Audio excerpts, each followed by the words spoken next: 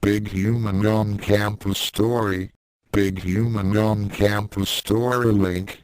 https://www.fanfictaion.net/s/5,384/1/category Ranma plus Rosario plus vampire crossover genre humor/supernatural author Black Dragon 6/4 link https://www.fanfictaion.net/u/198,979/last updated June 16, 2013 words 371,071 rating M status in progress content Chapter 1 to 18 of the 18 chapters source fanfictaion.net summary Ranma gets booted out of Furinkan after dealing with Saffron and ends up on the bus to a new school called Youkai Academy, meeting a rather timid guy named Tsukune on the way. At least this place can't be worse than Furinkan, right? Chapter 1 Prologue. Whoa. Wait. Hold on. Slow down, here, Ranma said, almost stumbling over his words as he stared at the piece of paper in his hands. What is this, exactly? The big-tailed boy was currently standing in front of the principal's desk at Furinkan, having finally returned to school after the bat had chosen to begin his next semester. The entire ordeal at Phoenix Mountain had left him emotionally and physically drained, and honestly the last place Ranma had wanted to go after wrapping up that mess was back to Furinkan. Literally. He would have rather stayed in China surrounded by Amazons, Musk and Phoenix than return to the dreary, painful rut that described his scholastic and social life. Fighting people who wanted to kill him he could deal with. Hell, by now he was so good at it that not having a weapon to his throat seemed unusual to him. But taking classes and doing homework and dealing with his non-combatant peers? Bleak. Of course, if the paper in front of him was any indication, none of that was going to be a problem anymore anyway. Exactly as I's written, Kaiki. Principal Kuno said, his usual manic grin in place as he leaned back in his chair. From now on you not be getting in the big kahuna's way no more. You officially expelled from the school. Boom. Ranma groaned as the door behind him promptly burst open without the benefit of anyone having actually used a knob. He just knew he was going to get blamed for that somehow. What do you mean expelled? Yukio demanded, unslinging her battle spatula as she separated from the crowd of eavesdroppers that had piled into the room. There's no way you're expelling Ranma, honey. Principal, don't you think that's going a little too far? Akan asked nervously. Hinako pouted. If Mr. Sodom is expelled, then I'll never get to reform him. My delinquent busting record is ruined. Tatewaki Kuno stood up behind Ranma and opened his mouth, but everyone was saved from his speech as the big-tailed boy negligently kicked him over everyone's head and down the hall. Principal Kuno seemed unfazed by the interruption. Now all y'all be listening.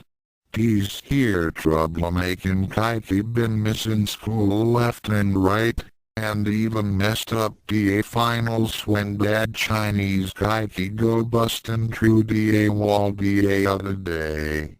DA big kahuna try everything to get DA Sodom in line. New haircuts, new teachers, attacking during school rallies, protein bombs in DA lunches, DA works. But these DA last straw. These semester, Kaiki not because in no trouble at Furinkan, yet. The students all sweat dropped at the idea that the principal's wanton violence and arbitrary rules were supposed to enforce discipline in the school.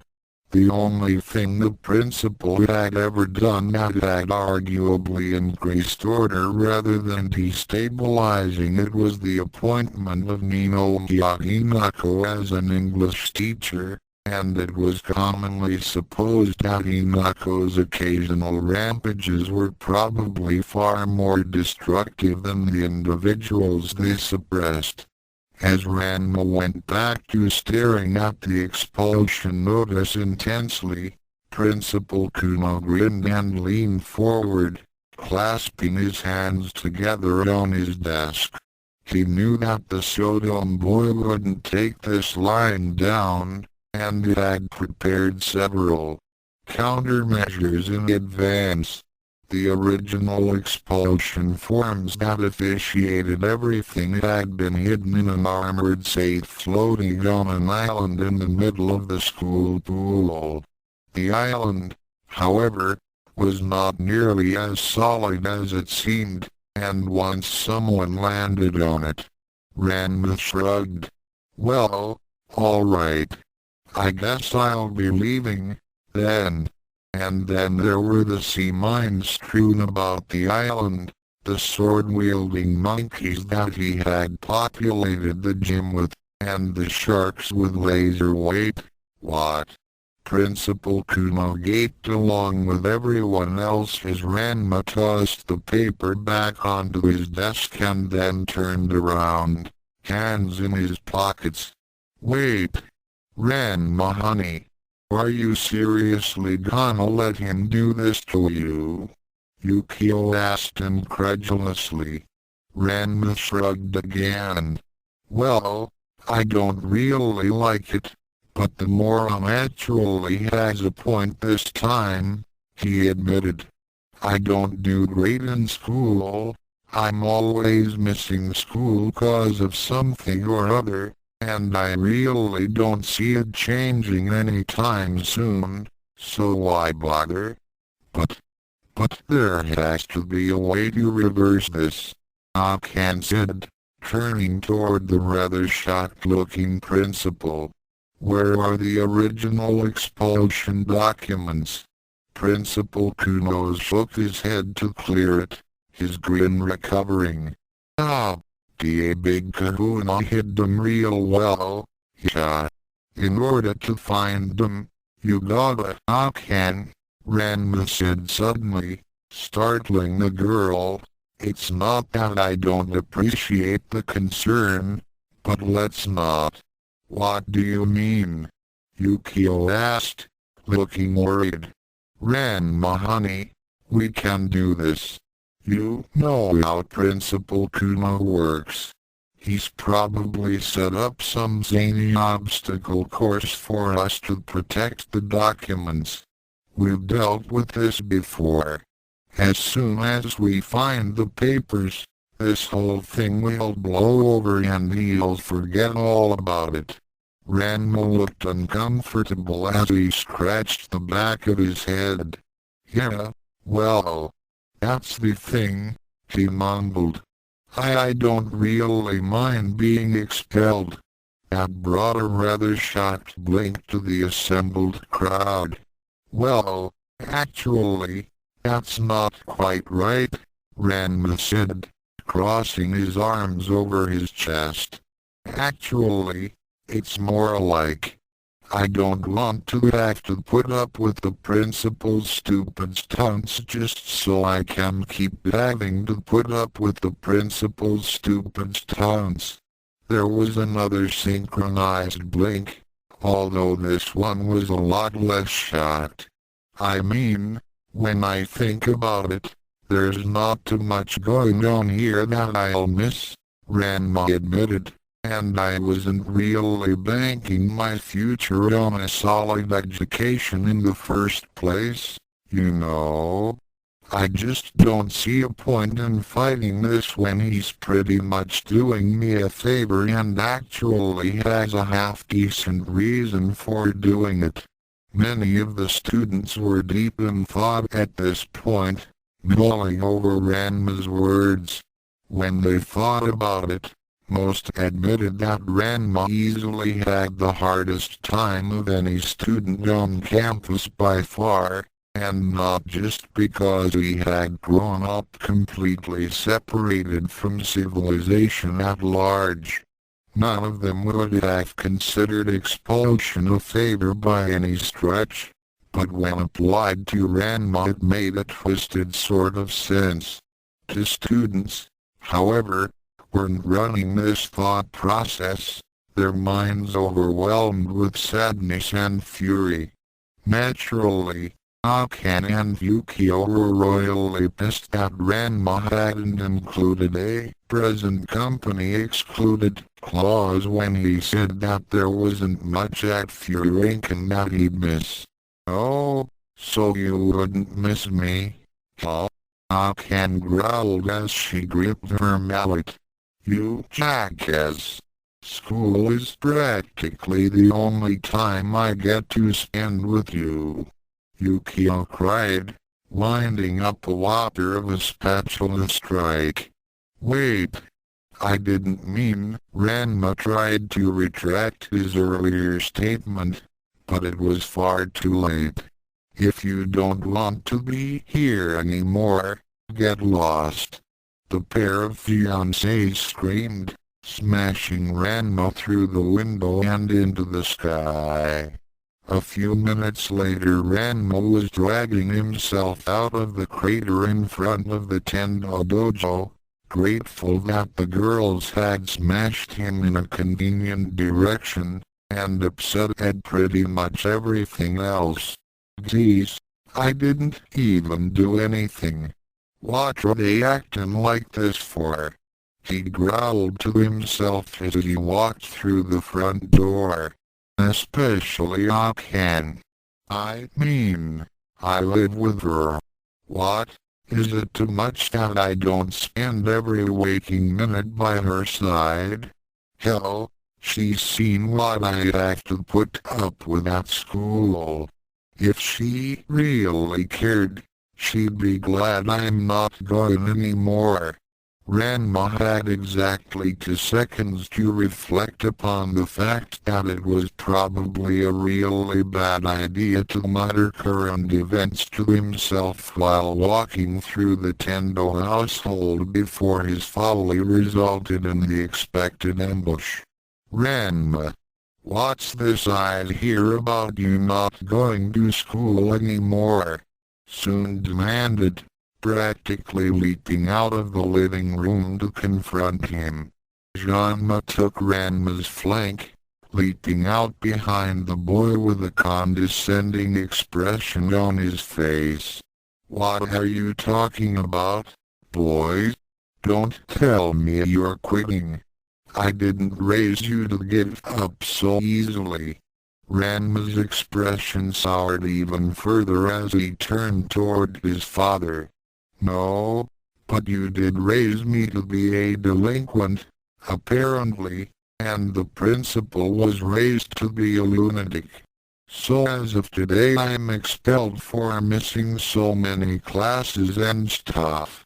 Nothing I can do. This is absolutely unacceptable, Soon said angrily, crossing his arms over his chest.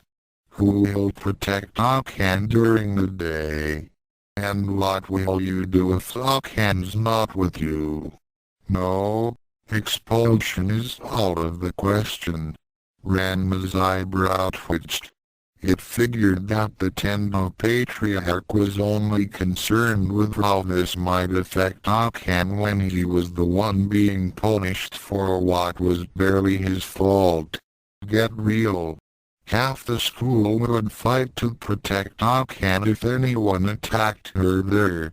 Heck, she'll probably be in less trouble without me around anyway.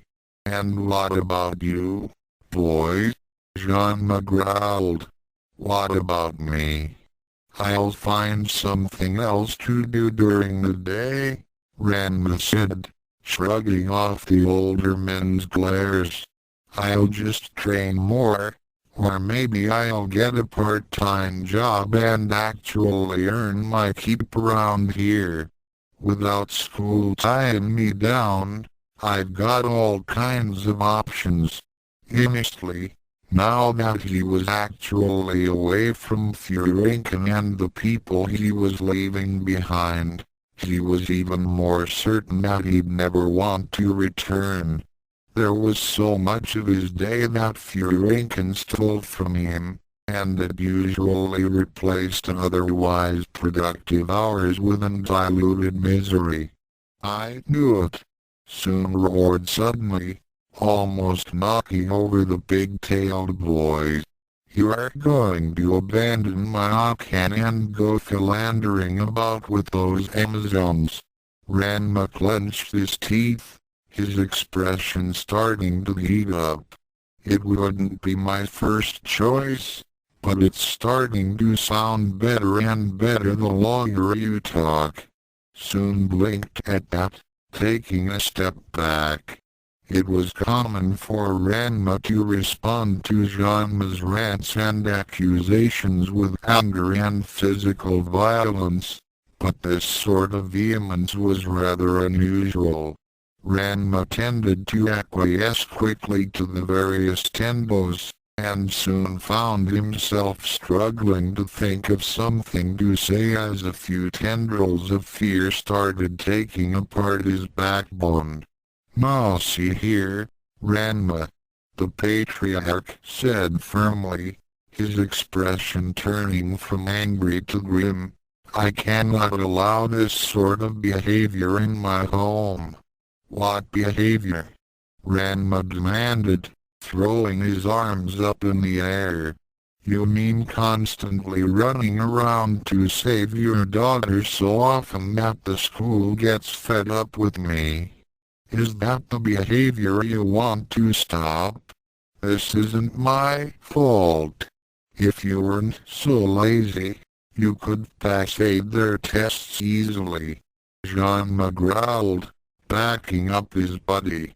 You think that being a good martial artist is all there is to life? What's the point of being good at fighting if you're dumber than dirt? Wham! The haymaker that relieved Ranma of consciousness blurred as it slammed into his jaw, disguising 200 or so punches as a single brute attack. I don't wanna hear that from you, Ranma growled, his eyebrow twitching. Soon gulped deeply at seeing his backup fall comatose, wondering what to do now. Ranma was being rational rather than pliable, and this presented a great many problems. Obviously, if he didn't say the right thing now, then the boy would make a decision about his future, and as a rule he and Ranma did everything in their power to prevent that from happening. Luckily, he was saved from having to salvage the disastrous encounter as a pair of women emerged from the next room. Oh, Ranma, welcome home, Kasumi said, smiling brilliantly as always. She didn't bother asking what he was doing home so early, and Ranma knew why. She had emerged from the living room where the two men had come from, and had likely heard everything they had. The second woman to emerge from the room had Ranma wincing, afraid of the conversation to come. "Son, may I speak to you in private, please?" Nodoka asked calmly, her honor blade held against her shoulder as usual. Ranma hung his head forlornly as he followed his mother upstairs.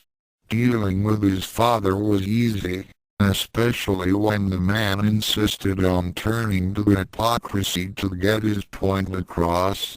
But his mother was a different beast altogether. If she insisted that he go back to school and get readmitted, he wasn't sure that he could refuse her. A few minutes later he was seated on the floor facing Nodoka, his expression pensive as his mother studied his face.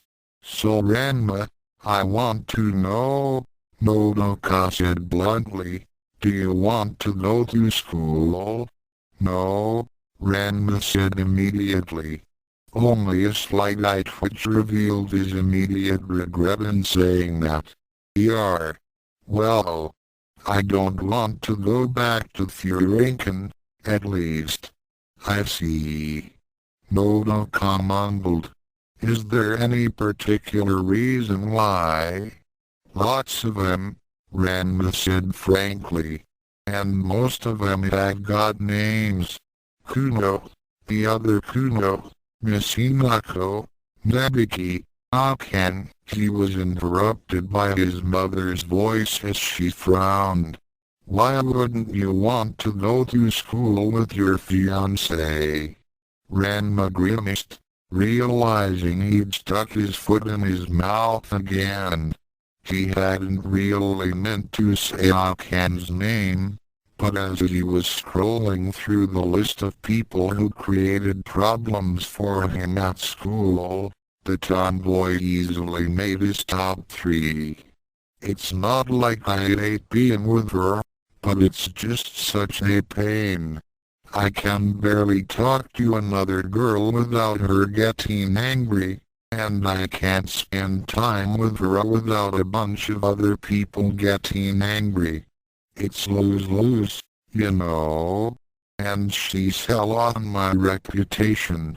Nodoka raised an eyebrow, thinking it inconceivable that her son could have anything but the most sterling and heroic repute, until a thought crossed her mind.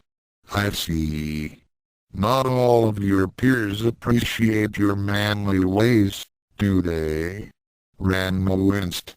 That was a bizarre way to put it, but in a twisted sort of way his mother had hit the nail on the head. "Yeah, pretty much. Every time Akan gets jealous, she rants to her girlfriends about what a lecherous jerk I am, and then a new wave of rumors starts up. To hear my classmates tell it, I have somewhere around 9 fiancés and I've knocked half of them up." Nodoka blinked. "Of course, that's not true." Ranma snorted as he turned to the side. "Of course not." He missed Nodoka's disappointed expression, but turned back to his mother when she cleared her throat. "Ranma, while I understand that you don't like Furinkan, you must know that being expelled from school is not very manly." She hesitated. "Although I suppose you can be expelled for very manly reasons. In this case, I believe you acted as best you could given the circumstances, and frankly there are plenty of things you can do to make up for this incident." Ranma sighed in relief, but cautiously waited for her to continue. "You can, as you mentioned, increase your martial arts training, get a job, or spend more time with your other fiancés. Any one of these would be very manly, indeed," she said pleasantly, looking happy. Ranma started to brighten, thinking that maybe he'd take Soon's unintended suggestion and start working at the cat cafe again. That way he would accomplish all three of Nodoka's options at once. Even if being a girl for so long had been hell, his employment under Cologne was otherwise some of the best few weeks he'd had since he'd come to Nerima, and he didn't mind the thought of working there as a man one bit. Or, you can't even go back to school. Ranma's imagined happiness shattered to pieces all around him. What? As it so happens, something arrived in the mail for you today, Nodoka said brightly, reaching into the folds of her kimono and withdrawing some sort of flyer and handing it to her son. What's this? Ranma asked skeptically, looking over the piece of paper. It was addressed, ominously enough, to Destroyer of Saffron, and the front of it was covered with advertisements for some place known as Youkai Academy. He had to admit that it looked extremely suspicious, especially as the promotions included words like secluded, dark, and beyond the prying eyes of the mortal world. It also boasted some very odd promises at the bottom, claiming that its curriculum taught students to cope with the struggles and temptations of living in the human world. Being utterly confused by the front, Ranma flipped it over, and then he raised an eyebrow as he found a message on the back that seemed to have been written specifically for him. To the Destroyer of the Phoenix, it read, instantly puffing up Ranma's pride. We have been informed of recent events that have led to the permanent and unfortunate wide-scale remodeling of much of the Biancola mountain range in mainland China, as well as the extent of your personal participation. Ranma winced, his pride deflating slightly. It was odd to hear his fight referred to like that. It has been decided that you are a definite threat to human civilization, and as a result have been given the chance to undergo formal rehabilitation at Youkai Academy. In order to facilitate your education with us, you have been offered a full scholarship, including room and board should you decide to join this coming semester. Ranma's face darkened as he read the next line. Yours truly, mysterious benefactor. It annoyed him considerably that the writer of the letter had included such an obvious hint that his intentions weren't entirely good-natured, but the next line had him tossing away the flyer with a snort. P.S. We totally know where you live. Yeah. Right. Scholarship or no, that just sounds like more trouble inviting me to walk into it. Nothing doing, Ranma declared, leaning back onto his hands. Some of it sounded intriguing, and the thought of suddenly taking a vacation from his life in Nerima for completely plausible and honorable reasons certainly appealed to him. But his experience with such matters told him to stay away. Nodoka nodded. I see. Very well, I respect your decision, Ranma. There is a considerable stigma attached to those who do not complete high school, but you have acquitted yourself well and it is not entirely necessary. Why? Your father also dropped out of school when he was about your age, although I believe he did so voluntarily. Nodoka stared up at the ceiling for a few moments, smiling as she reminisced about her past. It was for that reason that she was rather surprised when Ranma suddenly leaned in and hugged her. Oh, Ranma. Now that she was looking at her son again, she noticed that he was wearing his traveling backpack as he gave her a gentle, loving squeeze. Well, it's gonna be a long semester, so I guess I'll see you later, Ranma said as he disengaged from the stunned woman, standing up. Tell Pops that I'm off getting educated, unlike him. Oh, I guess you should probably say something to all the girls too, since I don't really have time to say goodbye. Love you, Mom. Bye.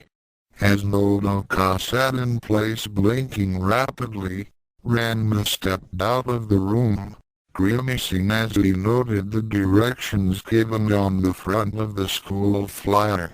Not much time to catch that bus. End prologue Chapter 2 A Bad Start. Black Dragon Productions proudly presents a Ranma and Rosario plus vampire crossover. Disclaimer: I'm going to try and do that thing again. You know, the thing where I use other people's characters to create a story rather than just sticking in my own. What's that called again? Oh, right. FANFICDION. Key, writing/emphasis, sounds, thoughts, speech, comments that you can freely ignore. Big Human on Campus Chapter 1 A Bad Start. This is kinda weird, Ranma mumbled to himself as he stared out of the windows of the bus he was on, watching as the vehicle finally left the tunnel it had entered. Immediately, Ranma had noticed that the land on this side of the tunnel was parched and dead, whereas the land on the other side had been perfectly fine. Crows populated the dead and withered trees in absurd numbers, and the very air seemed choked and dark. In the seat across from him, Tsukune gaped at the landscape as he clutched the duffel bag in his lap, quite alarmed at the change. What the heck? What happened out there? Where are we? Ranma Sodom was an 18-year-old boy with black hair and a curved pigtail wearing red and black Chinese silks whose build practically defined athletic. By contrast, Tsukune practically defined the term average. His looks were neither compelling nor unattractive, and he bore absolutely no distinguishing features. In fact, most would say that the most distinguishing thing about him was how unremarkable he looked compared to almost anyone else.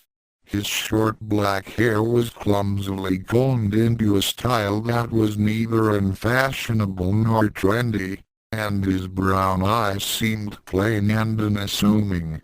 His outfit was a normal school uniform, if a nicely pressed one.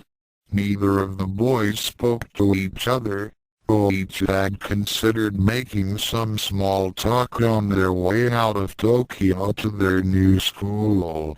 They had been surprised to find themselves the only passengers on the vehicle, since they had assumed there would be a rush of students trying to get on what was apparently the last bus to school this semester. Ultimately, however, Tsukune had shied away from approaching or speaking to the other boys, and Ranma had settled on thinking quietly to himself, now that he finally had time to think. The first thing that Ranma's mind settled on was a bitter complaint that this bus was the last one taking him to Youkai Academy. There was a certain relief with simply dashing out of Nirima without telling anyone who might have wanted to stop him.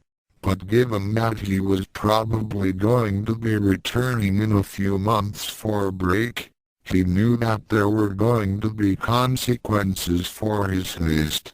Really, between his mother and the mysterious letter he had received, he had a perfect reason to leave Nirima, and he could have at least said his goodbyes to the people who wouldn't physically try to restrain him. Across the bus, Tsukune groaned as he stared out at the creepy landscape all around him. He knew that flyer that his parents found was suspicious, but he hadn't expected things to be this bad when he'd finally been shipped off to school. Still, it wasn't like he had many options. What with every school he'd actually applied to rejecting him. Both boys turned from their thoughts toward the head of the bus where the driver, an old man with a small mustache and a pipe in his lips, had started chuckling darkly. "Tsukune oh no," he intoned mirthfully, causing the boy in question to stiffen. 15 years old. Grades, straight C's. Special skills, none. A gleaming tribute to the ordinary in a sea of the unremarkable. He hadn't turned around to say any of this, keeping his eyes on the road like any sensible driver. Tsukune looked fairly freaked out by the surprise appraisal, but Ranma straightened, assuming that he was next. Ranma showed him. 18 years old. Grades, not applicable. Special skills, martial arts, tea ceremony, thievery, cosplay, dining, ballroom dancing, etc. A fighter of the highest caliber, an inhuman prodigy of the martial arts. Ranma's eyebrow twitched. What do you mean not applicable? They weren't that bad, even if I was expelled. Tsukune stared at the other boy in awe, though he was far too impressed by the list of skills to be bothered by the outburst that followed it.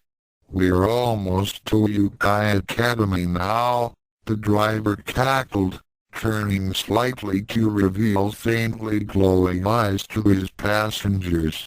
"I hope you have your affairs in order, boys, and do try not to aggravate the locals. That would be a grave mistake." Tsukune gulped. They're not that bad, are they? "Oh, I'm dead serious," the driver hissed, still grinning around his pipe. Ranma was silent for a moment, and then his eyes narrowed. "Hey, aren't you that old man from the cave?" The driver quickly jerked his head to side, returning his gaze firmly to the road. "I don't know what you're talking about," he said quickly.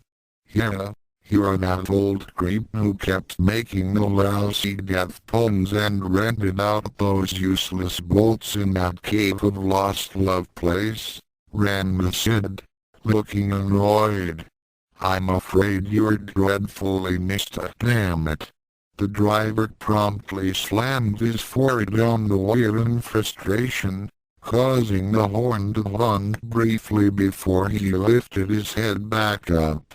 Ranma didn't say anything for a while after that, occasionally glancing out the window at the wasteland rushing by.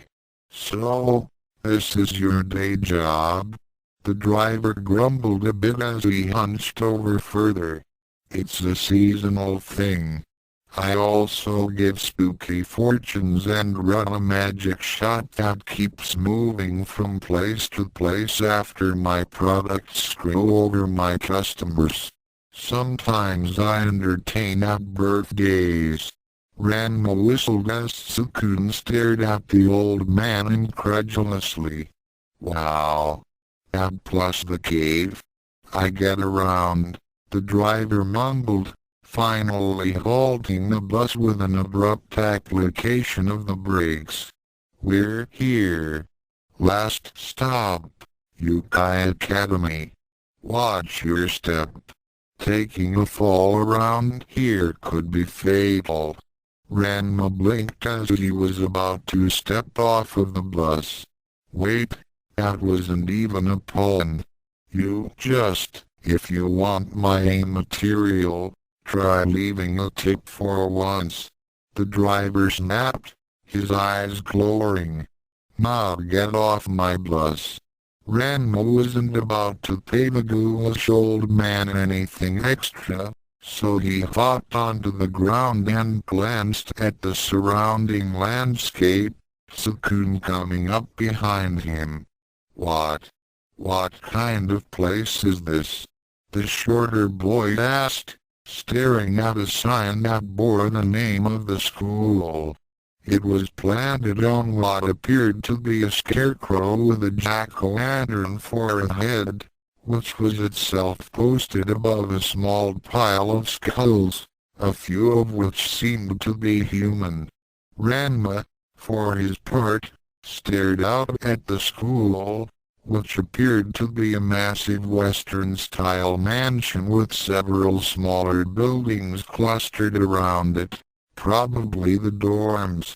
It was very dark, thanks mostly to the pall of dark clouds hanging over it and occasionally letting loose bolts of lightning behind the structure and generally giving the place a horrifying and forbidding visage. He shuddered, hoping that it wouldn't start raining. So, I don't think I properly introduced myself, even if the driver mentioned my name. I'm Aono Tsukune, the younger boy said, bowing to Ranma. Oh, right. I'm Sodom Ranma, Ranma said back, bowing quickly. We should get going. Classes start today, right? Yeah, but... Tsukune gulped. Do you really think this place is a school? No, looks like a haunted house, Ranma admitted, scratching the back of his head. But hey, I don't see a reason why you can't teach in a haunted house, so whatever. I just hope the ghosts aren't too much of a bother. Tsukune gaped as he listened to his companion discuss the prospects of the undead so casually, and lifted his duffel bag to follow the martial artist. Suddenly, Ranma halted, his eyes widening. Shampoo's senses tingling. Evade. Now.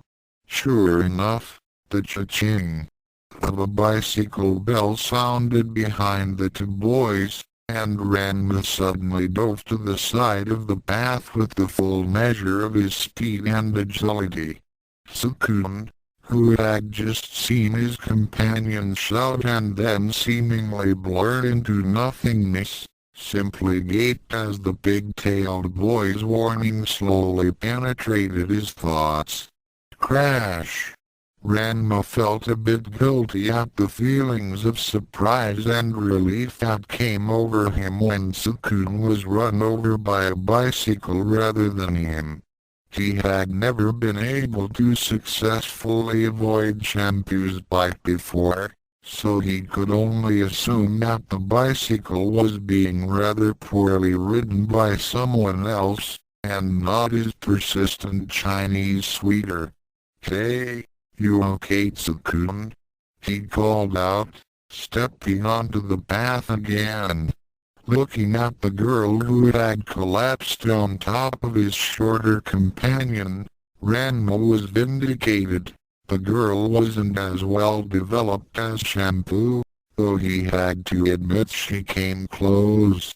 Her hair was a long, dark pink, and was really cute. There was also something off about her, Ranma noticed almost immediately. Her aura was all wrong, and seemed to be centered around the heavy rosario cross that was hung around her neck, which was radiating far more ki energy than she was. Really bizarre, but not really important, he decided. Tsukune hadn't answered Ranma's question, because he was quite thoroughly distracted with the beautiful creature that had suddenly just collapsed into his lap. He distantly heard Ranma's question, and thought he heard the girl mumble something about anemia, but it was very difficult for him to focus on anything other than the incredible visage in front of him. Cute. So cute, was the only thing that he could think of, until a blood vessel in his nose popped, and he threw his head back. Hack. Tissue. Need. Tissue. Ranma's sweat dropped as he watched the scene play out before him, deciding to stay out of it. Neither of the younger kids seemed injured from the bicycle crash, and Tsukune seemed to be having a hibiki moment with the girl that had fallen on him. She started dabbing at the blood coming from Tsukune's nose with a handkerchief, and then she started sniffing the handkerchief, for some reason. Your blood. I can smell it, the girl said softly, seeming to fall into a daze as she crawled closer to Tsukune. Ranma raised an eyebrow at the comment and watched, fairly stunned, as the strange girl drew close enough to Tsukune that their lips were only centimeters apart. I'm sorry, but... The girl came even closer, and Tsukune's heart thumped almost painfully as he felt her breath spread across his lips. I'm a vampire, the girl finally said, her mouth darting for Tsukune's neck and biting onto him. Tsukune froze completely as pain surged through him, and his eyebrow twitched as the girl on top of him sucked out a good mouthful of blood. WHWH what? Crack!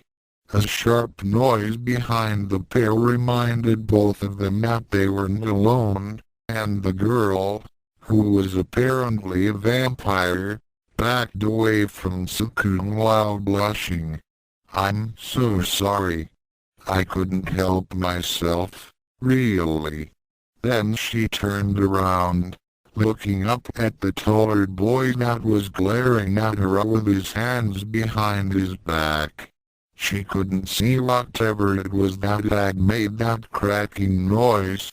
Oh, I'm sorry about that. I didn't mean to startle either of you. Did you just suck Tsukune's blood? Ranma asked, his eyes hard. The girl blushed deeper. Why, yes, but not much. He'll be fine. Ranma idly glanced over at his companion, who was running about frantically as blood spurted from the wound in his neck. Aha! The girl smiled brightly at him. My name is Akashi Yamoka. What's your... She finally noticed that several bits of wood shavings and pieces were falling to the ground behind the pig-tailed boy, accompanied by a constant scraping sound. What are you doing? Nothing, Ranma answered promptly, continuing to shave the end of the branch he'd broken off into a point using a sharp rock. He'd never thought of vampire before, but he'd seen a few shows about it thanks to the Hiroshi, and if that buffy chick could pull it off then so could he. Ow, ow, ow, ow. Tsukune panted as he clamped a hand over his neck, quite alarmed and generally upset at the turn of events. Are you okay? I'm really sorry. I didn't mean to do that, Mocha said, turning back to her victim. Well, I did mean to do that, but I couldn't resist. I hope it didn't hurt too much. What? This?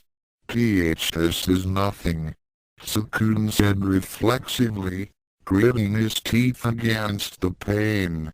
Mocha looked relieved at the admission, and Ranma frowned before snapping his hand to one side. Fuck! Mocha turned around at the noise and then blinked when she saw a 2-foot-long wooden stake embedded firmly in the trunk of a tree to the side of the road. She glanced over at Ranma, then back to the tree, which was still shaking slightly from a recent impact. Then she looked at Ranma again. What? He asked innocently. Turning away uncertainly, Mocha addressed Tsukune again.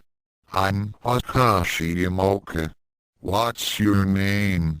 Oh, I'm Aono Tsukune, Tsukune said somewhat nervously, surprised and a little ashamed that he had gotten to second base with a girl who didn't even know his name. Wait, does that count as second base? Are there special rules for biting? After a few seconds, he noticed Mocha glancing uncomfortably at Ranma. Oh, sorry. This is Sodom Ranma. Sodom, this is Akashi Mocha. Hi, Ranma said casually, his expression not quite reaching a smile as he stepped up next to Tsukune. Not to rush you guys, but we're kind of running late as an island. Let's hurry up, eh? Without asking permission, he took up Mocha's bike and hoisted it up easily so that he was carrying it over his shoulder. Mocha looked a bit surprised at the feat, but recovered quickly, moving to keep pace with the boys. So, boom. She blushed slightly as the others glanced at her, and her eyes locked with Tsukune. Your blood is very delicious, by the way. Ranma desperately thought off a disparaging comment as Tsukune's eyes twitched. Island. That's so? The latter said awkwardly. Do you not like vampires? Mocha asked timidly. Are you kidding? Tsukune said, laughing almost hysterically. I love vampires. He didn't really know why he said that, but Mocha's face brightened instantly at the admission, and he suddenly found it hard to regret. That's great. Then we can be friends. Smiling brilliantly, Mocha turned her head up slightly to address Ranma. Do you like vampires, Ranma? None, the big-tailed boy said immediately. The atmosphere promptly seemed to chill several degrees, and Mocha's face darkened. Oh, I see. Tsukune gulped at the sudden tension, and immediately moved to dispel it. Well, come on, now. How many vampires have you actually known, Ranma? None, really, Ranma admitted, shrugging his shoulders. He could admit that it wasn't like him to be so cold toward someone he'd just met, but Mocha's biting into Tsukune had agitated his protective instincts, strange as it was for him to be protecting another man. Well, okay, on top of that, the vampire thing didn't help one bit. It was true. Ranma had not had any good experiences with the undead, and he was still getting an uncomfortable vibe from this girl. Tsukune laughed nervously, feeling that Ranma's admission hadn't really changed the tension in the air. I'm sure that once we all get to know each other we'll be great friends. No problem at all. Yeah, I'm sure you're right, Mocha said uncertainly. Anyway, I have to take off now. I'll see you after the commencement ceremony. All right, Tsukune. Tsukune scratched the back of his head as Ranma put Mocha's bite down wordlessly. Oh, sure. I'll see you then. Bye. Ranma felt mildly cheated when he entered the main hall of Youkai Academy, seeing that it looked a lot less spooky on the inside than the outside. Although it seemed like a mansion externally, now that he and Tsukune had entered after the commencement, it looked a lot more like a school, complete with bulletin boards and groups of students milling about. There wasn't much Ranma had to say about the commencement ceremony, because he had spent the entire time engrossed in checking out the battlers of everyone around him. It amazed him once he realized it, but it seemed that nearly everyone had a really strange aura around here. Not strange in the same way Mocha's was, but in all sorts of ways. There were really big ones, abnormally small ones, people who didn't seem to have ki at all, and a few who seemed to constantly bleed energy like miniature suns.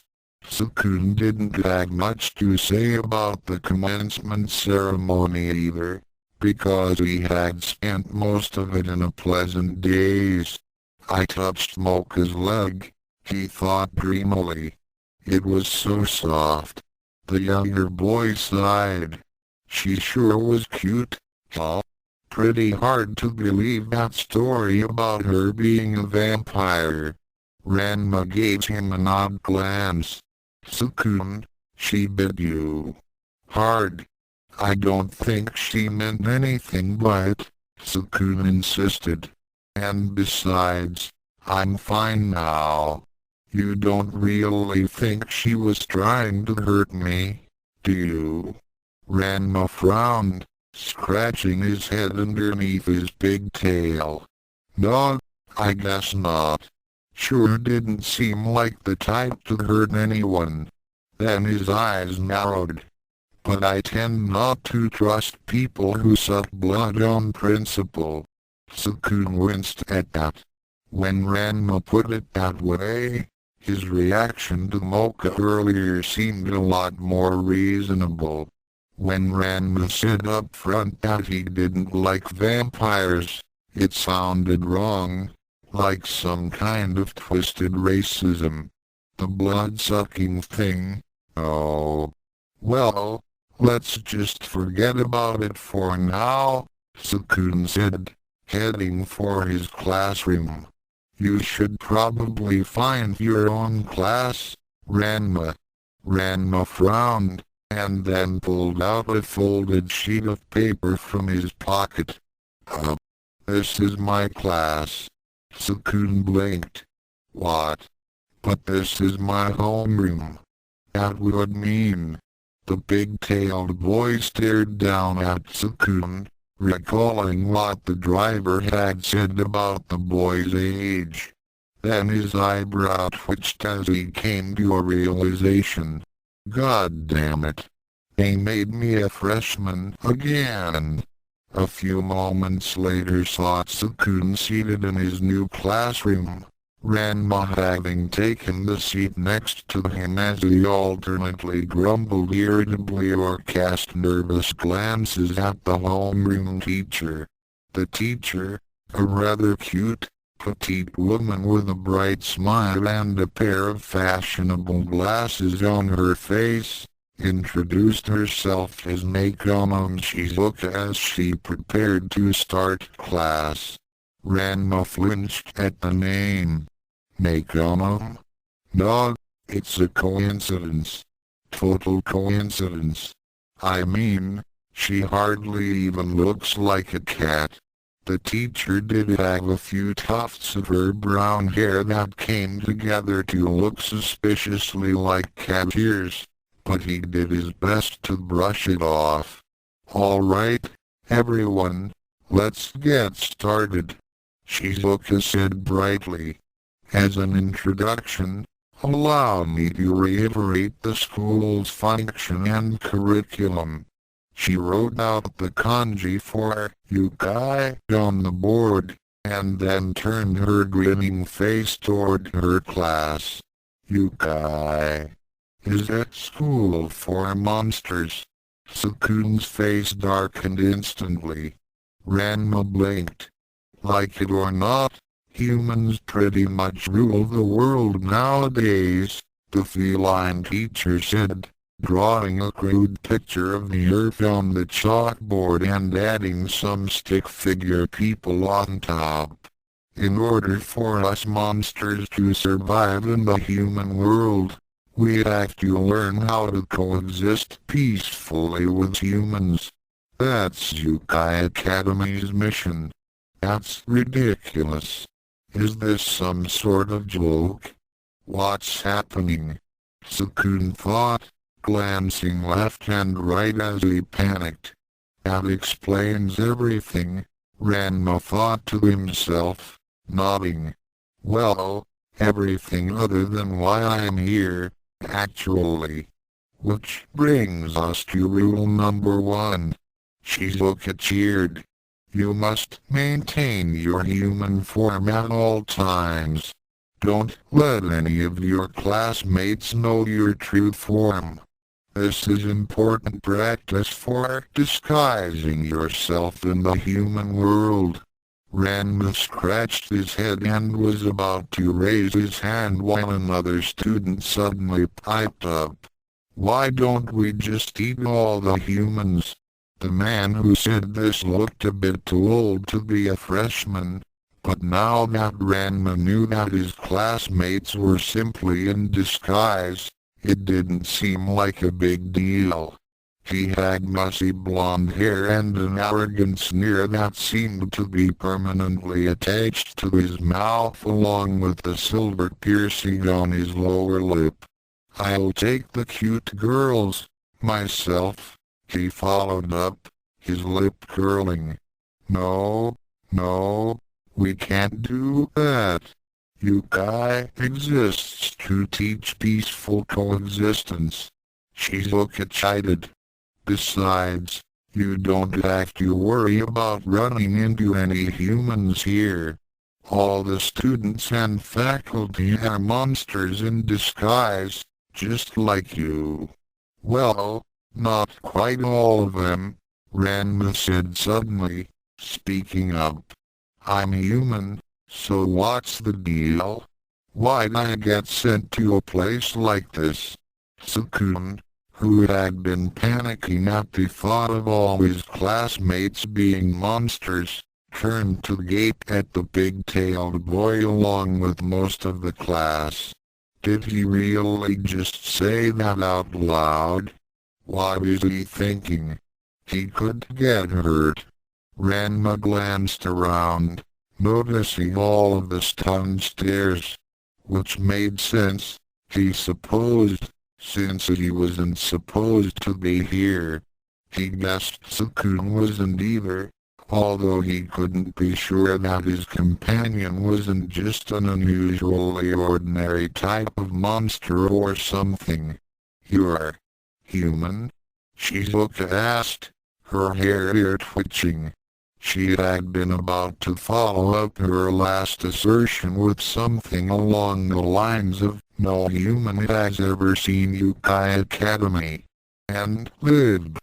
But now that there seemed to be an actual human in her class by accident, she didn't know what to do.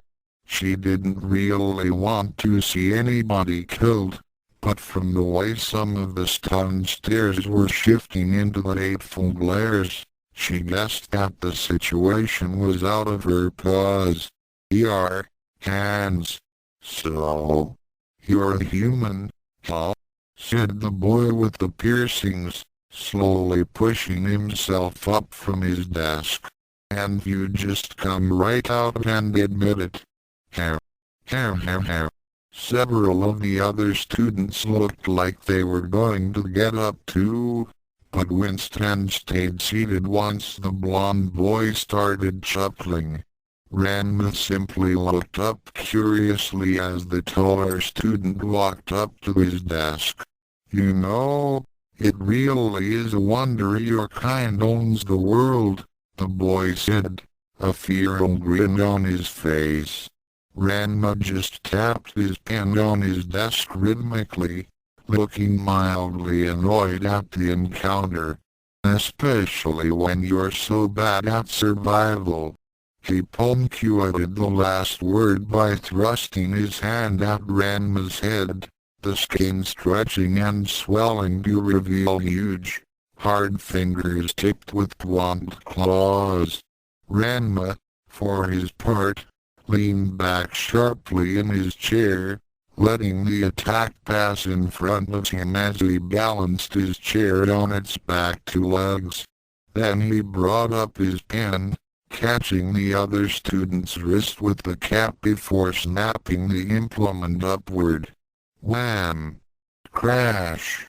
The other student's eyes widened as Ranma's attacker was sent flying into, and then through, the ceiling above, and Tsukune covered his head as several small pieces of debris fell down on top of him.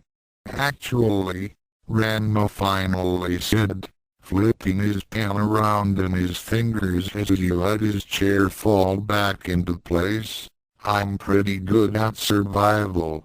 His statement was accompanied by a smug grin. Kapo's eyes kinetic ray direction technique wasn't much use to him in a real battle, but was great for casually impressing people who might have thought that he was some sort of weakling. There was another stunned silence as the other students stared at Ranma while occasionally glancing at the hole in the ceiling. Finally, one of the students seated behind Ranma snorted. Oh, right. Some human we got here. Ha! That was great. Ranma blinked. Huh? Shizuka smiled brightly. Ah, I see. Everyone noticed that Mr. Shodom's disguise was near perfect. He even defended himself without changing forms or using an obvious monstrous ability. Even I was fooled into thinking he might have actually been human. But, no. I really am, Ranma insisted awkwardly, noticing that most of the class was smiling at him. I'm really human. Seriously. Of course you are, the teacher said, winking. And so are the rest of us, right? No, I'm not kidding around, Ranma insisted, not noticing as Mocha suddenly entered the classroom. I'm 100%, completely human. Mocha immediately froze in the middle of her greeting and apology for being late. Tsukune, who had noticed her right away, blinked as the vampiress seemed to pale slightly, looking extremely upset. Okay, we understand, Shizuka said to Ranma, clearly not understanding at all. That's fine. But we have to get to work, okay? Then she turned toward Mocha. Hello, are you late? Mocha promptly snapped out of her daze, and then bowed respectfully to the teacher. Yes, sorry about that. I'm Akashi Yamoka, reporting for homeroom. Okay.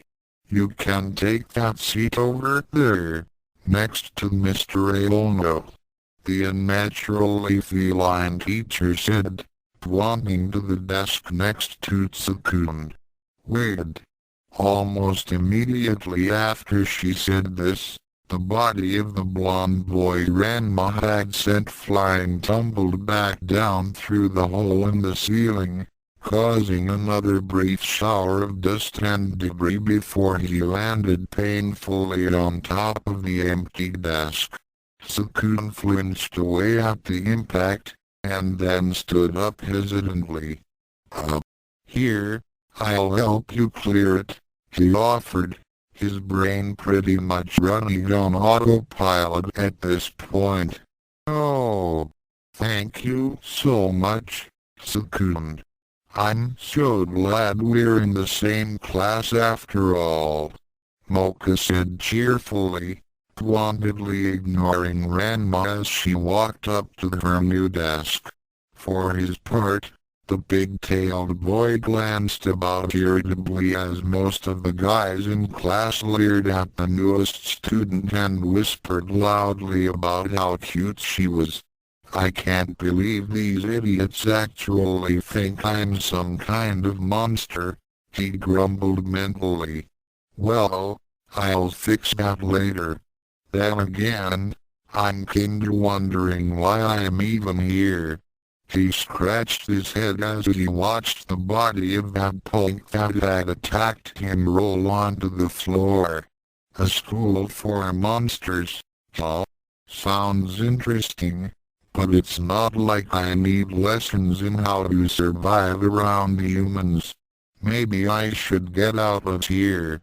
There has to be some other school that'd take me. This feels like a dream, Tsukune thought, his mind a soft, gentle gaze as Mocha walked with him through the school halls with her arm entwined in his. So what if this is a monster school? Who's afraid of monsters, anyway? Wow, isn't this all beautiful? This place is great, Mocha said, looking at the archaic staircase and great bronze statues that decorated the main hall. Behind the pair, several of the male students began whispering and gaping as Mocha passed by. I've never seen anyone so hot. Do you think it's just a really good human form? Who cares? I want her. Who's that guy she's with? Looks like a loser to me. Whatever. If he gets in the way, he's toast. Tsukune shuddered as a chill crept down his back, and Mocha gave him a questioning look. Tsukune? Is something wrong? He gave her a nervous smile. No, not really. I just got a little cold all of a sudden, that's all. That reaction's pretty normal when guys are compared to me, a third voice said suddenly, causing the pair to turn around. Standing over them was the boy that Ranma had taken out earlier, looking down at Mocha with a feral grin. All things considered, he didn't look that bad off, although he had a few band-aids over one side of his face and Tsukune could see some bandage wrappings peeking out from the sleeve of the arm that had struck at the martial artist. The name's Konmyak Saiso, beautiful, Saiso said, looming over Mocha. I'm sorry I missed your introduction to the class, but that little punk with the big tail cold cocked me back there. Hi. I'm Mocha, the vampiress said uncertainly. Hey, is that Saiso? One of the other students whispered, peeking around the corner from where he had been watching the pink-haired vampire. I think it is. I heard that he's always messing with girls. Human girls. He caused so much trouble that he ended up here. Man, I would not want to be in that little punk's shoes right now. Ranma, who had just emerged from the bathroom behind the group of voyeurs, stopped and blinked before moving to join them to see what was happening. "Nice to meet ya, babe," Saiso said smoothly, his gaze finally falling on her companion. "Got a question?" "Oh, life's a hottie like you hanging out with trash like this." At the last word, he grabbed a surprised Tsukune up by the collar and hefted him into the air. "Sheesh. I'm scraped gunk off my shoes better looking than this piece of day." Saiso stopped as he felt something tap his shoulder, and with an irritated snort he looked behind him. Ranma glared evenly at the taller boy, his arms crossed over his chest. "You just run around looking for trouble, don't you?" Ignoring Saiso's suddenly enraged expression, Ranma's eyes shifted to Tsukune. "Hey Tsukune, you alright?" "Be better," the hapless human whimpered, still held in the air. Saiso growled and promptly grabbed Ranma by the front of his shirt with his free hand before hauling him up to an altitude equal to Tsukune. He was further enraged when Ranma didn't look at all put out by the action, simply staring at him coldly. "You caught me by surprise before by lying about your being human, but I wasn't lying," Ranma snapped suddenly. "I'm a human. Get over it." There were a few alarmed whispers from the onlookers after this statement, but for the most part the other students watched the scene in a tense silence. Saiso snorted. "Yeah, right. No human could pull that little stunt back there in the classroom." His furious snarl shifted into a grin. "You know what humans can do? They can scream real good as I take their arms and rip them from their sockets. They can cry pathetically as I cut them open with my claws. They can beg for mercy as I slowly crush them against the ground." His grin got even bigger, and Tsukune gulped. "And that's just the guys. Now female humans, they have other talents." Ranma's gaze was icy as he stared up at the bigger student. "You know what else humans can do?" This. Without further warning, he grabbed hold of the arm grasping his shirt at the same time he planted his feet against Saiso's chest for extra leverage. Crack! The surrounding students stared bug-eyed as Ranma twisted Saiso's forearm a full 180 degrees, snapping his forearm bones like twigs and eliciting an expression of shocked agony from the heavily pierced monster. Needless to say, Saiso's grip slackened instantly, and Tsukune fell into a heap next to Mocha as Ranma landed lightly on his feet. The big-tailed man didn't bother giving Saiso a chance to reply or counter, and smashed a foot into the boy's stomach to double him over before striking him with a hammer punch to the back of the head that sent the lecherous monster onto the floor. Ranma debated stomping on Saiso's head for good measure, but relented instead, glaring down at the twitching figure beneath him. Instantly, the initial surge of rage that had entered him as he'd thought of Saiso tearing innocent people apart had implored him to kill the other student outright, but he had struggled to retain control of his emotions. After all, he didn't really know much about Saiso, and he was very familiar with people who had more bark than bite. Saiso could have just been talking tough, and he wasn't willing to end someone's life so easily, even if the boy was a monster. Then again, this school is supposed to make sure monsters can live in peace with humans, so it'd be a shame if I killed the bastard before he got the chance to learn anything, he thought grudgingly. Learning that not all humans are helpless victims will be a good first lesson. Ranma started to turn toward Tsukune to check on the boy when he noticed that he was being dragged away by Mocha. "Hey, Tsukune, you alright?" he called, starting to approach them. Tsukune started to reply when Mocha suddenly tugged him back. "Tsukune's hanging out with me now," the vampiress said sharply, glaring at Ranma. "Now leave us alone."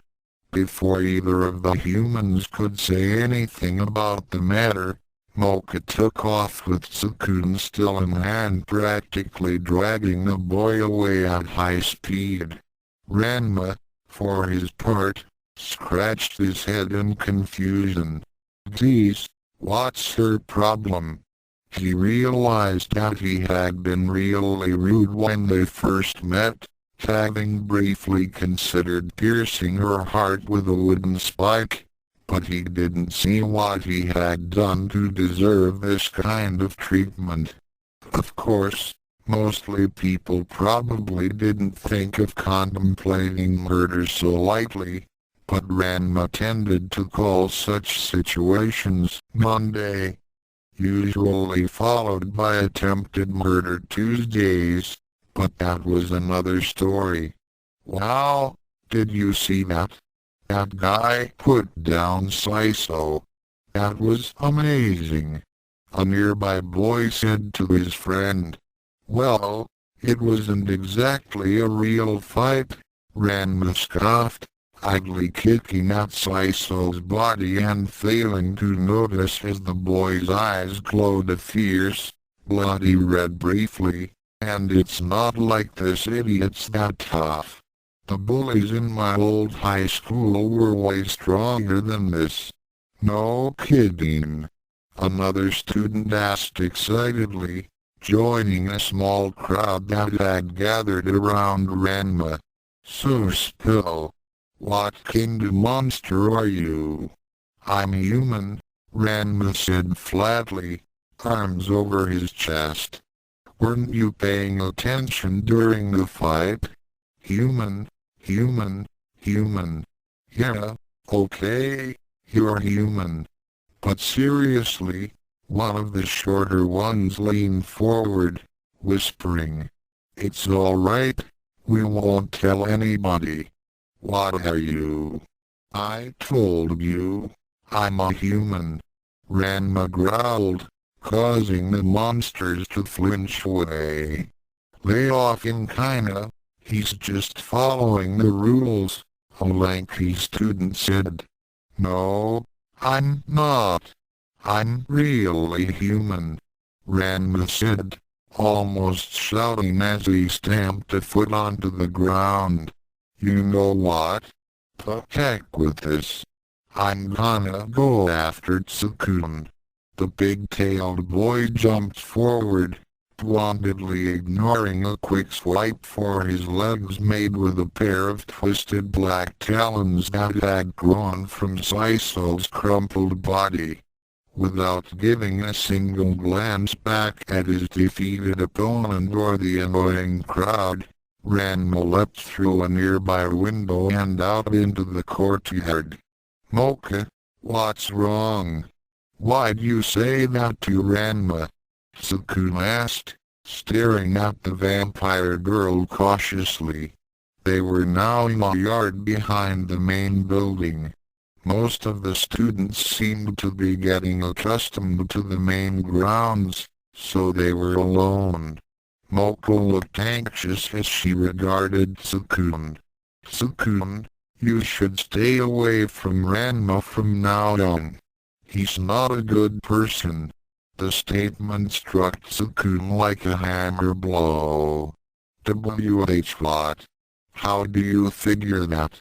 Granted, he didn't know Ranma that well, but considering that the older boy had defended him from Saiso, had been ready to defend him from Mocha, and seemed to be the only other human on campus, he was well on his way to considering the martial artist his closest friend.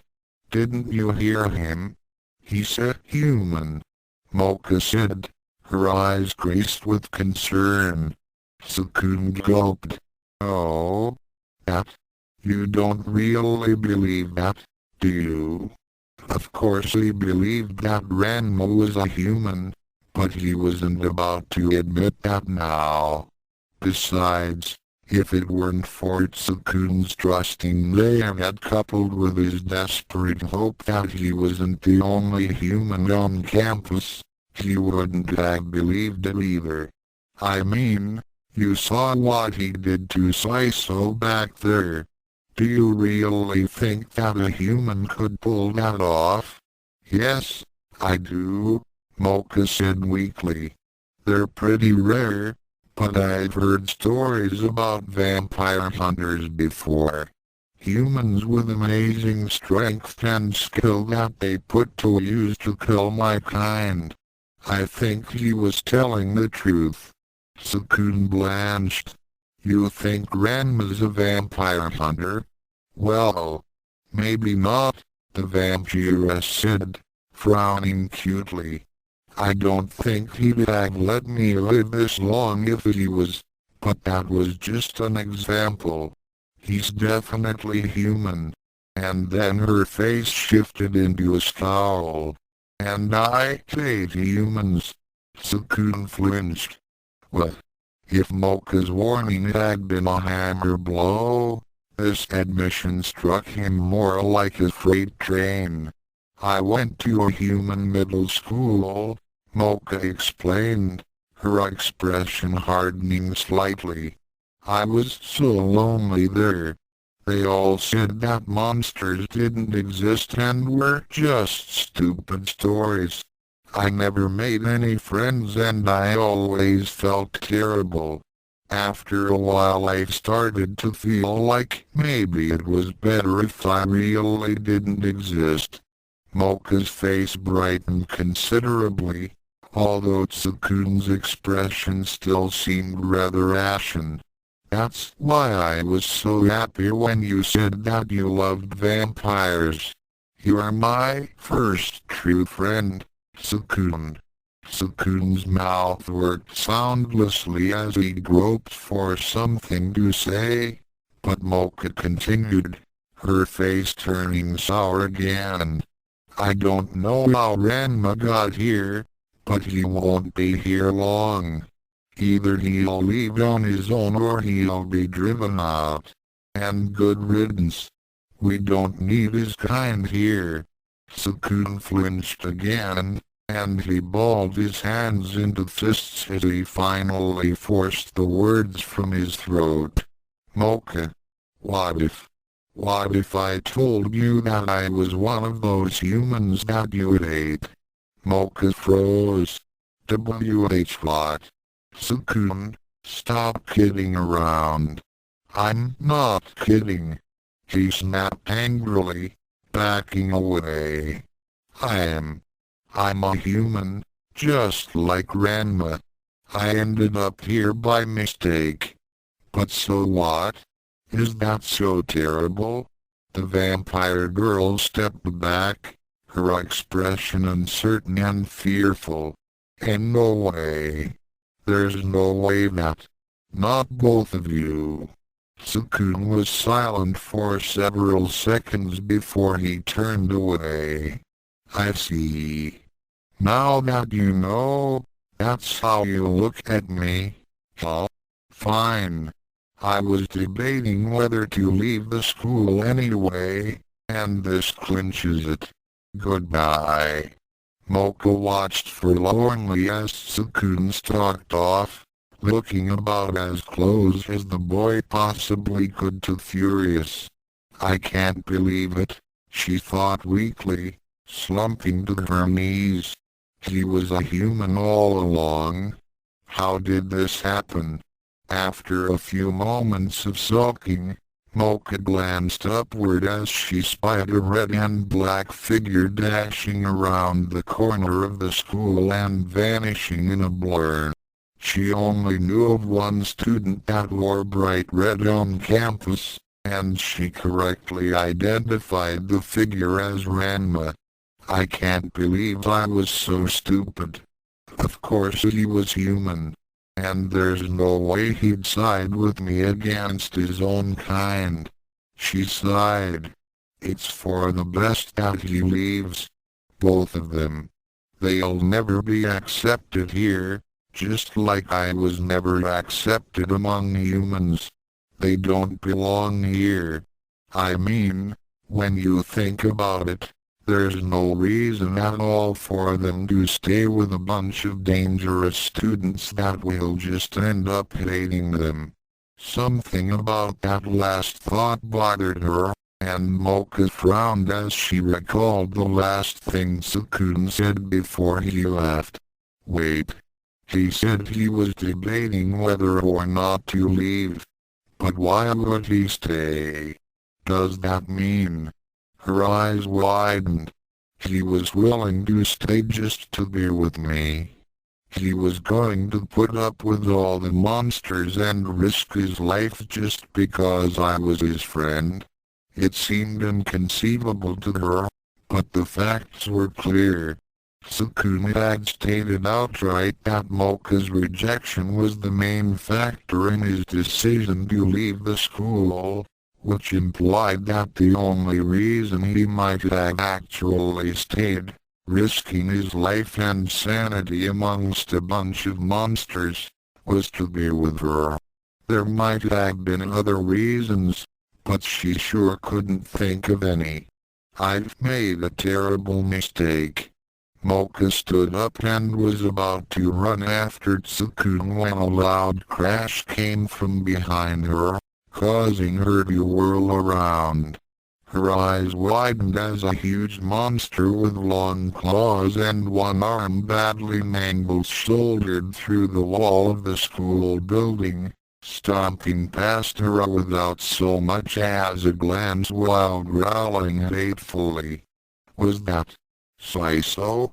Mocha asked, stunned as the creature took off ahead of her. Wait. Is he following Ranma? Oh no. Tsukune. Hey Tsukune. You alright? Tsukune whirled around at the voice, and was immensely relieved to see Ranma come up behind him, hopping down from a tree. Although he found it odd that the older boy was bounding around in trees like a monkey, that detail hardly seemed important now. Hi Ranma. I'm sorry about what happened back there. Thank you for saving me from Saiso, he said profusely. No problem man, I was looking for an excuse to paste him anyway. Ranma noted that the smaller boy still looked quite depressed, and had his luggage with him. You talking off for good? Tsukune nodded. I'm a human. I don't belong here. Heck, if it weren't for you I might already be dead. And since Mocha apparently hates me, there's nothing left for me here. He scowled briefly, then glanced up at the older boy. What about you? Are you leaving? Ranma scratched the back of his head. Hey, I might as well. This school ain't bad, but it ain't good either. I don't mind all the monsters, but it's gonna be really annoying to start out as a freshman again, and since I am a human, I don't think I need classes on how to act human, you know. Actually, Tsukune figured that Ranma could have used a little tutoring on that particular subject, but decided to remain silent. Before the pair could continue talking, the old bus that had transported them to this place lumbered up behind Tsukune, stopping along the path with a hiss of steam. "Huh. Well, I guess this our bus," Ranma said, shrugging his shoulders. Tsukune was a bit weirded out by the way the vehicle had arrived just as he and Ranma had concluded they were going to leave, but decided not to question his good fortune. "Aren't you going to get your backpack?" Ranma shrugged. "None. There's nothing in there that I can't replace easily, and I don't know how often this bus runs. Probably best to just leave now."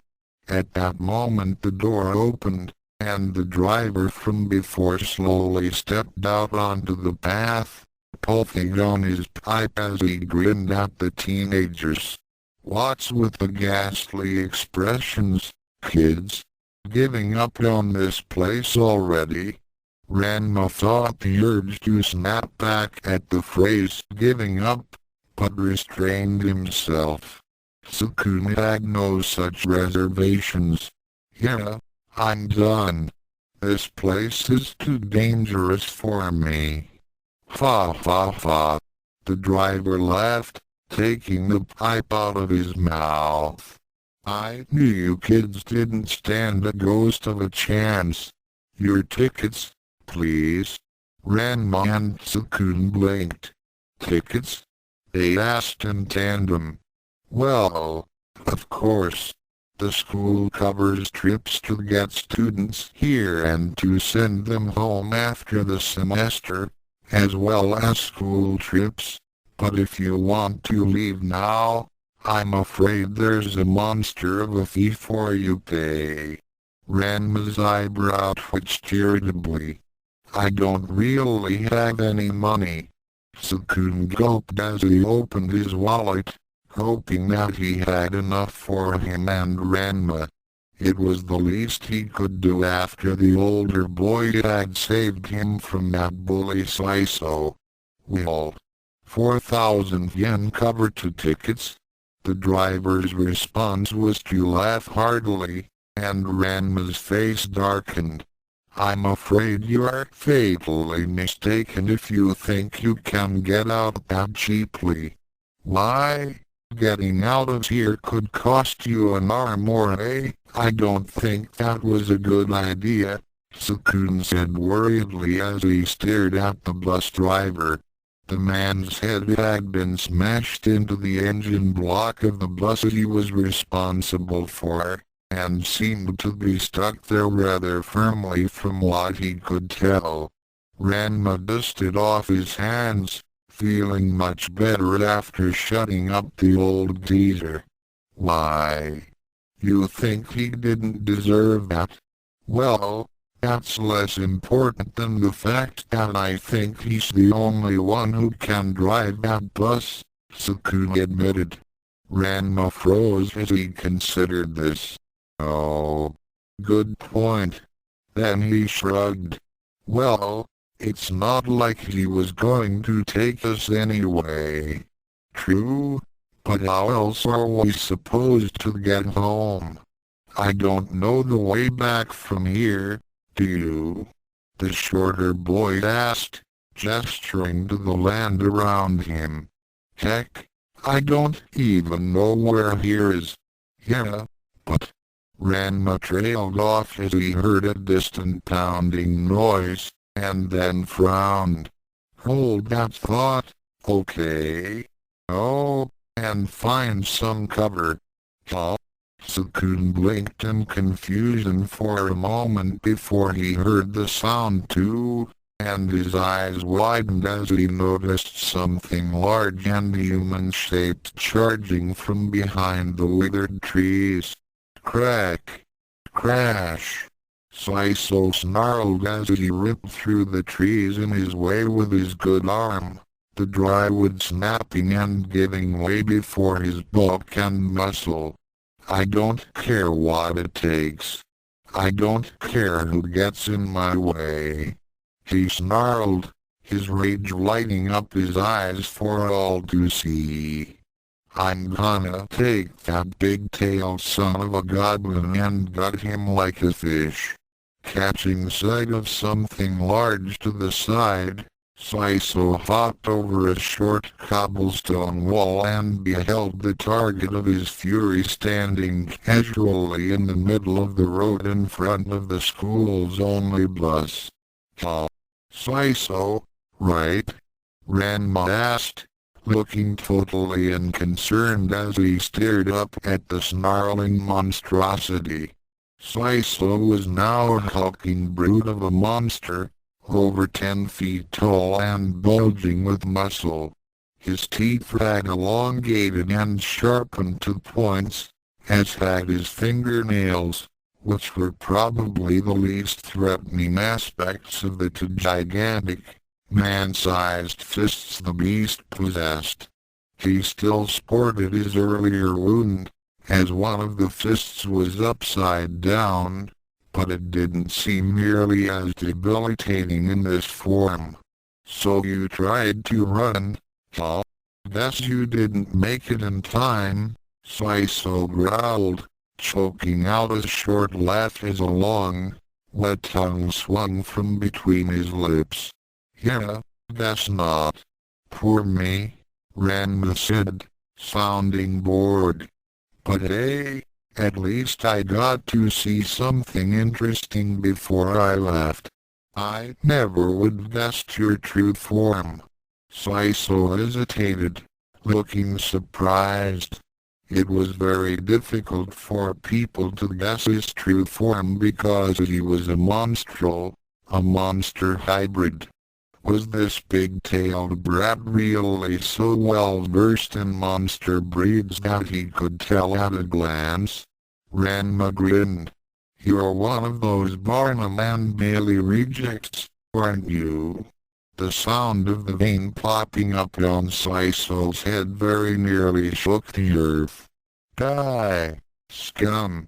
Saiso snarled, plowing a fist down toward Ranma, who leapt out of the way with ease, rebounding off the side of the bus. "You can't run forever. Nothing's gonna keep me from killing you." "Wow, my first day and I've already made a mortal enemy," Ranma said, more to himself than the monster that was swiping at him clumsily. "I have to ask, do schools have a special program for this sort of thing? Is there a guy who heads out as soon as I arrive, finds the most unstable lunatic in school, and assigns him to attack me? Between you, Ryoga, and Kuno, I'm starting to think it isn't a coincidence." "Shut up," Saiso snarled, swiping over Ranma as he ducked and then trying to stomp on the boy only for him to vanish in a blur. "Garg. I'm sick of this." Ranma bounced backward, hands in his pockets as the beast roared, wondering if his opponent was going to do anything interesting. So far, this guy had only displayed maybe a third of Ryoga's power and something around 100th of the skill. Besides being huge, which tripled the potential avenues of attack, he telegraphed his moves to the extent that he'd probably have to stop and give Ranma written notice in order to become more predictable. "I hope this guy can do something interesting," he thought, sighing. With a fierce grunt, Saiso grabbed the wrist of his shattered left arm. Crack! Ranma blinked as the giant monster twisted the limb back into place, pausing only a moment before it flexed the fingers sluggishly. "Huh. That's kind of neat," Ranma admitted, though it was rather crude, certainly. "Why didn't you do that earlier?" "Because shut up," Saiso growled. "Now it's your turn, little punk." Show me what you got. What? Again? You just fixed your arm, and you want me to put it back already? Ranma asked. Saiso let out an incoherent snarl as he loomed over the martial artist. I mean, it's time you showed me your true form, bastard. I'm sick of swatting at gnats. Show me what I'm up against. Ranma glowered at the towering giant, his hand twitching into a fist as a thin blue orb enveloped him. For the last time, I am human. And then Ranma's form seemed to vanish in a bright blue haze. Tsukune grimaced as he ducked behind the bus, keeping himself safely out of the line of fire as Ranma thought. Personally, he thought it was foolish for him to fight since they had ample time to get away, but the big-tailed boy insisted that he could win, and Tsukune wasn't going to argue. Tsukune, there you are. He blinked as he heard a familiar feminine voice behind him, and the boy raised an eyebrow as Mocha dashed across the blasted plain toward the bus he was hiding behind. Thank goodness I'm not too late. I was afraid you'd already left, Mocha said, putting a hand against her chest as she reached Tsukune. She could hear heavy impacts and a pain grunting coming from the other side of the bus, but at the moment she was too relieved to care. Why did you come? What do you want? Tsukune asked suspiciously, clutching his bag to his chest. I wanted to apologize, Mocha said, a tear leaking from the corner of her eye. I was so happy that I'd finally found a real friend, and it was so stupid of me to think of you as a different person just because you're human.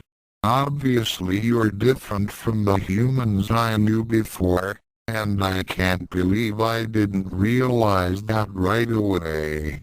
Tsukune's gaze softened, and his shoulders slumped. Wow, she really came all the way back here to apologize to me. Do I mean that much to her? We only met this morning. His expression hardening, Tsukune spoke. Mocha, I want to be your friend too. Really? Mocha asked, more tears spilling from her eyes. Geez, a little overdramatic, aren't ya? Tsukune and Mocha jerked their heads up toward Ranma, who was squatting on the roof of the bus and looking down at them. Mocha's expression soured. Do you mind? We're kind of having a moment here. Ranma raised an eyebrow. I'm just saying, you had a little fight and you're getting all teary-eyed over it. It's not like one of you had to rescue the other from a martial arts prince or what's that look for? He asked suddenly, noticing that Tsukune's eyes widened. Ranma let out a cry of surprise as a gigantic, blood-soaked hand closed around him, snatching him off of the roof and back into the tussle on the other side of the bus. Where were we? Oh, right. Mocha immediately grabbed onto Tsukune's shoulders, smiling again as she ignored the boy's panicked expression. I thought it was impossible for me to have a human friend. I'm a vampire, and that means we have to feed on human blood. It made me so happy when I found someone who didn't mind letting me have some of his blood, and when I really thought you were going to leave for good. Tsukune, though feeling conflicted about putting aside Ranma's fate for the sake of his dramatic conversation, took Mocha's hands, smiling as he gazed into her eyes. Well, I'm hardly an expert on human-monster relations, but why can't the vampire and the humans she feeds on be friends? If you're willing to accept me, even though I'm a human, then I can accept you even though you're a vampire. Mocha sniffled slightly, wiping her eyes as she smiled brightly. Thank you, Tsukune, she said, hugging the boy tightly and eliciting a surprised squeak from him. After a few seconds, she pulled away reluctantly. I suppose we should go see if Ranma's okay. She blinked in surprise as things suddenly got darker for a moment, and quickly realized that she had been briefly eclipsed from something passing overhead. Thud! Both of them jumped as Saiso's monstrous body plowed into the dirt, leaving a shallow imprint in the ground shaped like his huge, twitching body. Yeah, I think Ranma's fine, Tsukune deadpanned, moving around the front of the bus to seek out his other friend. Ranma was standing in the middle of a field of shallow impact craters, grimacing at the blood on his arms and clothes. Oh, man, I got Saiso on my shirt. And his blood is the wrong shade of red, too. Crap. He looked up toward Tsukune, who was sweat dropping at the sight. Hey, Tsukune, I don't think I can leave the academy forever with you after all. I really have to go back and change, now. More sweat drops rolled down Tsukune's brow as he considered Ranma changing a major decision like that based on the status of his laundry. That's okay, I'm not leaving either. You're not? Mocha asked hopefully. Really? You're going to stay here after all? Of course. As long as I have you guys, I'm sure I'll be fine. Tsukune said happily, clenching a hand into a fist. Ranma smirked as he joined the others in walking back toward campus. You're alright, Tsukune. Mocha's nose wrinkled, and her expression got a lot less happy as she gazed over at the other boys. That's so gross. Yeah, I know. That's why I wanna go back and wash, Ranma said irritably, his good mood evaporating as quickly as Mocha's. Besides, don't you drink this stuff, anyway? I don't drink monster blood. Yuck. It smells awful, the vampiress complained. Yeesh, where do you get off being so picky? The big-tailed boy said condescendingly. Blood is blood, right? You don't know anything. Mocha snapped, fuming angrily. Tsukune sighed lightly as the two continued snapping at each other. I guess they still don't get along, even if she's no longer upset about him being human, he thought. It's going to be a long semester, isn't it? These are the dorms? Tsukune asked shockily, staring up at the decrepit-looking apartment building. The student residences, it seemed, were as run down and spooky as everything else in this place, at least as far as the exterior was concerned. Large dead trees and gravestones littered the grounds outside of the building, and rats scurried across the dirt as they were hunted by tremendous, hairy spiders. This place is great. I've never seen a building with so much personality, Mocha said happily, causing Tsukune to grimace. The only normal person in the trio turned toward Ranma, who had lowered himself into a crouch as he observed one of the larger tarantulas. What do you think, Ranma? I think these spiders are big enough to eat any cats that wander around here, he said firmly, turning a serious expression toward Tsukune and giving the younger boy a thumbs up. As far as I'm concerned, this place looks fine. Tsukune honestly wasn't sure which stamp of approval disturbed him more. Hey Tsukune, you got into a double, right? Ranma asked, taking Tsukune's papers from trembling fingers. I thought so. Looks like we're roomies. Oh, that's good, the shorter boy said, feeling genuine relief. I wouldn't want to have to share a room with someone like Saiso, and it's better that we room together, so that it's easier to keep our secret. How'd you find out about the curse? Ranma asked, looking shocked. Mocha and Tsukune stared at him blankly. And what I meant by that, of course, was, what secret is that, again? Ranma said, recovering admirably from his slip-up. Us being human? Tsukune offered, scratching his head. Ranma's face darkened. That ain't no secret, it's a fact. Not my fault that people don't believe me. Yes, it is your fault, Mocha said dryly. You're as violent as any monster I've ever met. Tsukune cut in immediately, trying to stop the inevitable fight between Ranma and Mocha. But anyway, isn't it better that people don't know you're human? If they did believe you, they'd try to kill you. Ranma raised an eyebrow.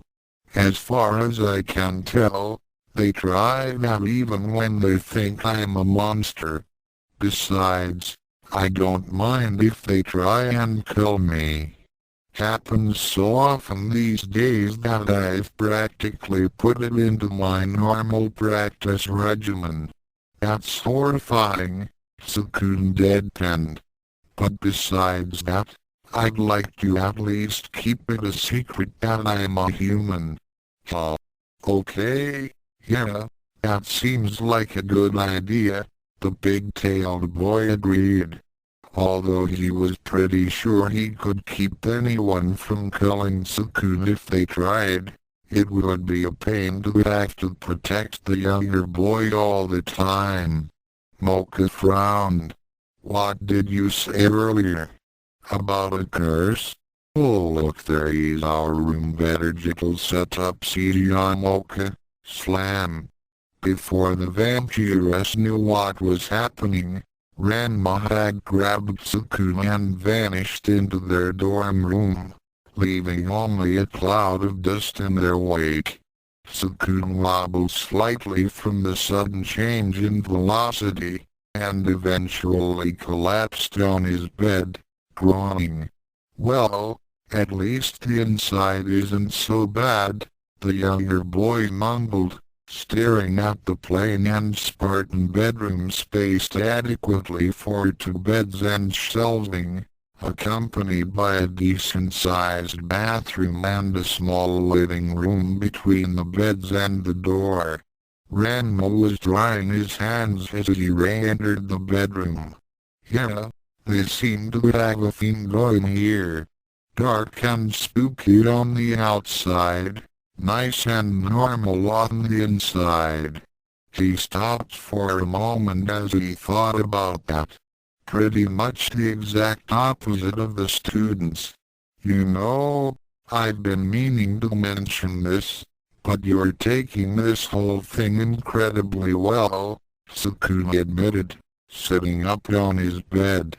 I mean, sure, you're a great martial artist with the power to fight monsters, but even so, doesn't this even faze you a little bit? I thought I was going crazy when I sat through our homeroom class. Ranma frowned as he started digging through his backpack. Well, when you get right down to it, this is probably the weirdest place I've ever actually been to. Well, maybe second weirdest. Wait. Okay, it definitely makes my top 5, he clarified. Anyway, my point is that I've been in a lot of bizarre situations, and this one isn't so bad. Besides, having a normal guy like you around is a big help. Tsukune blinked. It is.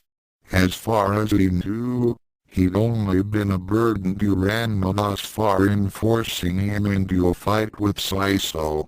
Sure, it's relaxing having a guy to talk to who isn't crazy, stupid, or some kind of parasite person, he said casually, causing Tsukune to wince. Yeah, about that. I kind of wish you and Moko wouldn't fight so much, Tsukune began diplomatically. I'm not taking sides here, but I really think you two could be friends if you tried not to antagonize each other. Ranma gave him a weird look as he pulled out a spare set of clothes. Who says we can't antagonize each other and still be friends? Tsukune's sweat dropped. Well, it's still better if you don't, I think. I think you're overreacting, Ranma said, standing up. Anyway, I'm gonna wash up now. Out in a bit. Tsukune sighed as the bathroom door closed, and then unzipped his bag so that he could unpack himself. Happening upon his toothbrush and other bathroom supplies right away, he took them up and then approached the bathroom door, knocking politely. Hey, Ranma, can I put my things away in there, or should I wait? He asked. Now isn't really a good time, came a voice from within the restroom. A female voice, specifically. What? Who's in there? Tsukune demanded, pulling the door open to look inside. Brown eyes locked onto blue as he found himself staring into the eyes of a rather annoyed-looking redheaded girl. Or at least, that's what Tsukune would fiercely claim if asked. Given that the girl was only wearing a pair of boxer shorts and a bemused expression, he could be forgiven if her eyes weren't the first thing he stared at. What? How? Why? Tsukune babbled uselessly as he looked over the girl who was very nearly a match for Mocha and how cute she was, and definitely beat the vampiress hands down in terms of bodily development. The girl, for her part, got even more annoyed as more time went on. So, you gonna put your things away, or just stand there gaping? Slam! Tsukune immediately shut the door in front of him and then slumped down against it, his heart pounding in his chest. Well, this day is now pretty much in the running for both the best and the worst day of my life, he thought, his eyebrow twitching sporadically. I mean, sure, I got dropped off in a school of homicidal monsters, one of whom almost took me apart, but hey, today I actually talked to a girl, and touched a girl, and saw a girl almost naked. This place is great. It's terrible. I think I'm going insane. Tsukune shook his head to clear it, and then wobbled slightly as he stood up straight, staring at the door. No, wait, think about this. That person had the exact same hairstyle as Ranma, right? And the same eye color. She just had, you know, nothing else in common with the person who entered that room. Something's fishy here. Without bothering to knock this time, Tsukune steeled himself and pulled the door open again. Ranma turned to look at him from where he was relaxing in the bath. Yo. You can drop your things off if you'd like. I don't mind. Tsukune stared at the obviously male figure for a moment, and then let out a light, slightly pained chuckle. Ah, good. You're not a girl after all. Then that means I'm just crazy. What a relief. He didn't look at all relieved, and Ranma got the distinct impression that the younger boy would curl up into a fetal position and start rocking back and forth if he didn't explain things. Look, would you relax? You're not crazy, Ranma deadpanned, rubbing some shampoo into his hair. Just let me wash and I'll explain everything when I get out, okay? I was going to show this to you a little later, maybe when you didn't have so much on your plate already, but that ain't an option now. So just wait. Oh, okay. And then I'll know where the pretty lady went, Tsukune asked, obviously in a daze. Yes. I'll explain all about the pretty lady, Ranma said calmly. Oh. That's good, Tsukune said softly, turning rigidly and hobbling out of the bathroom. Ranma sighed as the door closed behind his roommate. Boy. I don't really mind this place so much, but I really feel for the kid. Not everybody gets 10 years of hard training and another 2 to build up their weird resistance before they get dumped into places like this. It's gotta be hard on him. God. Ranma. One of the spiders got in. Tsukune called from the other side of the door. Ranma frowned. So? Either chew it outside or kill it. Really, Tsukune was kind of a wimp, but freaking out over spiders. The school really must have been getting to him after all. I can't. It's too big, came the ordinary boy's frantic shout. Yeah, I'm sure it's huge. Just get a shoe or something, Ranma shouted back, sinking further into the water. It has a health bar. Ranma immediately jumped out of the water, tying a towel around his waist with one hand while grabbing a plunger with the other. Damn it. This place has problems. Half an hour later, a female, redhead Ranma was sitting in front of a gaping Tsukune. In front of a 20-pound, solid black spider corpse, complete with an empty horizontal rectangle floating over it. And that's the story in a nutshell, she finished, glancing at the kettle that was just starting to steam on top of the small plug-in stove Ranma carried in her backpack. And hot water changes you back into a boy? Tsukune asked, looking far more stable and relaxed now that the giant arachnid had been vanquished and the mysterious redhead had been explained.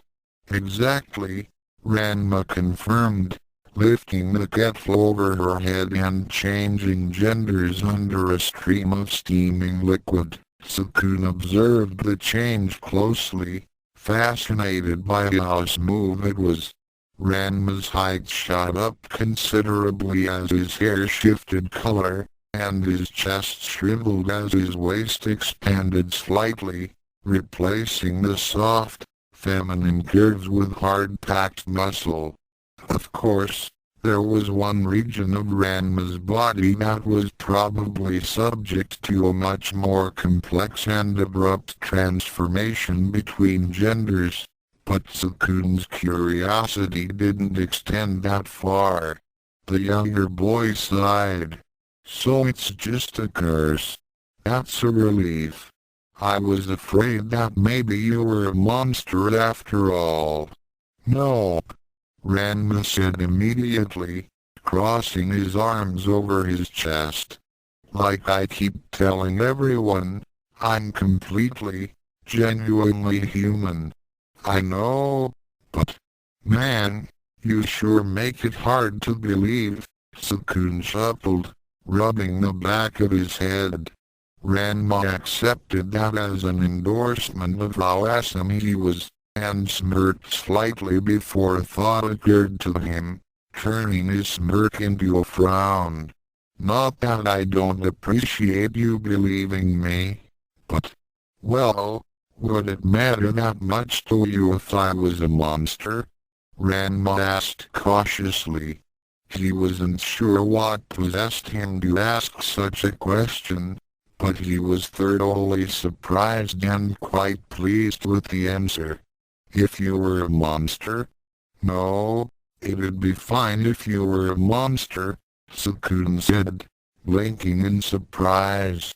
As long as, you didn't kill me for being human, anyway. Then he pursed his lips nervously. It's just that, well, I'd be kind of disappointed if it turned out you lied to me after all. Ranma honestly felt a bit touched at the admission of trust, and sat there stunned for several seconds before he shook his head. Hey, what's with all the sappy talk? Save it for your girlfriend, he said gruffly, smiling nonetheless as he stood up.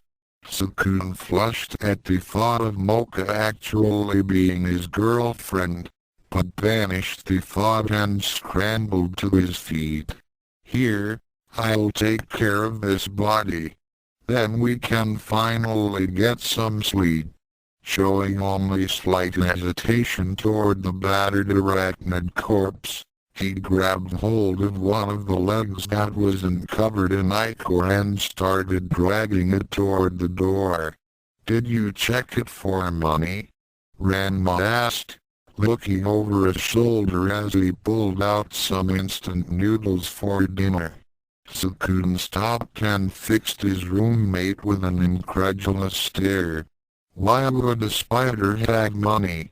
You'd be surprised, Ranma mumbled, turning back toward his meal. Shaking his head, Tsukune dragged the deceased creature out of the front door, and then started down the hallway, wondering to himself where he was going to dump the repulsive thing.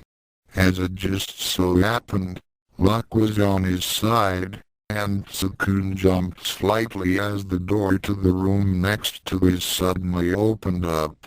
Oh! Hello? Tsukune said weakly, looking up at a giant man who was leaning his head out of his room.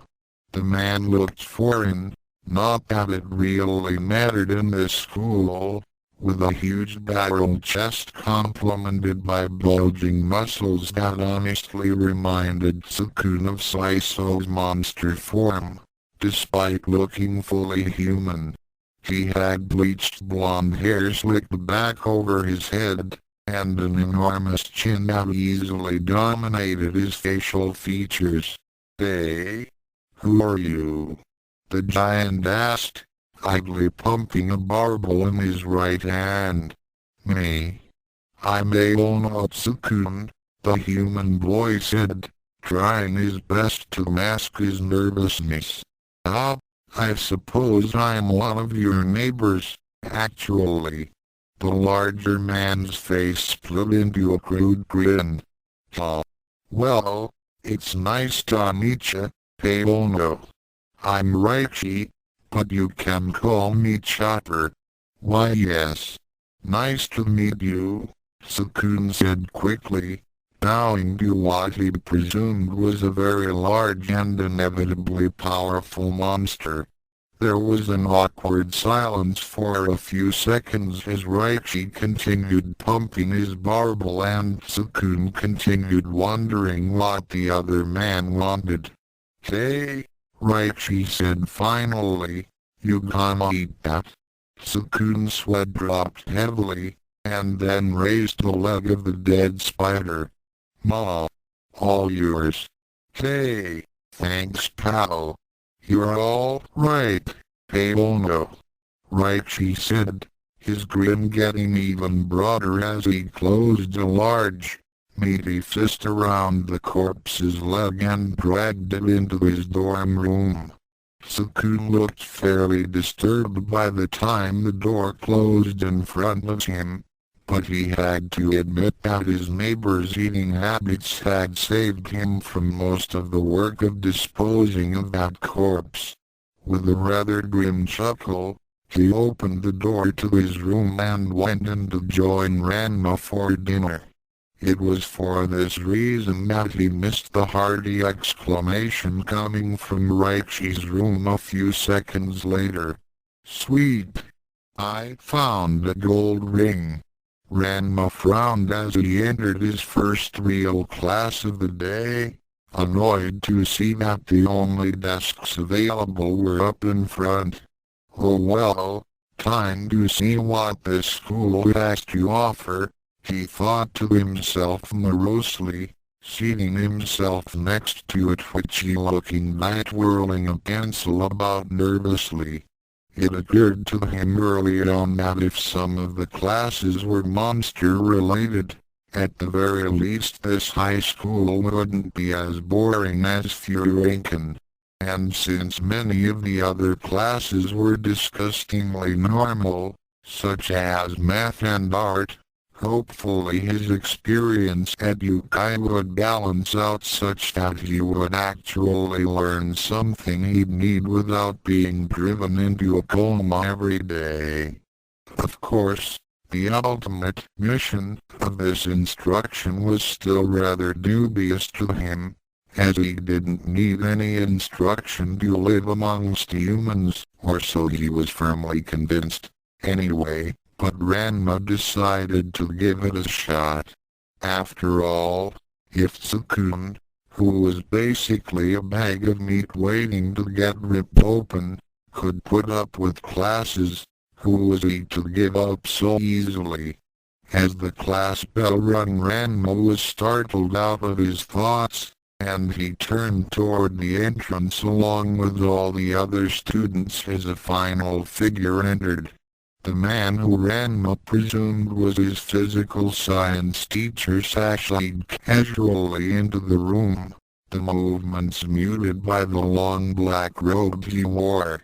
Ranma immediately pegged him as some sort of zombie or something, as his body looked utterly emaciated and bone-white.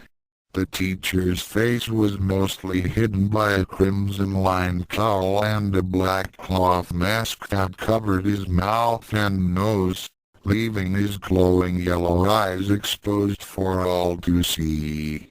He also had a few bright green markings around his left eye, though Ranma couldn't imagine why anyone would get such small and pointless tattoos. "Hello, class," the teacher said upon reaching the podium, his clawed hands clasped behind his back. "Welcome to first-year physical science. I am your instructor, Richard." The man suddenly thrust his fists up into the air, and most of the class jumped as thunder suddenly boomed from outside while lightning flashed through the windows. Chief Warlock of the Brothers of Darkness, Lord of the 13 Hells, Master of the Bones, Emperor of the Black, Lord of the Undead, Professor of Earth Science, and executive manager of the local teachers union Youkai Division 42. After his dramatic and rather long-winded introduction, Richard clasped his hands behind his back again. "Any questions?" The twitchy fellow adjacent to Ranma pointed to their instructor. "Is that supposed to be your human form?" Richard steepled his fingers in front of his face as he adopted a thoughtful expression.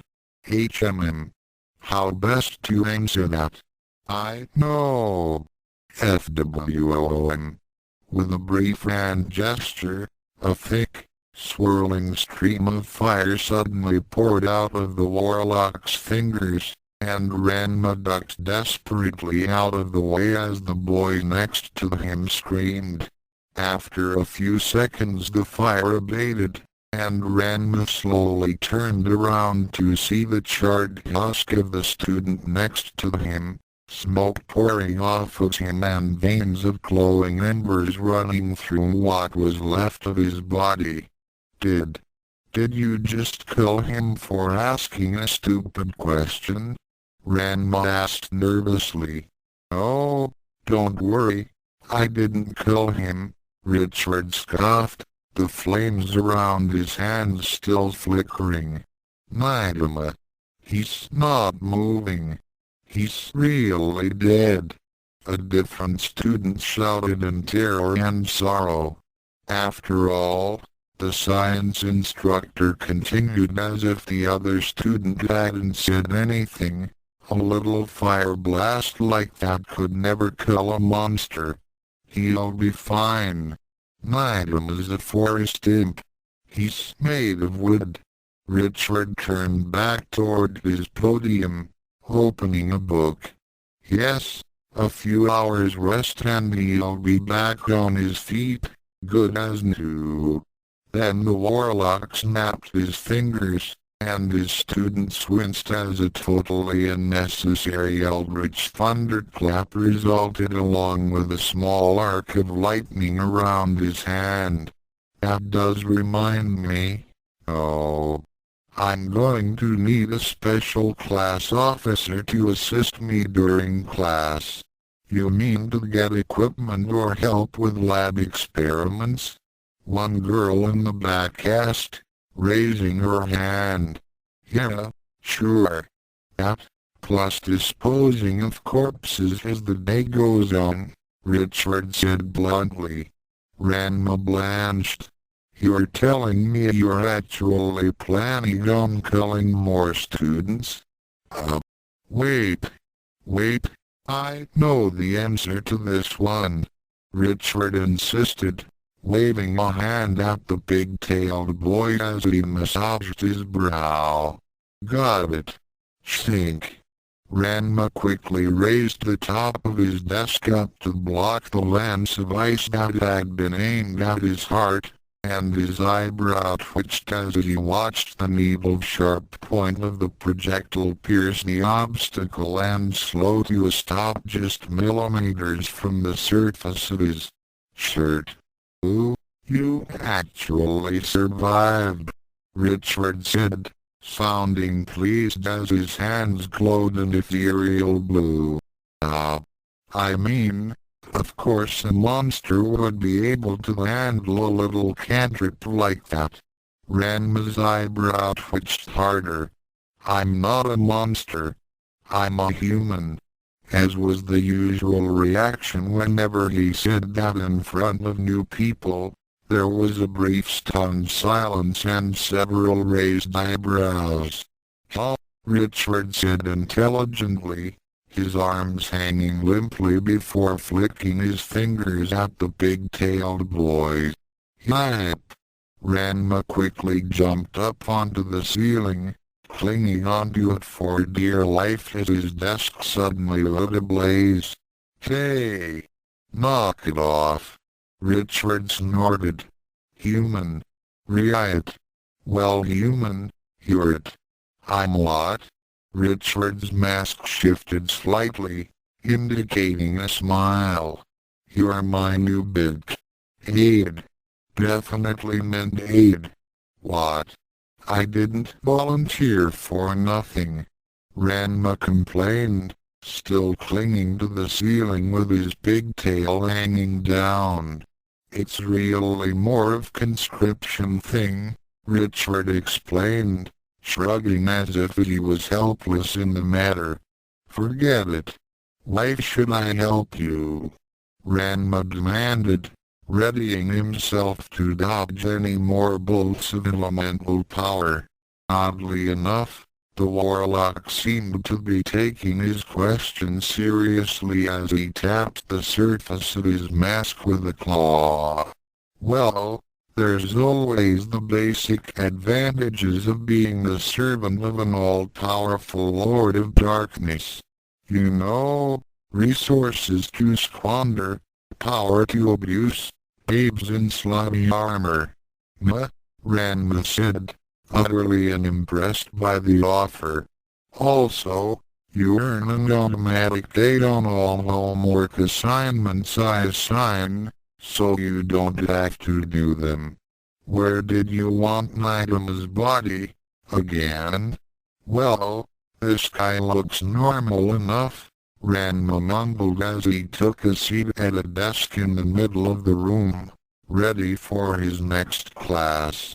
His physical science class had certainly taken a weird enough turn, not to mention a dangerous one, as evidenced by the fact that one of his sleeves had been burned off of his shirt and his arm had been bandaged up.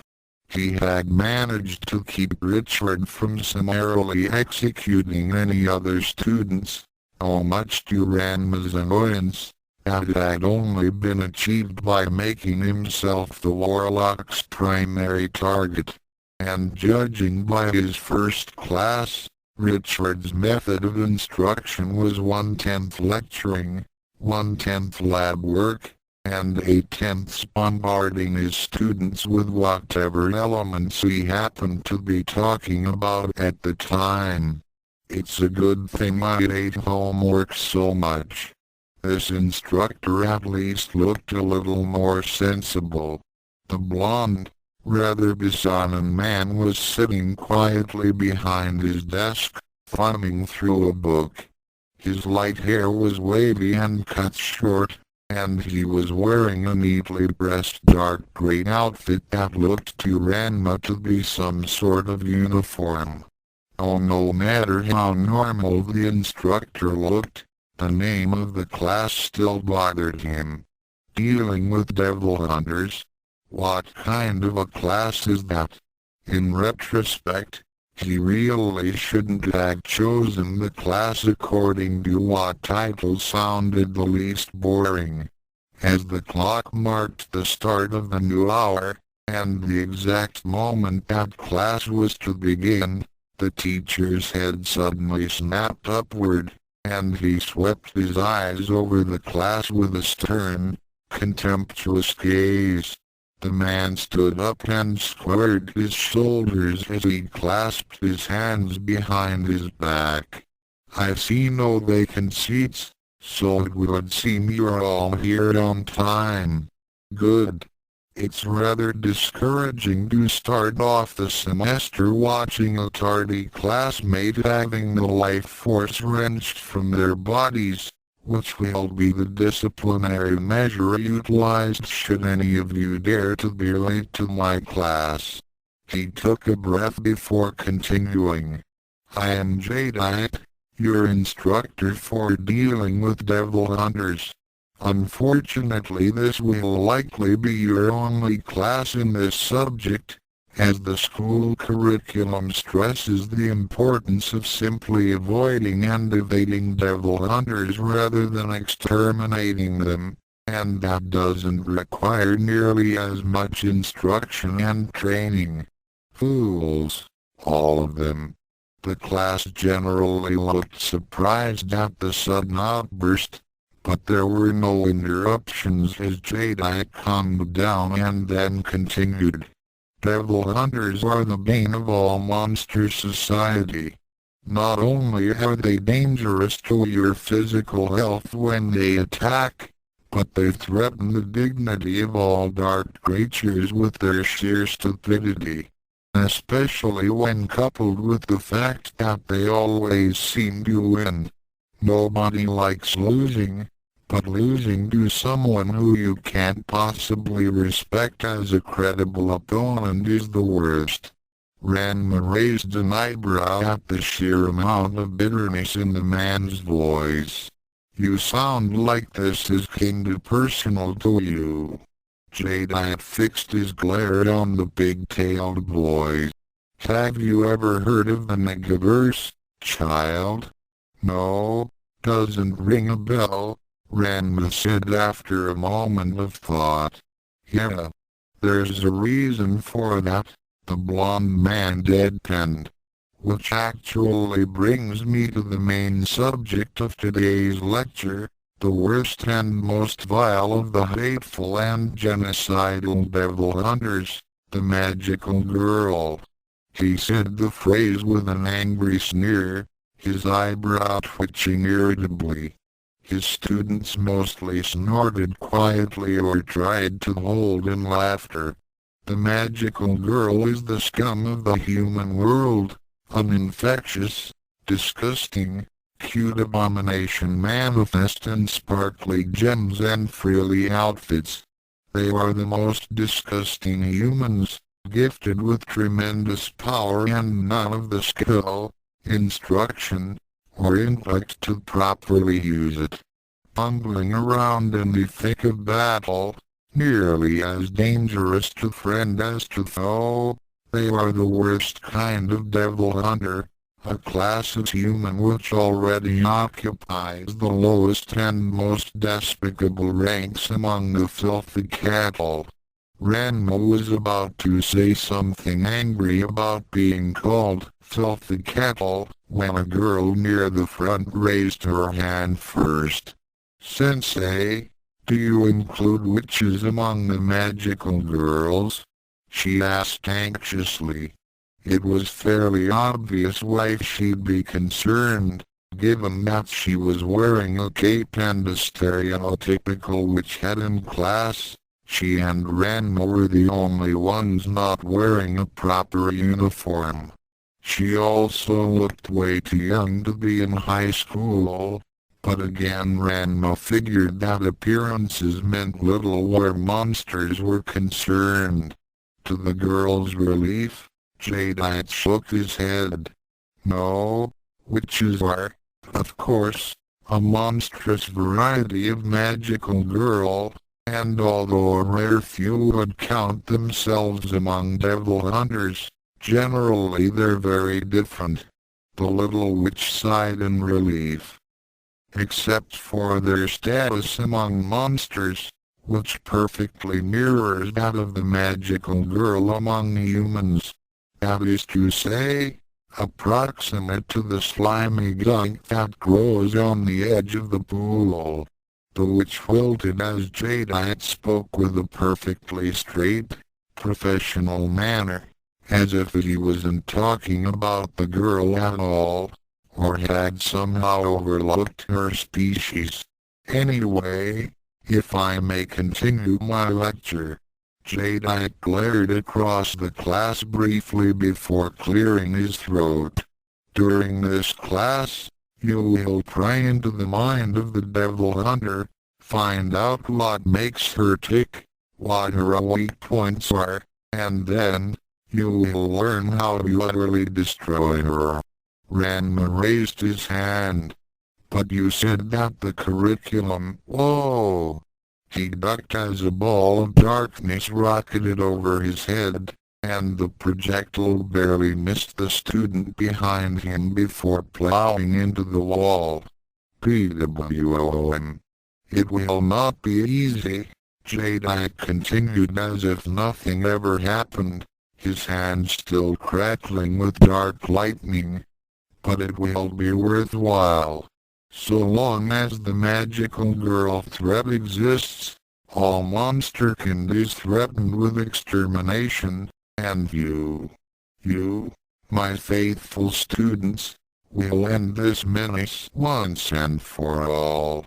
The students started to cast glances at each other uneasily as their teacher's eyes seemed to glaze over slightly. Yes. Yes. They thought me defeated. Rooted by those foul magic girls, cast aside by my queen, entombed in crystal, forced to teach at this wretched academy to pay the scamming bastards that eventually released me. Hey, teach? Ranma asked, leaning forward in his desk. But I won't give up. Jadeite will never give up, he continued mumbling, his eyebrow twitching violently as he was encompassed in a sickly black aura. This has been a setback, yes, but even after the destruction of my army and my home and my liege. Hey, Jadeite-sensei. Ranma tried again. Jadeite will rise again. Yes, I'll return Sailor Moon, with a whole new army, and then, as we dance among the flickering hellfire around your splintered bones, we'll, hey, P-L-O-N-D-I-E. Shut up. Ranma finally shouted. Jadeite promptly shot straight up, his aura winking out. Wait, where am I? The Dark General glanced left and right, looking over the rather confused and disturbed class. Then he relaxed his posture and gently cleared his throat. As I was saying, read chapters 1 and 2 in your textbook and then do all the review questions at the end of each chapter. Class dismissed, he said quickly, immediately turning on his heel and then vanishing into an inky black portal. Well, that's just great. Just flippin' perfect, Ranma grumbled as he trudged through the halls of Youkai Academy, glaring pointlessly at the cover of his Devil Hunters Throughout History textbook. I've only been to 3 classes so far, and one of my teachers is a murderous psycho, the other is a manic depressive loser on a revenge kick, and my homeroom teacher. His face twisted into an expression of even greater disgust, might be a cat. He rubbed his head as he looked over his schedule. Well, that's it for classes today. Tomorrow I've got the normal classes, apparently, math and government. HM. Tsukune has the same math class as me, but that's it, I guess. At the thought of his friend and roommate, Ranma frowned and scratched his chin. I wonder where he is right now, anyway. I should keep an eye on him whenever I can. Around here he can get jumped at pretty much any time, and I don't think Mocha could do much to protect him. He couldn't help but snort at that. Weren't vampires supposed to be super strong and natural killers and whatnot? Mocha seemed as dangerous as a housefly and only half as aggressive, which were actually points in her favor, as far as Ranma was concerned, but it was still weird how normal she was. Hard to believe she had trouble fitting in among humans, he thought to himself, passing by the infirmary with his hands in his pockets. Aside from the blood-sucking thing, she's probably the most normal girl I know. Stopping in place, Ranma frowned as he looked at the mostly empty halls. You know what? Maybe I'll just get something to eat instead. Tsukune's a nice enough kid, and he doesn't start any trouble. I'm sure he can last a full afternoon without me to look after him. Get away from the Youkai Academy. Came a scream from within the infirmary, followed by the distinctive sound of shattering glass. Ranma's face darkened. Okay then. Whirling around, the big-tailed man dashed for the infirmary door. Leave Tsukune alone, Kuromu. This has nothing to do with him. Mocha shouted from where she and Tsukune were huddled under a dead tree. Flying above them on great, bat-like wings was a buxom girl with light blue hair tied into a short ponytail on the back of her head and with a spade-tipped tail hanging from her rear. This has everything to do with him. Bad enough you steal the spotlight from me, but being rejected by someone like him is adding insult to injury. I won't stand for this. I'll kill both of you.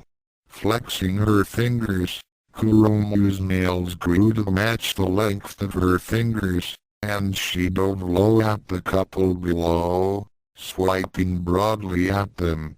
Duck! Mocha shouted, pushing Tsukune to the ground as the other girl passed overhead. Swoop! Swap! The trees nearby immediately toppled over, and Tsukune's eyes bugged out as he saw that their trunks had been sliced through cleanly. Sharp! 'Tis sharp! There's no way we'll survive if she hits us with that. Kuromu gained some altitude as she recovered from her first pass, turning around in the air. HMPH. Is this all you're capable of, Mocha? How disappointing. I heard that the vampire is supposed to be the strongest of all monsters. With that taunt, she raised her wings and started her second dive, only partially aware of someone shouting something behind her. This time I'll wait, Muka what? The flying girl yelped painfully as a sphere of blue light smashed into her back, and Mocha and Tsukune gaped as she was sent spiraling through the air toward the ground. Whump! Thump! Thud! Kuromu shouted helplessly as her body bounced across the ground, and she let out a loud, panicked cry as she finally rolled hard into a tree.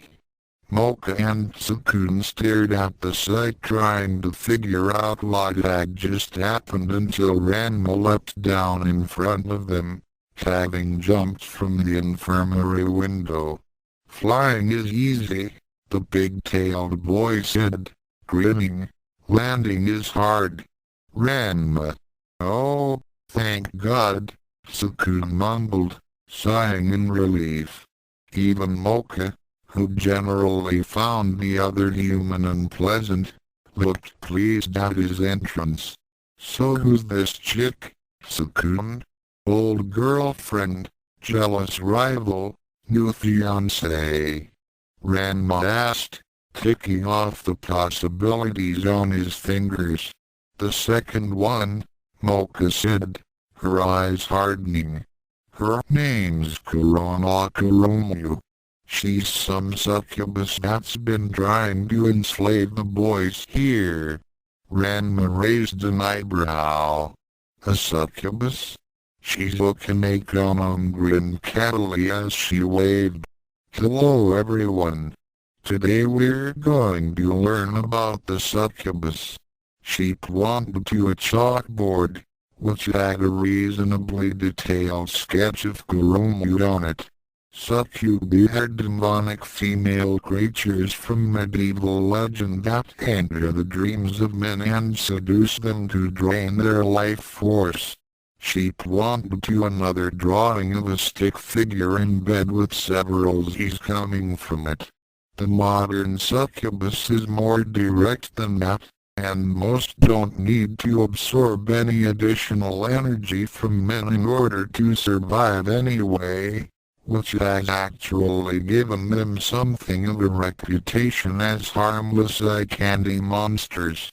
Their monster form is very close to their human form, although they possess bat-like wings and occasionally other demonic traits, such as tails, horns, razor teeth, etc.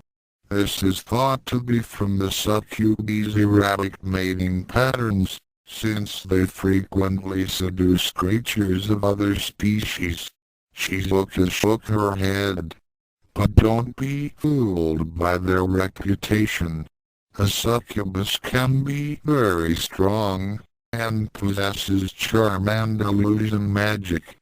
Although not the best upfront fighter, a man who lets his guard down around one won't last long. The Catwoman bowed, and then waved goodbye. See you next time. That's right. Kuromu stuttered, slowly pulling herself up off the ground and wincing at the effort. I am a succubus, and that's why I can't lose here. Huh? Ranma asked, raising an eyebrow. Run that one by me again? Kuromu puffed her chest out as she stood up proudly, ignoring the slight cracking noise and horrendous pain that resulted. The race of the succubi are dying out. Every remaining succubus has one grand mission, to find a male worthy of fathering her offspring. That's why I need the men of Youkai Academy. Surely one of them is monster enough to be my mate of fate. Tsukune shook his head. Even if you say that, you can't just brainwash people. It's not right. Shut up. Kuromu countered. I'll do anything to find my future husband. I'll charm the entire school if I have to. If necessary, I'll even kill. Moko looked horrified at the other girl's determination as the succubus stalked forward. Ranma, for his part, had been silent during the exchange between Kuromu and Tsukune, and suddenly plunged toward the bluet. Question. Kuromu stopped in her tracks, blinking. Huh? What? Succubi are sex demons, right? He asked tactlessly. Kuromu's cheeks reddened as she fixed Ranma with an annoyed glare. We're called that sometimes, yes, she admitted. So, your thing is that you seduce men. That's basically your monster power, Ranma continued. Are you going anywhere with this? Kuromu asked, crossing her arms under her breasts and tapping her foot. It's just...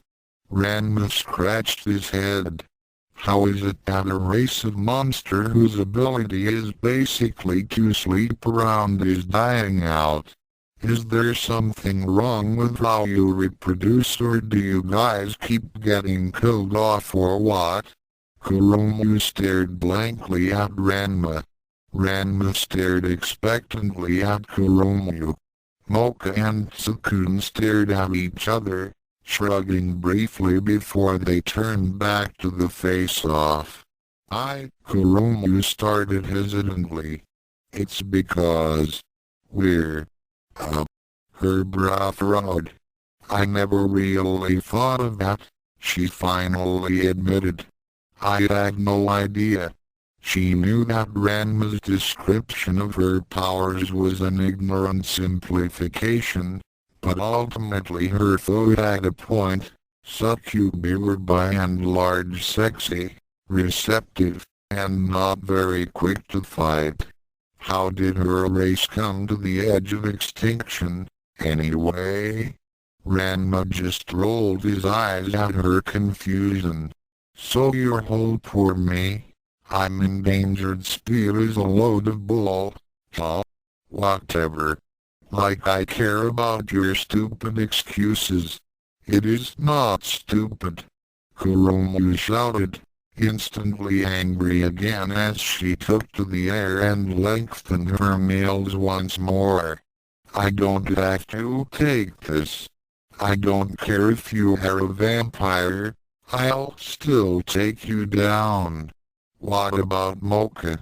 You're fighting me now, Ranma asserted, slipping into a looser combat stance as Kurumu began her dive. Who did you think I was talking about? The succubus shouted, rearing one arm back to rip straight through her foe. Now this is the Youkai. Her battle cry was interrupted as Kurumu's wrist was grabbed mid-attack and then released as Ranma kicked out her feet, causing her to tumble painfully along the ground as her momentum bled away. Whoa, slow down there, Ranma growled as the succubus pulled herself up. What did you mean by that back there? Kurumu looked confused as she wiped some dirt off of her face. Aren't you a vampire? That's the rumor going around campus. And it's no surprise, considering your strength and speed when you won't even drop your disguise. A vein popped up on Ranma's head. No, he's not a vampire, Mocha protested, looking quite put out by the assumption. Vampires are elegant and wise. How could you mistake a brute like him for one of us? A second vein popped up on Ranma's head. Well, whatever you are, I won't lose to, Kurumu declared, her voice cutting out as Ranma's form flickered. What? Where? Woomph! Kurumu suddenly flew forward as an open palm strike slammed into her from behind. Ranma said, his aura flaring before he dashed after his target. Wham! Kurumu screamed as she was body slammed in mid-flight, adding more pain and momentum to her tumble. He continued hotly, stopping suddenly as Kurumu continued onward ahead of him. Crack! The blue-haired monster yelped as she slammed into a tree, and then glanced behind her fearfully as the full realization of how badly she was outmatched hit her. A human! Ranma snapped, holding his palms opposite each other in front of him as a crackling sphere of blue energy formed there. After a few seconds, the orb reached the general volume of a basketball. Looks like it's one step closer to extinction for you guys. Knight. Kurumu whimpered, holding her battered arms in front of her to try and protect her face. Ranma, stop it! Tsukune suddenly said, startling both combatants. Ranma blinked in surprise as the younger boy interposed himself between him and his target with his arms spread out. What are you doing? Get out of here! What if she stabs you from behind, or takes you hostage or something? Ranma complained, still holding the sphere of ki in his hands as it throbbed and crackled dangerously. Tsukune stood firm. I don't think she'd do that, Ranma. Please, that's enough. I wasn't really gonna kill her or anything, the big-tailed man protested as he finally let the energy blast in his hands dissipate. And she did try to kill you and Mocha. Tsukune sighed in relief at seeing his more capable friend calm down, and then glanced over his shoulder at the dumbstruck succubus. I think she's learned her lesson. Thank you for saving us, Ranma. Yeah, thanks, Mocha chirped, walking up next to Tsukune and turning toward the defeated succubus. Kurumu. I'm sorry for your situation, but this isn't the way to solve your problems. Violence is never the answer.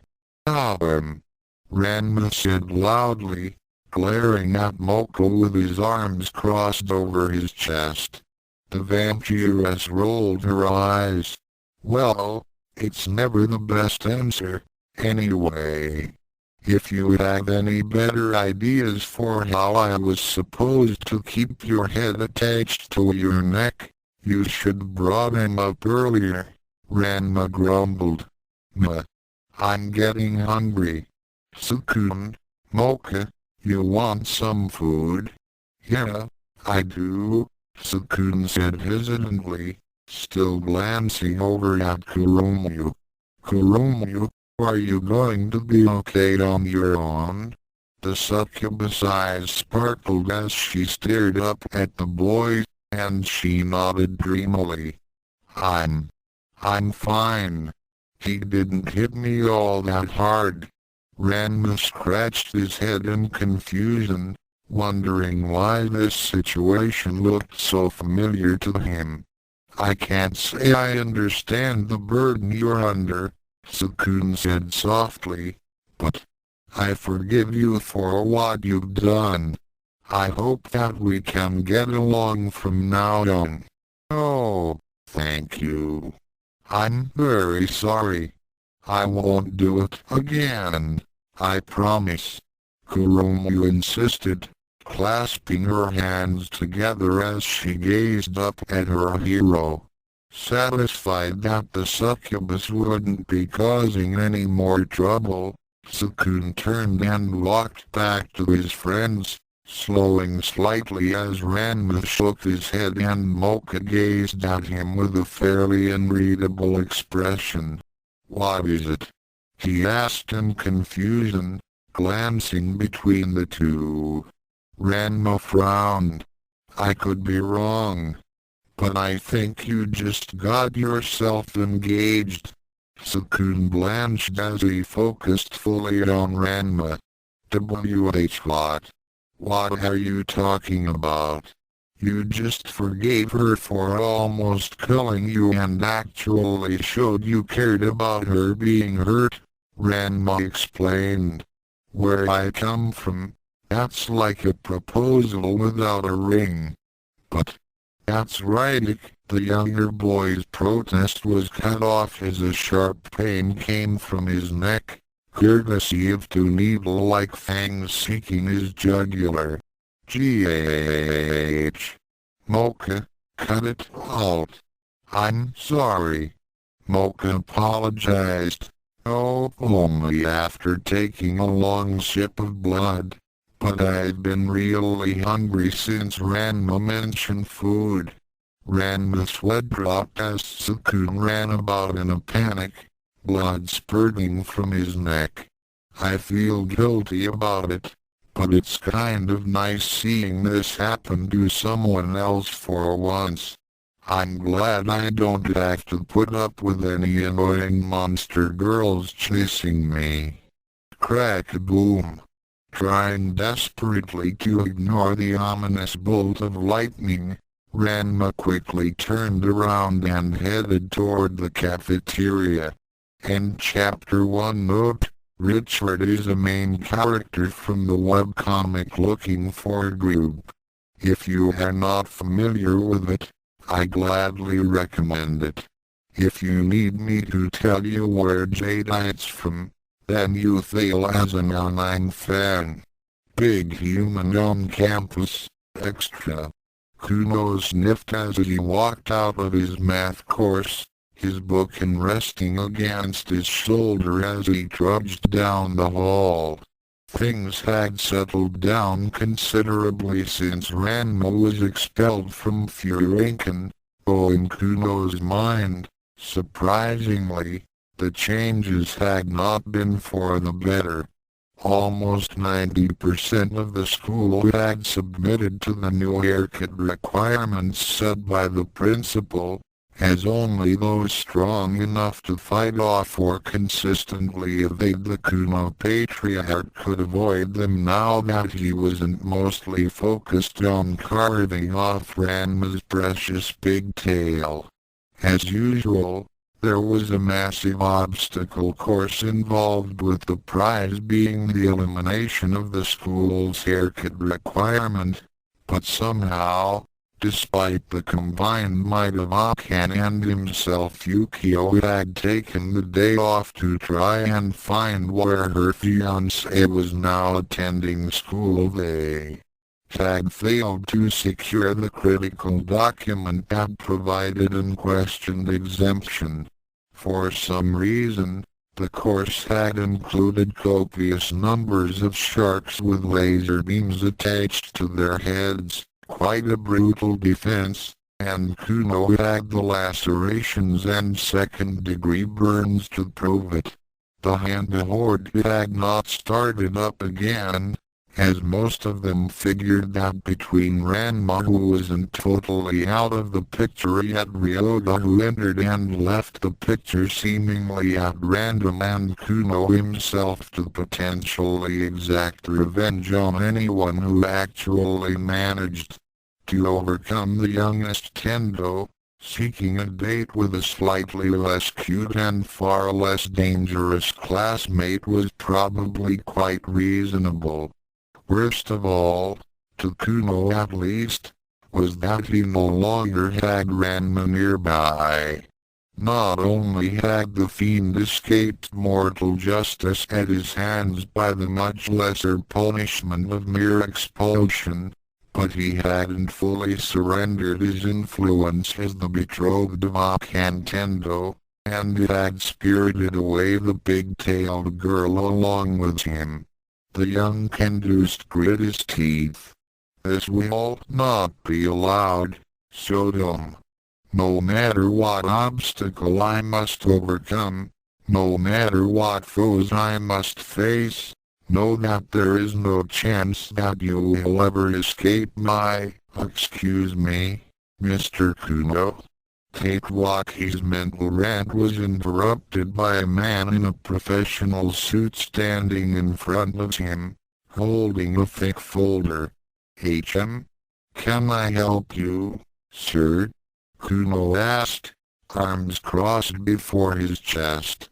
"I'm an agent from the Ministry of Education of Japan," the man explained as an introduction, conspicuously omitting his name. "I've just come to inform you that your participation in our program has officially concluded, and as a result you no longer need to assault Ranma Sodom." Kuno's demeanor changed instantly, and the Kendust very nearly fainted on the floor right there from relief. "Oh, thank Buddha, it's finally over," he gasped, falling to his knees with a haunted expression. "Do you know the kind of things that man did to me? The doctors can't even tell the sutures of my skull from the cracks anymore. Yes, I realize it's been hard for you, Mr. Kuno. Your participation is nonetheless appreciated," the man groaned. "Also, if you happen to see Mr. Hibiki, can you tell him he's done too? We've been trying to send him notice for years, but so much mail has piled up at the Hibiki homestead that the postal service doesn't even bother delivering there anymore. Of course, my fine sir, I will carry this burden unto the grave if need be," Tatewaki said, slipping back into his normal mode of speech. "Now if you may excuse me, I'm off to date with the Akan Tendo." "Yeah, sure. You go do that," the man said, turning away. Screwball. Chapter 3 Sounds like love. "Hello, everybody," Shizuka Nakonom said brightly, waving. Welcome to part 1 of the ongoing Omake section, that's Ranma's species. During this special extra session, we'll be gathering evidence about Ranma Shodom's abilities and trying to piece together exactly what he is. Shizuka put a finger to her lips warningly. But it's important that he doesn't know about it. After all, he's one of the few students who actually follows the rule about not revealing his true form. The cat-like teacher gestured to the side, where Kuromu was seated next to her. Today we're talking to Miss Kurono. What can you tell us about this mysterious student? Kuromu frowned as she crossed her arms under her breasts.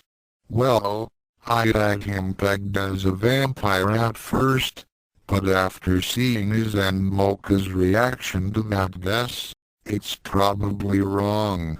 The succubus brow creased as she closed her eyes, deep in thought. Well, I'm gonna have to say. Her eyes snapped open. Illithid. Shizuka blinked. A what? Now? He's a mind flayer. Or some kind of psychic creature. But my first guess is mind flayer, she said firmly. That sphere of force he hit me with. It wasn't magic.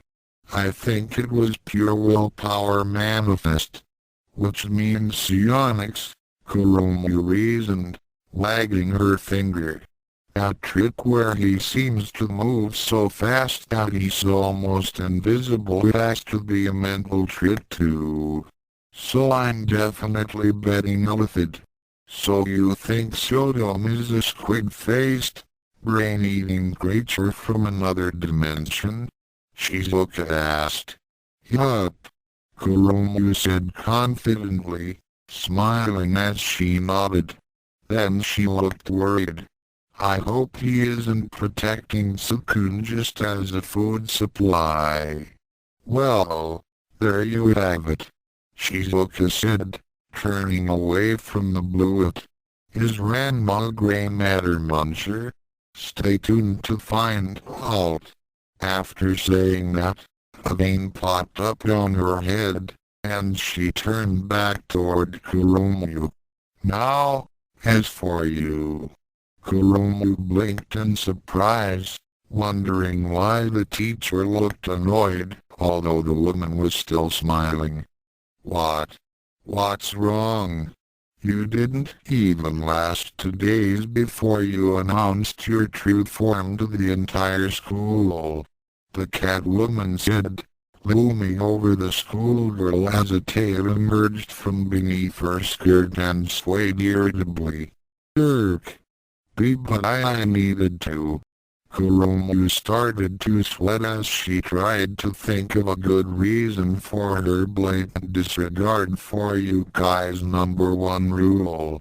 I was declaring a challenge, and no excuses, Shizuka said, yowling as she loomed over the younger girl.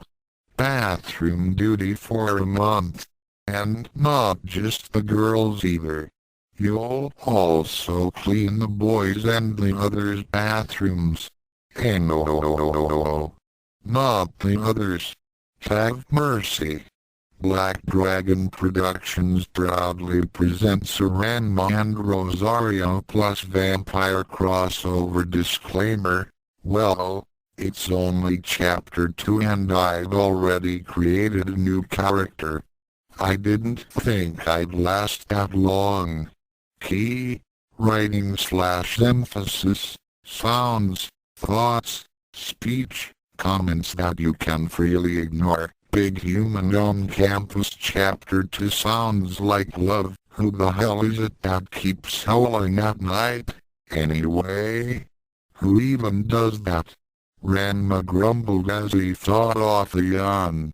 Tsukune chuckled nervously as he walked with Ranma and Mocha to their homeroom class.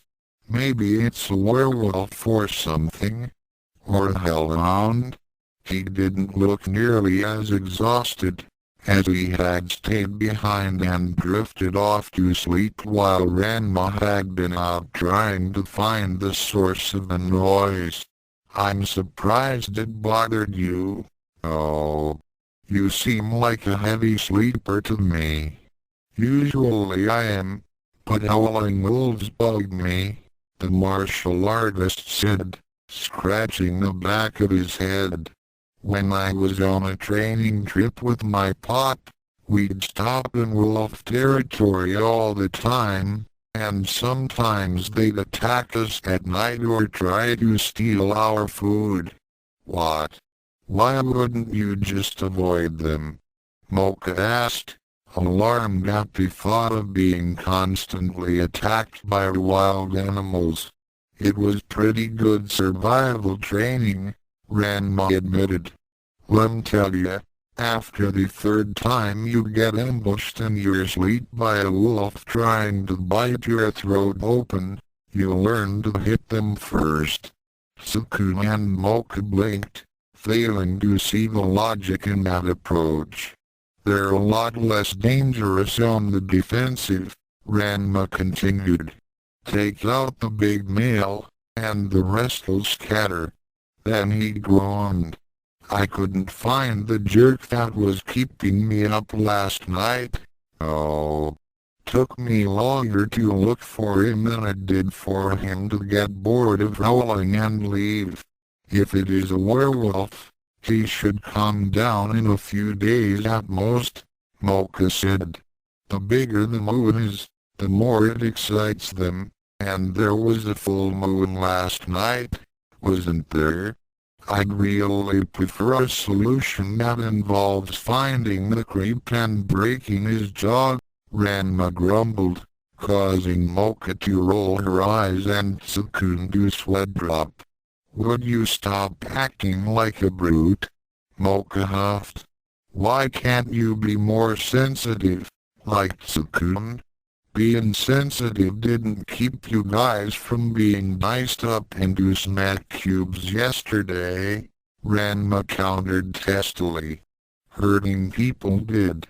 Mocha seemed unmoved by his reminder that he had saved their lives. Nobody likes a fug, you know. Hey, you're so dumb, right? The trio turned around as three other students from their class walked by, waving happily at the big-tailed boys. Heard you downed one of them monstrels the other day, and then put down the succubus, too. Good job. Bet that seductress put up a fight, too. She looked like a feisty one. Ranma shrugged. Hey, not really. Then again, I kinda caught her by surprise. Keep it up, man. A monster like you could go far in a place like this. The biggest one of the group said, giving him a thumbs up. Mocha groaned at the barbarity of it all, while Ranma growled at being called a monster. I'm a human, damn it. He protested. Yeah, sure, and I'm a fairy. The larger man chuckled, jabbing the fun at himself. His companions went silent, staring up at him. Dude, you're a fairy? The shortest of the group asked suspiciously. Well, it does explain his fashion sense, mumbled the other. It's called sarcasm, idiot. Let's go, already. As the trio moved on, Tsukune noted that Ranma was visibly restraining himself from attacking them, holding his wrist tightly as his hand clenched and unclenched into a fist. You know, I'm meaning to ask. I can understand that you don't like being called a monster, but why would it make you so angry? This is a school for monsters, so it's only reasonable to assume that you're one too. It ain't reasonable when I take every opportunity to tell him otherwise. Ranma growled. Besides, there's more to this than that. What do you mean? Mocha asked. Ranma sighed irritably. It's not so much that they think I'm a monster, it's that they won't believe I'm human. Every time I do anything impressive, they just snort and brush my protest off like a joke. Well, your abilities are kind of inhuman, Tsukune said carefully. That's just it. The big-tailed boy snapped. Do you know what I went through to get these abilities? I suffered for 10 years trudging through the wilderness and pushing myself to the brink of death to get this good. I'm the best martial artist there is because I gave up my whole damn life for it.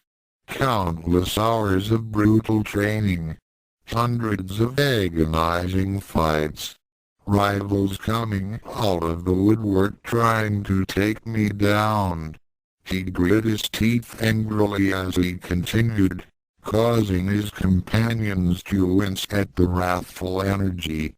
But these idiots can't even comprehend that. No, I can't be human. I'm too lessened to have actually suffered for my art. If I'm this strong, it must be because I was born a vampire or something.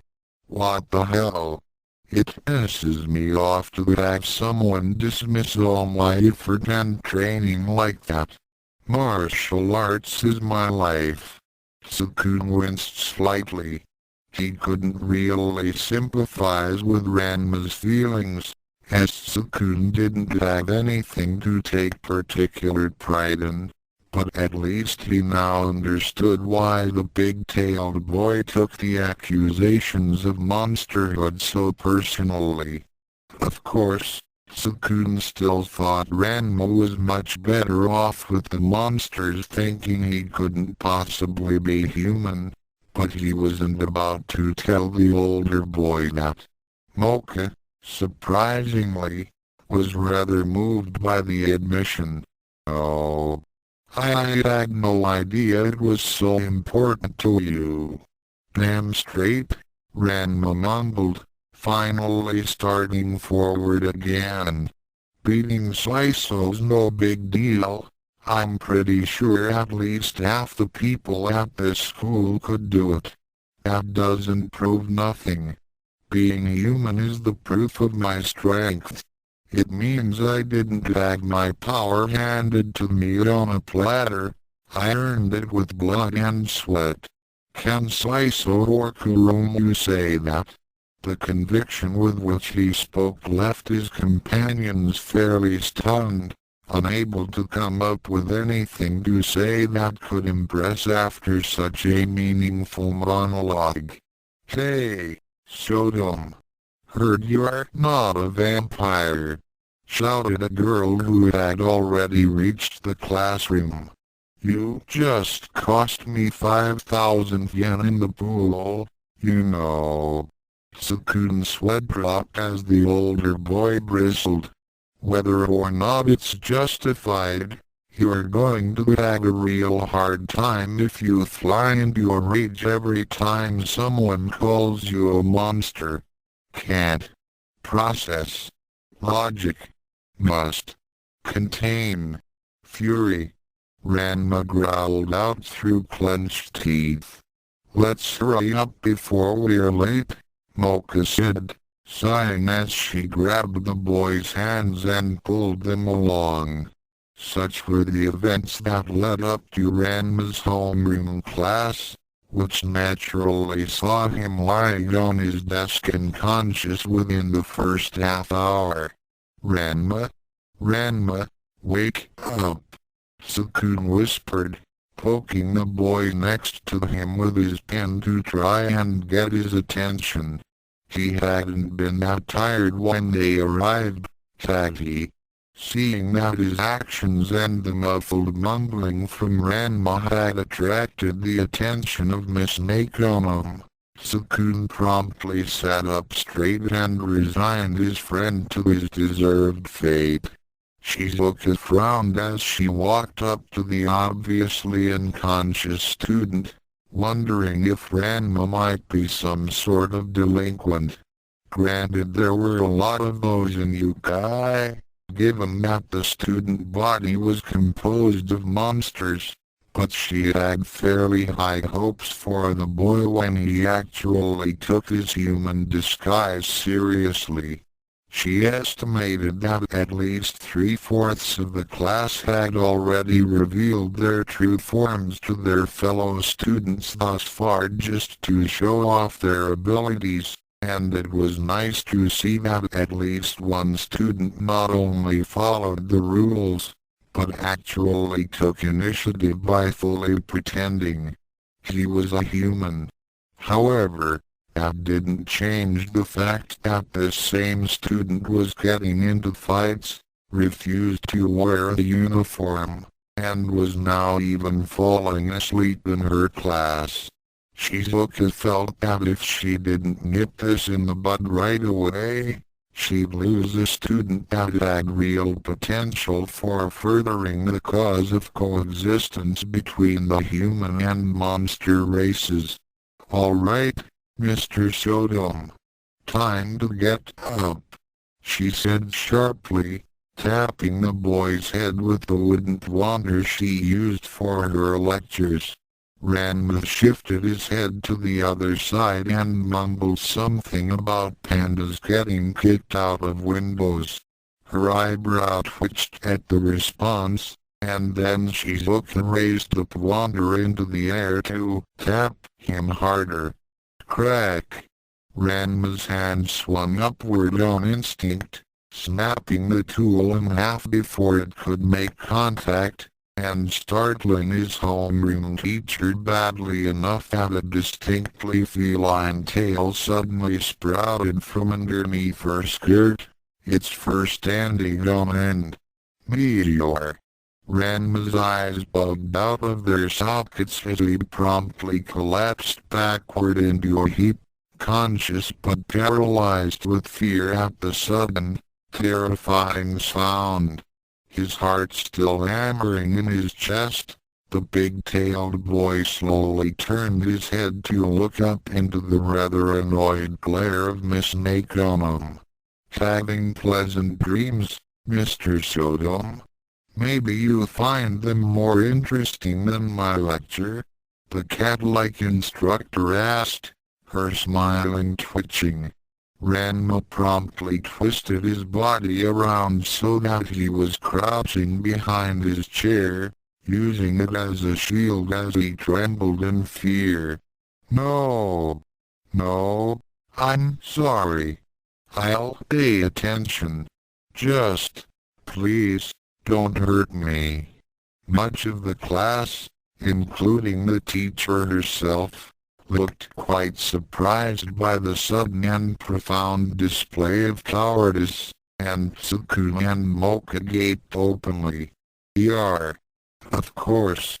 Please pay attention from now on," Shizuka said slowly, turning away from the terrified teenager. What the heck was that about?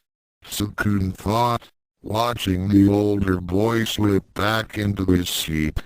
I always got the feeling Ranma didn't like Miss Nakonom, but to get a reaction like that out of him. Then his eyes widened. Wait, Ranma's an expert martial artist. Maybe he has some sort of special sense that tells him that Miss Nakonom is actually super strong. Is she that dangerous? The mundane boy gulped nervously as his homeroom teacher began talking again, suddenly seeing the sprightly and seemingly harmless woman in a new light. Ranma's thoughts, of course, were not so coherent. Cat sounds like he copped cat damn it cat knew she was one of them cat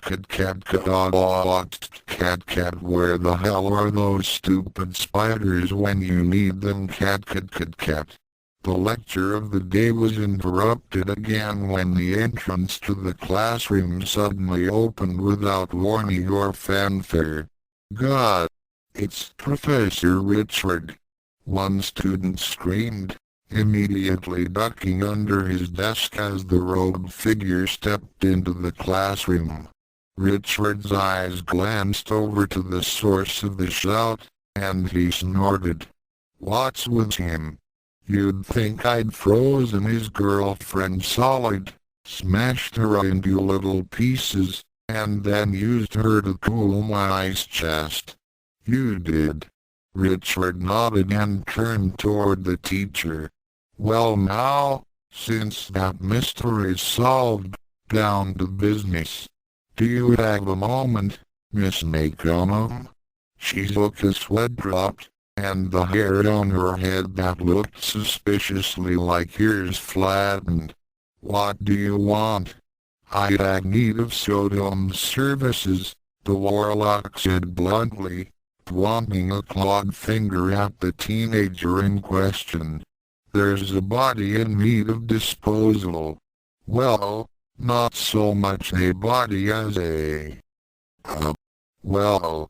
Richard was silent for a few seconds as he rubbed his chin through his mask. Let's just see you'll be needing a mop.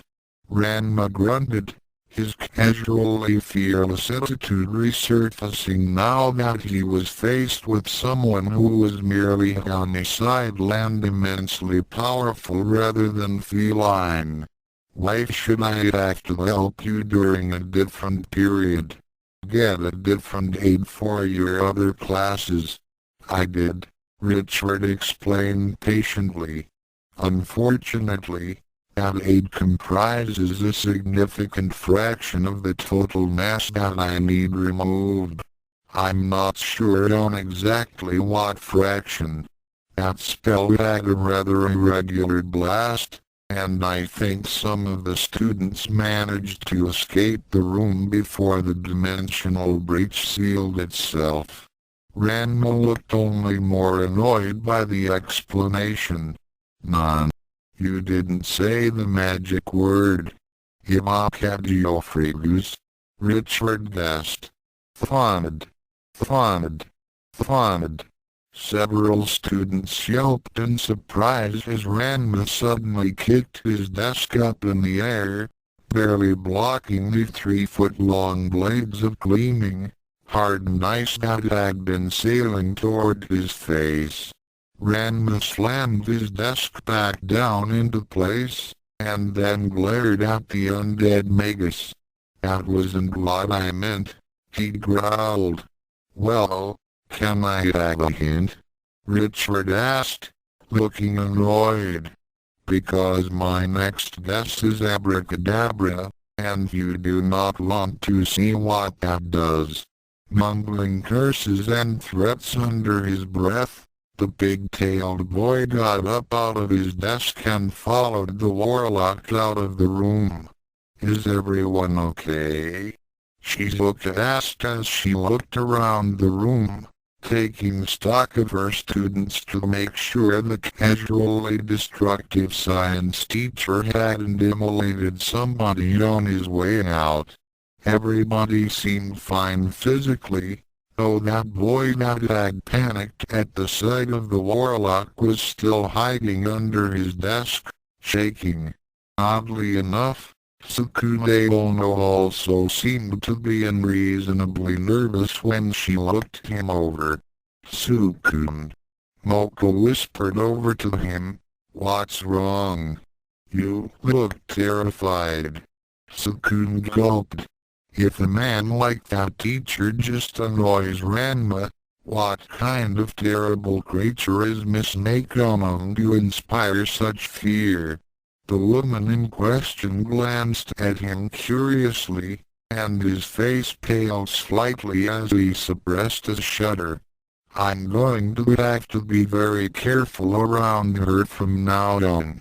That was terrible, Ranma mumbled as he slumped into his seat, his face pale from keeping down the bite in his throat for so long.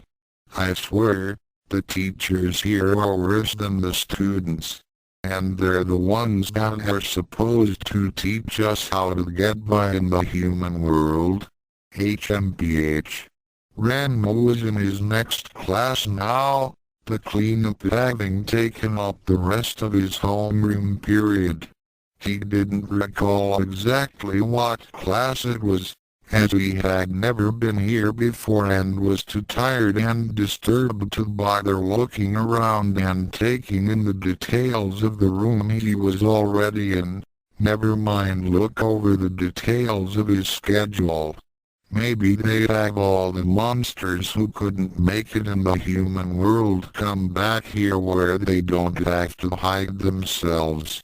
The entire faculty is probably the rejects of this whole human-monster coexistence thing, he muttered, staring up at the ceiling. Well, how rude. An annoyed, feminine voice said from in front of him.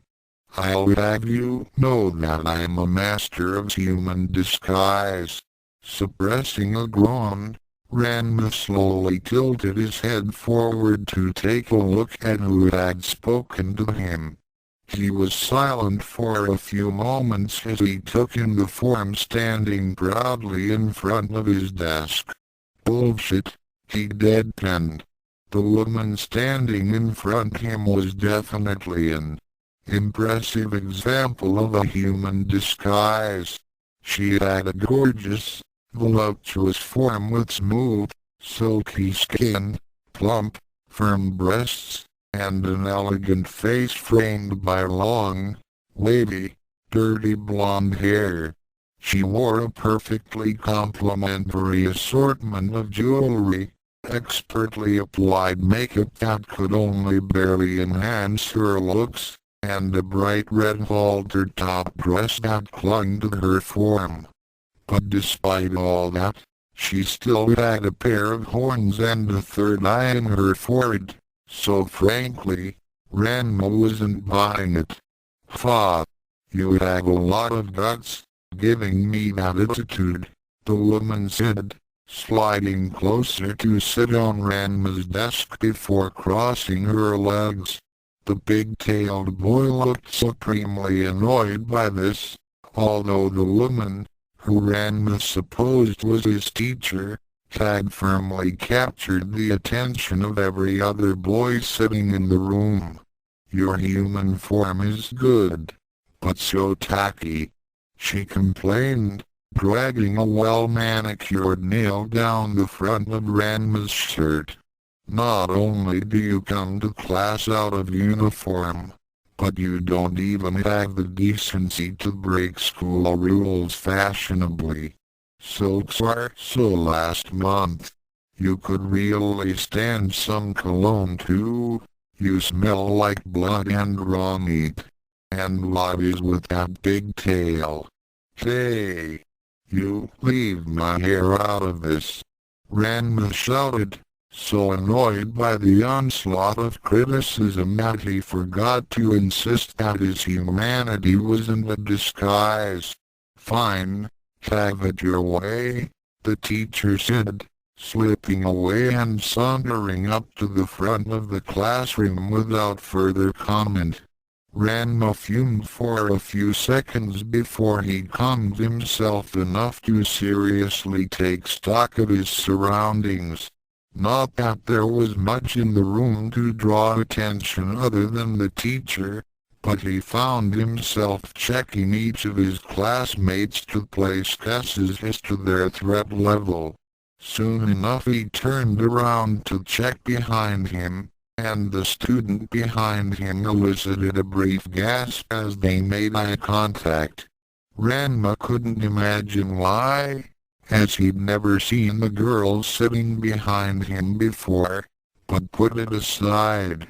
She was pretty cute if not a bit gloomy looking, with long, shining dark purple hair that was tucked behind her ear and shoulder on the right side, but spilled over her face on the left side, hiding her left eye. He couldn't get a good look at her exposed eye, as she was now facing straight down at her desk and trembling slightly, but he promptly pegged her as not a threat and moved on. Within another minute, the woman at the front of the classroom cleared her throat, instantly seizing the attention of the few students that were already staring at her intently. "Hello, my lovely students, and welcome to your first day in government class," she said, her sultry voice projecting perfectly from years of hard practice.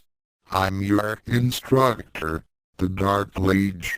There was much blinking across the classroom. "Wait, is that your actual name?" somebody near the back asked, raising their hand. Uh, the Dark Lady said, wagging her finger. "A girl's got to have some secrets, now." "But, your name?" a girl at the front asked, looking annoyed. "What are we supposed to call you?" "Either my liege or sensei will be just fine," she chirped. "Now, I know you boys want to know my measurements too, but class is now in session, so let's get right to it, shall we?" 10 minutes later, Ranma was honestly wondering whether he was happy or frustrated with this new teacher. "She's the most obviously demonic out of all my teachers, and even has that stupid name. And yet she teaches a completely ordinary topic in a completely ordinary way. No rants, no magic, no murder, nothing. What the hell? Is that third eye just for show?" Even when he'd picked a fight with the woman before class, she just argued with him like any girl would and then backed off when he got upset. That wasn't all, either. Ranma could feel an insane level of power coming from this woman, probably more sheer energy than everyone else in the classroom combined, including himself. The only individual he'd ever met with this level of power was Saffron, though he couldn't say for certain whose aura was bigger. How could someone so obviously demonic be so normal? Well, actually, the Dark Lady did have a slightly unusual teaching style, in that she'd keep turning, bending, and leaning over to show off her rear and her cleavage while occasionally winking at the class, but Ranma found that more annoying than anything else, and it didn't change the issue of why he was being lectured on the general types of governmental authority by what may well have been a dark god.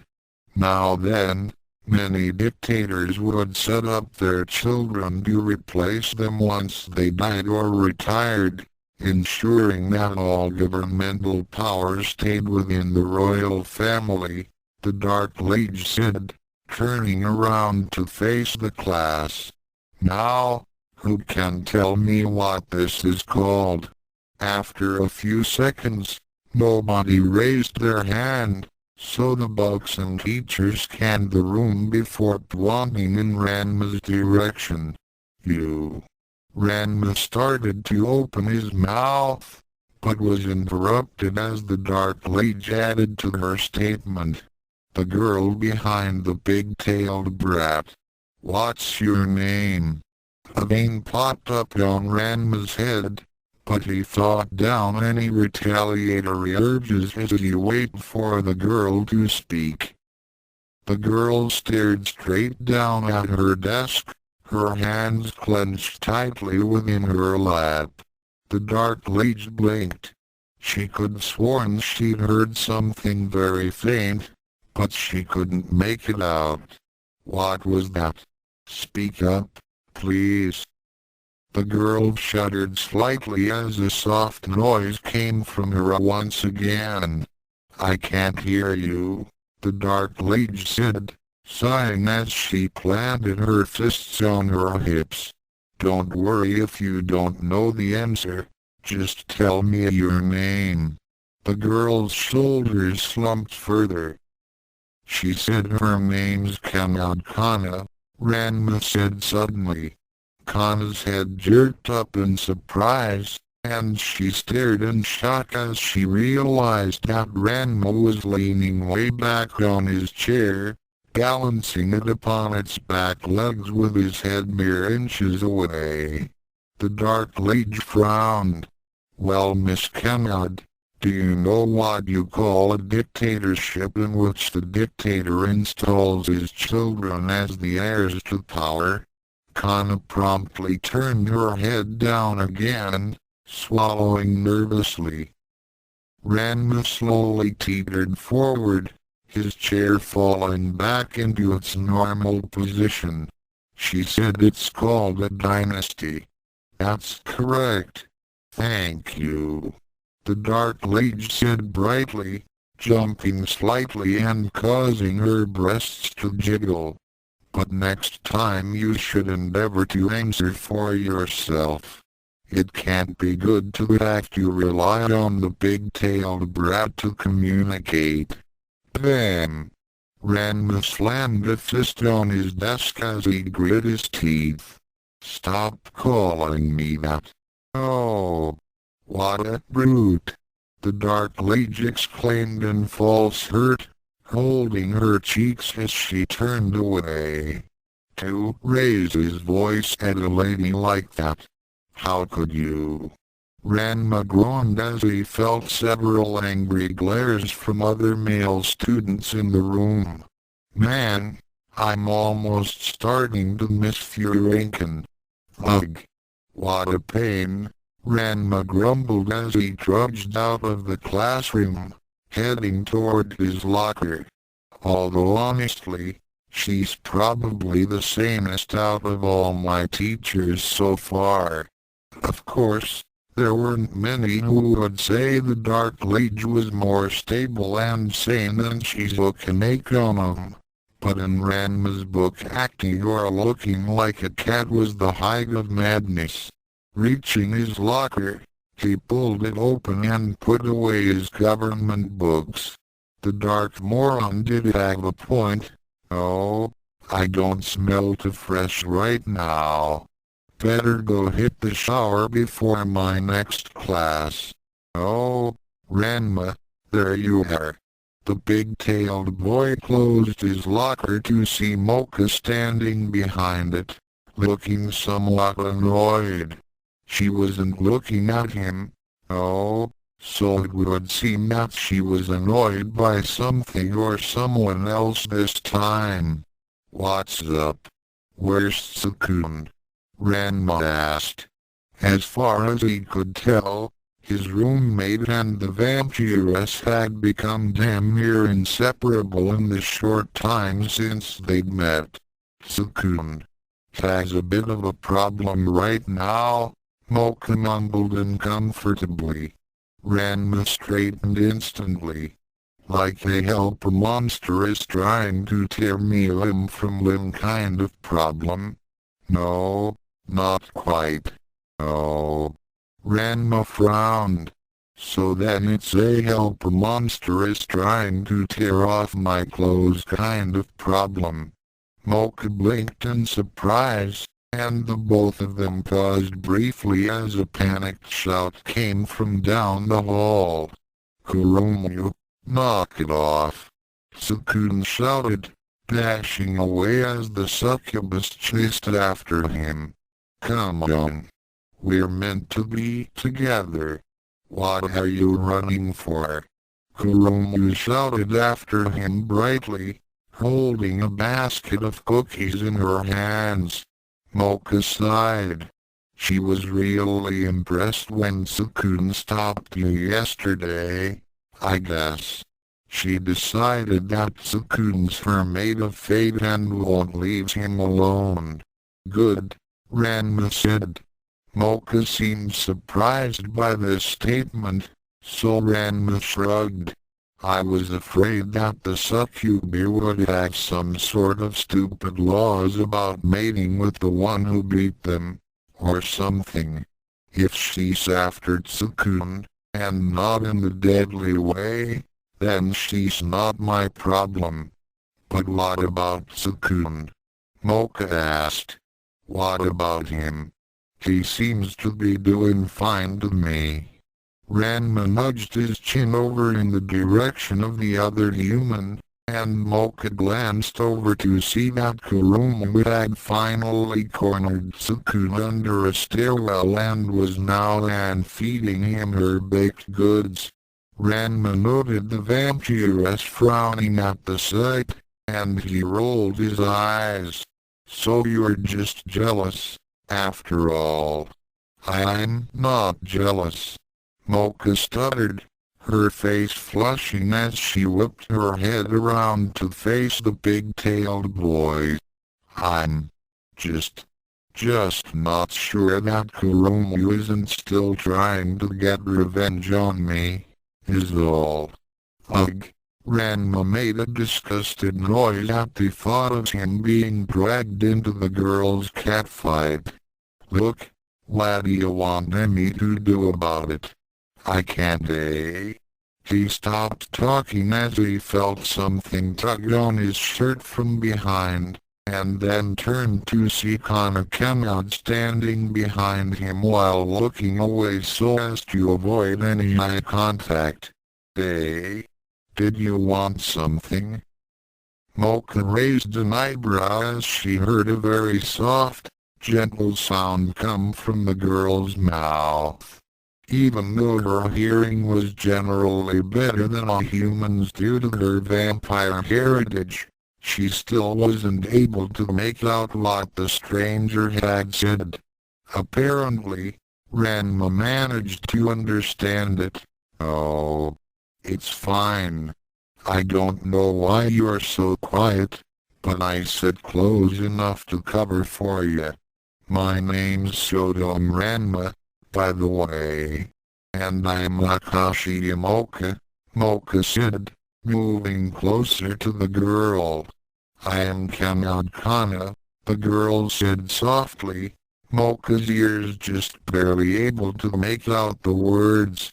The girl's voice was hesitant and scratchy, as if she was trying to speak with a very minimal amount of disturbance to her throat and tongue. Do you two know each other? Mocha asked Ranma. She sits behind me in government class.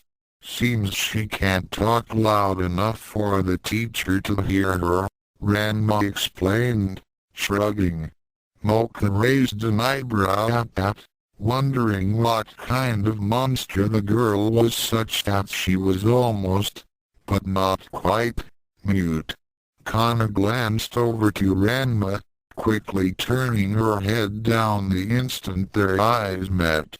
I was wondering. Sodom. Call me Ranma, the big-tailed boy said, wondering why the girl seemed to shudder at the request. Alright. Ranma. I was wondering. Her voice seemed to get even smaller, if it was possible, and both Ranma and Mocha leaned in to hear her. What kind of monster are you? Mocha winced at the question as Ranma started to look annoyed. I should head this off right away, before Ranma has a chance to create a mess. It's against school rules to reveal your identity, isn't it? Don't care, Ranma said instantly, causing Mocha to groan. I am a human. Pay attention. Human. Homo sapien and all that scientific jazz. Okay? Before Kana had time to visibly react to the revelation, another student passed by them, idly raising a fist to his mouth. Cough! Exclamation point! Bullshit cough. Ranma glared at the boy's back, and then balled his hands into fists. Oh yeah? Answer me this, then. If I'm not a human, what am I? Vampire! Shouted a girl behind Mocha, much to the vampire's annoyance. Ghoul! Shouted a boy behind the previous spectator. I vote troll. No way. Gotta be a devil. Blood fiend. Werewolf. He said witch. Burn him. Can guys even be witches? I second vampire. Incubus? He's sexy enough.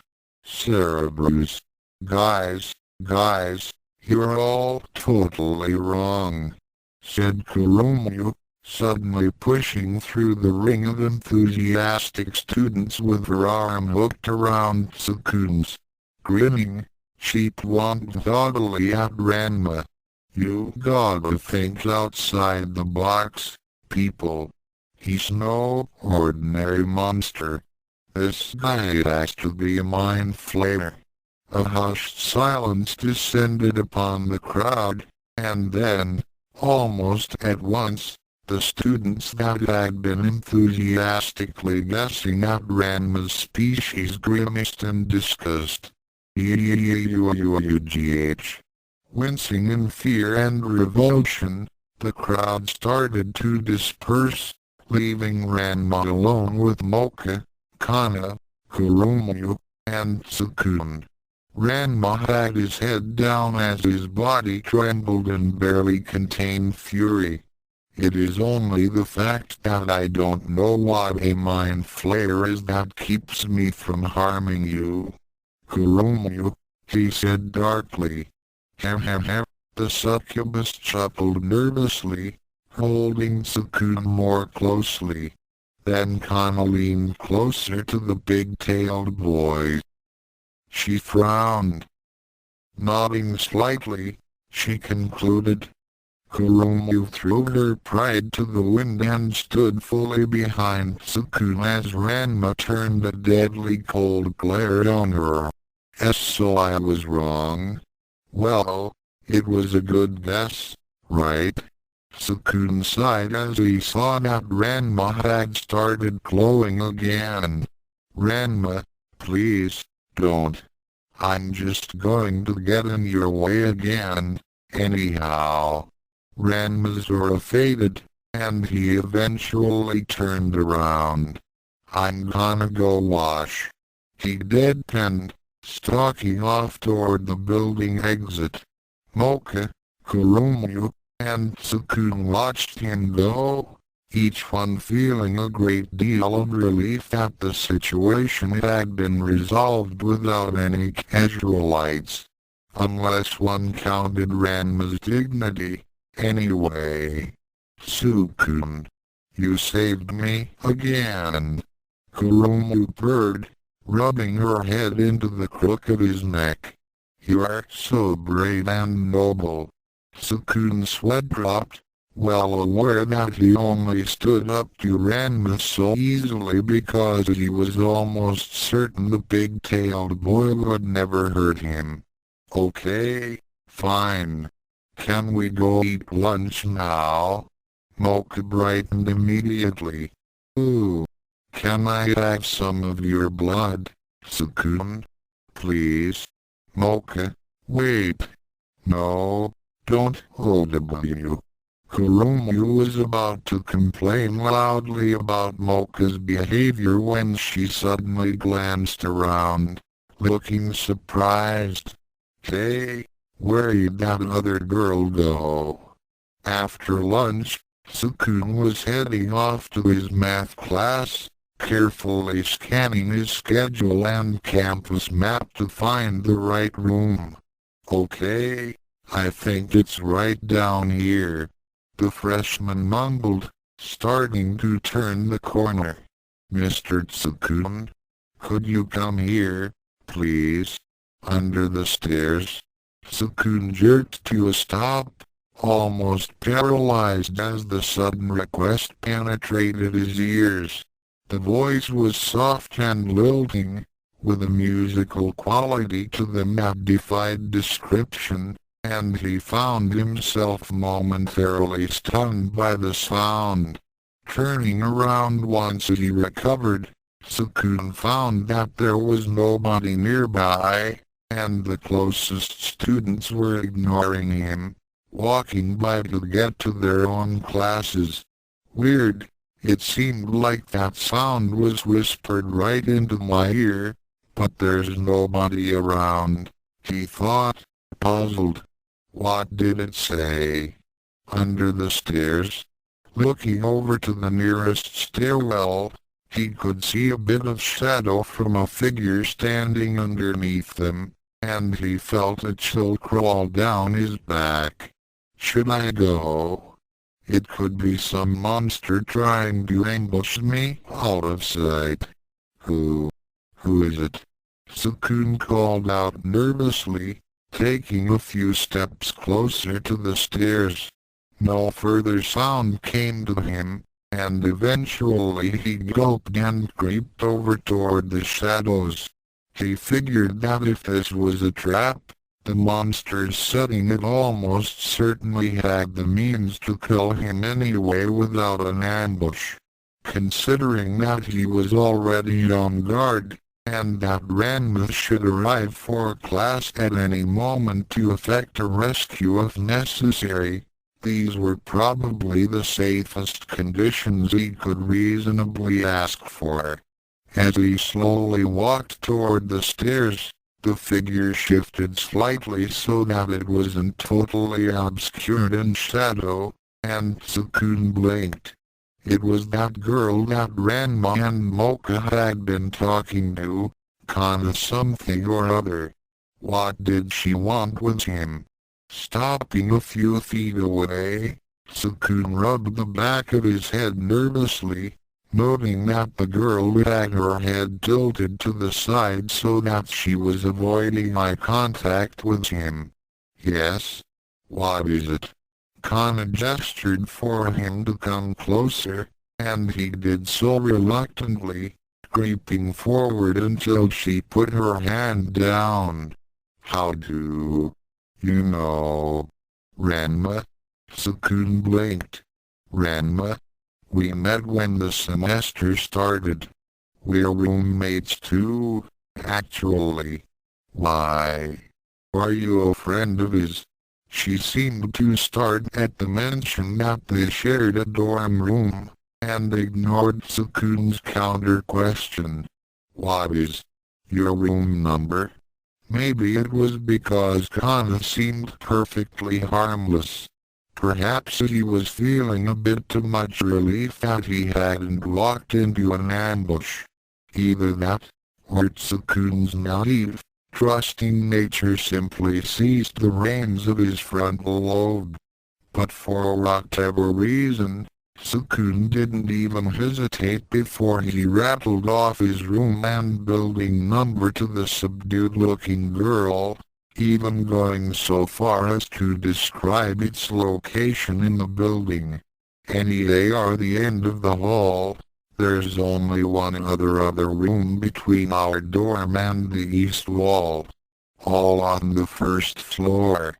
Kana nodded, a small smile spreading on her lips. Thank you, she whispered. No problem, the human said slowly, rubbing the back of his head. So, why did you need to know that, again? Hey, Tsukune. The boy jumped slightly as Ranma's voice came from behind him, and he quickly turned to face his friend and roommate. Oh, hi Ranma. You made it in time. Yup. Not that I'm in any kind of hurry to learn math. Ranma put an impressive amount of disgust into the word as he passed by Tsukune. Come on, Let's get this over with. Hopefully our teacher isn't some sort of whack job or slutty demon goddess. Whack job or what? Tsukune asked, forgetting about Kana completely as he followed the older boy. You'd have to see it to believe it, man. Though she's better than the others, I guess. He shuddered at the memory of Miss Nakonon glaring down at him. The two continued talking as they entered the classroom, neither one noticing as a figure stepped out from under the stairs and then scurried away. Tsukune took a sip of water and then placed the half-empty glass on his nightstand before he climbed into bed, smiling as he pulled up the covers. My third day at Youkai Academy, and I'm still alive and well. I didn't think I'd be doing this well at all. He sighed pleasantly. Between Mocha and Ranma, and I guess Kurumu isn't so bad either. This could actually shape up to be a great semester for me. Good night, Ranma, he mumbled, snuggling deeper into his pillow. Ranma completed his 200th push-up before he finally got off the floor and slipped into his bed. My third day at Youkai Academy, and I still haven't been able to convince anybody here that I'm human. And then there's my classes. He groaned weakly. Between Richard and Jadeite, and Miss Nakonon most of all. This is shaping up to be a really lousy semester for me. Night, Tsukune, he mumbled, rolling over. It was only minutes until the pair were fully asleep, the moonlight shining through the fog into their bedroom window. He. Won't he be surprised tomorrow morning? Kurumu said to herself as she snuck out of her dorm room, a rather large, pink envelope in her hand that smelled strongly of perfume and was sealed with a large heart-shaped sticker. Or maybe I won't even have to wait that long, Kurumu mumbled, her eyes shining as she crept down the halls. Maybe he's still up. Just think. Oh, Kurumu, hello. What brings you by this late in the evening? Dream Tsukune asked, his teeth shining brightly as he smiled down at the young succubus. Oh Tsukune, I wanted to give you this. Dream Kurumu said bashfully, holding out the envelope while blushing demurely. Every time I see you my heart beats so fast. It's hard to explain my feelings to you when you're staring into my eyes. This letter should explain the full depths of my love. Dream Tsukune took the envelope, opened it carefully and then unfolded the letter, looking it over quickly, but carefully. Kurumu, I had no idea you felt so strongly about me, Dream Tsukune said, his voice rich and manly as he gazed into Dream Kurumu's eyes. But remind me, you said your race is endangered, is it not? Dream Kurumu nodded, a melodramatic tear sliding down her cheek. It's true. I still haven't figured out why, but I assure you, it's true.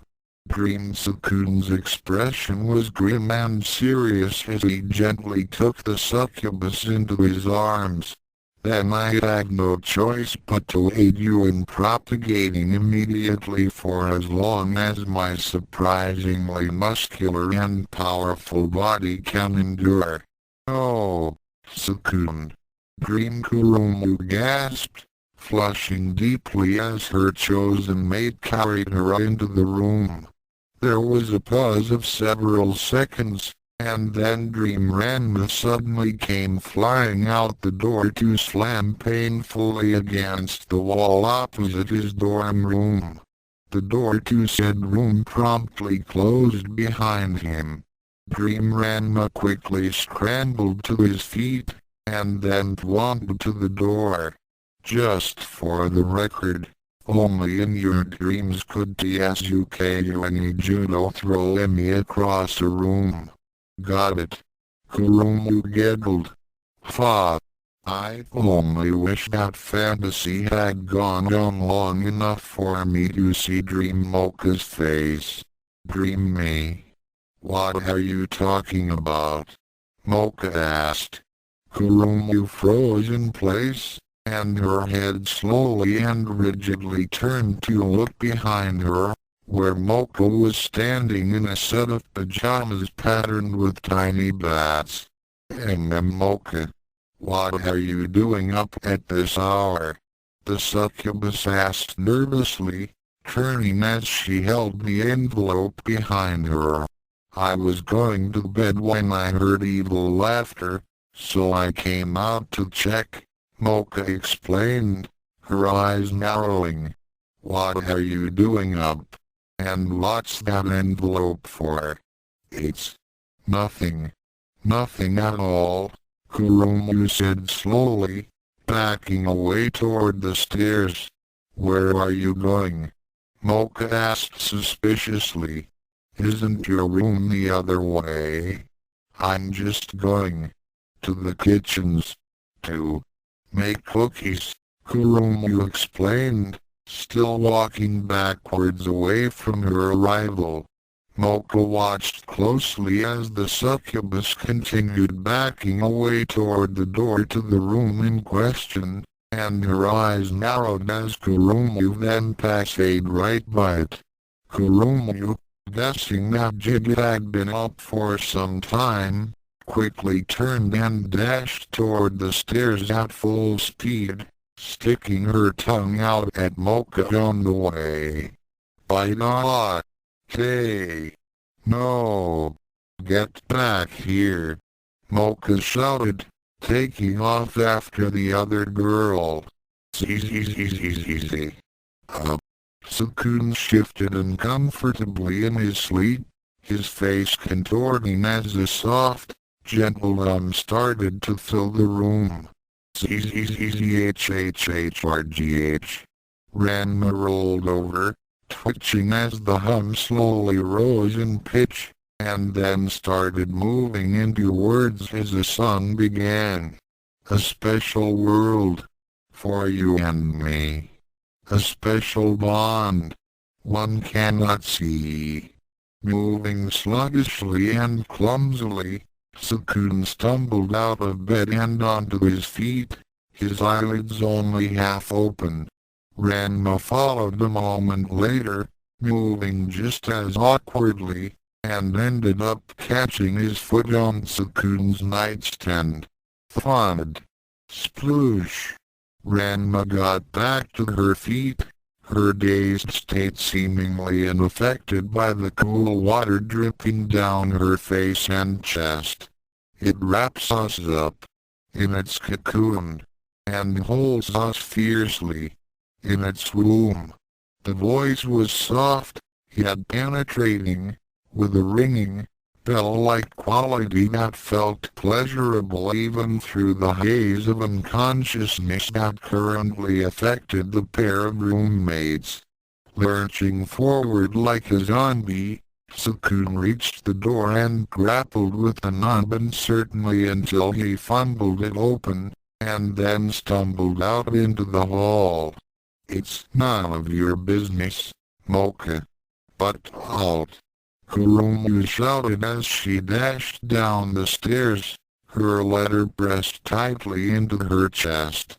While she knew that Mocha probably would leave her alone if she'd revealed that her intent was a simple love letter, she didn't want to reveal her actions to the vampiress so that Mocha could prepare some act of affection to counter hers. What are you going to do to Tsukune, Kurumu? Mocha demanded as she raced up after her arrival, barely managing to keep the blue-haired girl in sight. Although their dorms were company ed, they were segregated by floor so that boys and girls didn't have to share living space and were at least nominally separated from each other, so Tsukune and Ranma lived on the first floor, while both Mocha and Kuromu's rooms were on the fourth. Ah! There he is!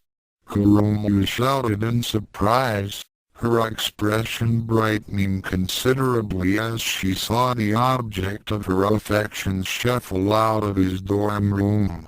Oh, and there's Ranma. Kuromu promptly fell over forward in shock upon seeing that the figure she had mistaken for Ranma was in fact much shorter, possessed bright red hair, and was quite obviously female. She was only wearing a tank top and boxer shorts, so there could be very little confusion about that. What? How? Who? The succubus stuttered uselessly as both Tsukune and the stranger turned toward the main entrance, apparently ignoring her. Tsukune, are you? Mocha blinked in surprise at the scene, seeing Kuromu twitching on the floor while Tsukune and some girls she had never seen before were exiting the building. What's going on here? That girl! Kuromu cried, scrambling to her feet as her face contorted in rage. She came out of Tsukune's room. What? But where are they going? And where's Ranma? She asked, watching helplessly as Tsukune and the redhead pushed through the door leading outside. Who cares about Ranma? Kuromu demanded angrily. Who's that redhead slut? I don't know. I've never seen her before, Mocha said hesitantly, obviously confused. She had stuck pretty closely to Tsukune ever since he had arrived, so it seemed strange that she had never met someone who was close enough to Tsukune to be invited into his room. Of course, there were other ways to get into Tsukune's room that didn't involve close bonds of friendship, and Mocha frowned as she considered some of them. Let's follow them. Way ahead of you. Kuromu growled as she dashed out the exit. Kuromu, wait for me. Once the girls were outside, they saw that Tsukune and the redhead had separated, and were slowly stumbling about blindly among the trees and gravestones, seemingly without direction. What's wrong with them? Mocha asked nervously. Tsukune should have noticed us in the hall. Is he in some sort of trance? How should I know? Kuromu snapped, trying to decide which target to go after, her beloved or his presumed defiler. Well, you are kind of the expert on hypnosis out of the two of us, Mocha said. Kuromu winced. Touché. Anyway, this doesn't seem like any charm spell I've seen.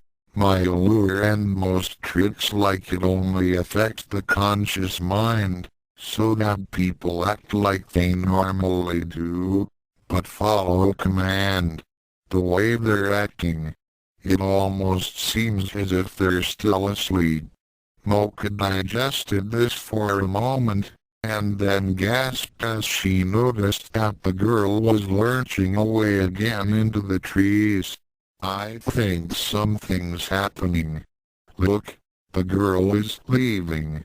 And good riddance, Kuromu said icily, noting that Tsukune was standing in place, wobbling from side to side. As long as Tsukune isn't going anywhere. Although Mocha could sympathize with the succubus, she considered that whatever had Tsukune and the stranger in a trance was probably separate from whatever situation had arisen to bring the redhead into the boy's room, and could potentially be very dangerous.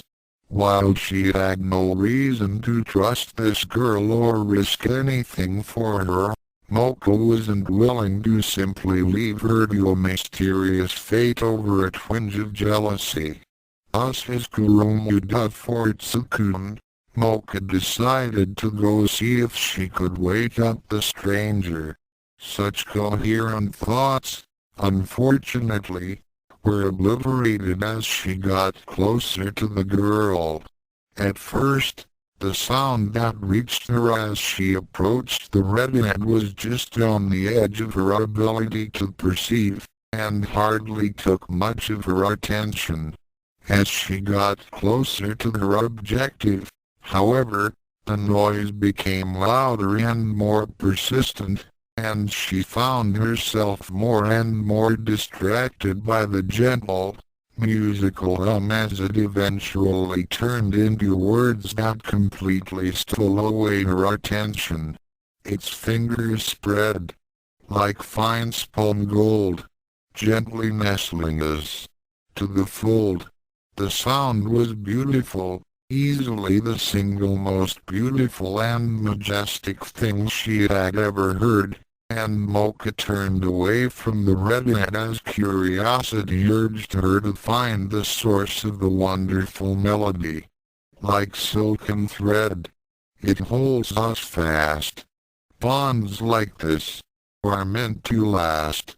Before she even knew what she was doing, Mocha had walked into the darkness beyond the trees, out of sight of Kuromu, following the stumbling redhead. Kuromu didn't notice, because she was busy shaking Tsukune to try and snap the boy out of it. "Tsukune, wake up. What's wrong with you?" the succubus demanded, watching the boy's head loll about senselessly. "All right then, I didn't want to have to do this." She reared a hand back, keeping her palm flat. "Sorry."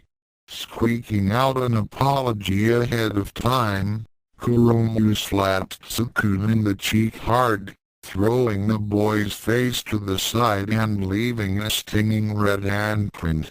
"Hack. What? Where am I?" Tsukune asked groggily, shaking his head as he tried to clear it.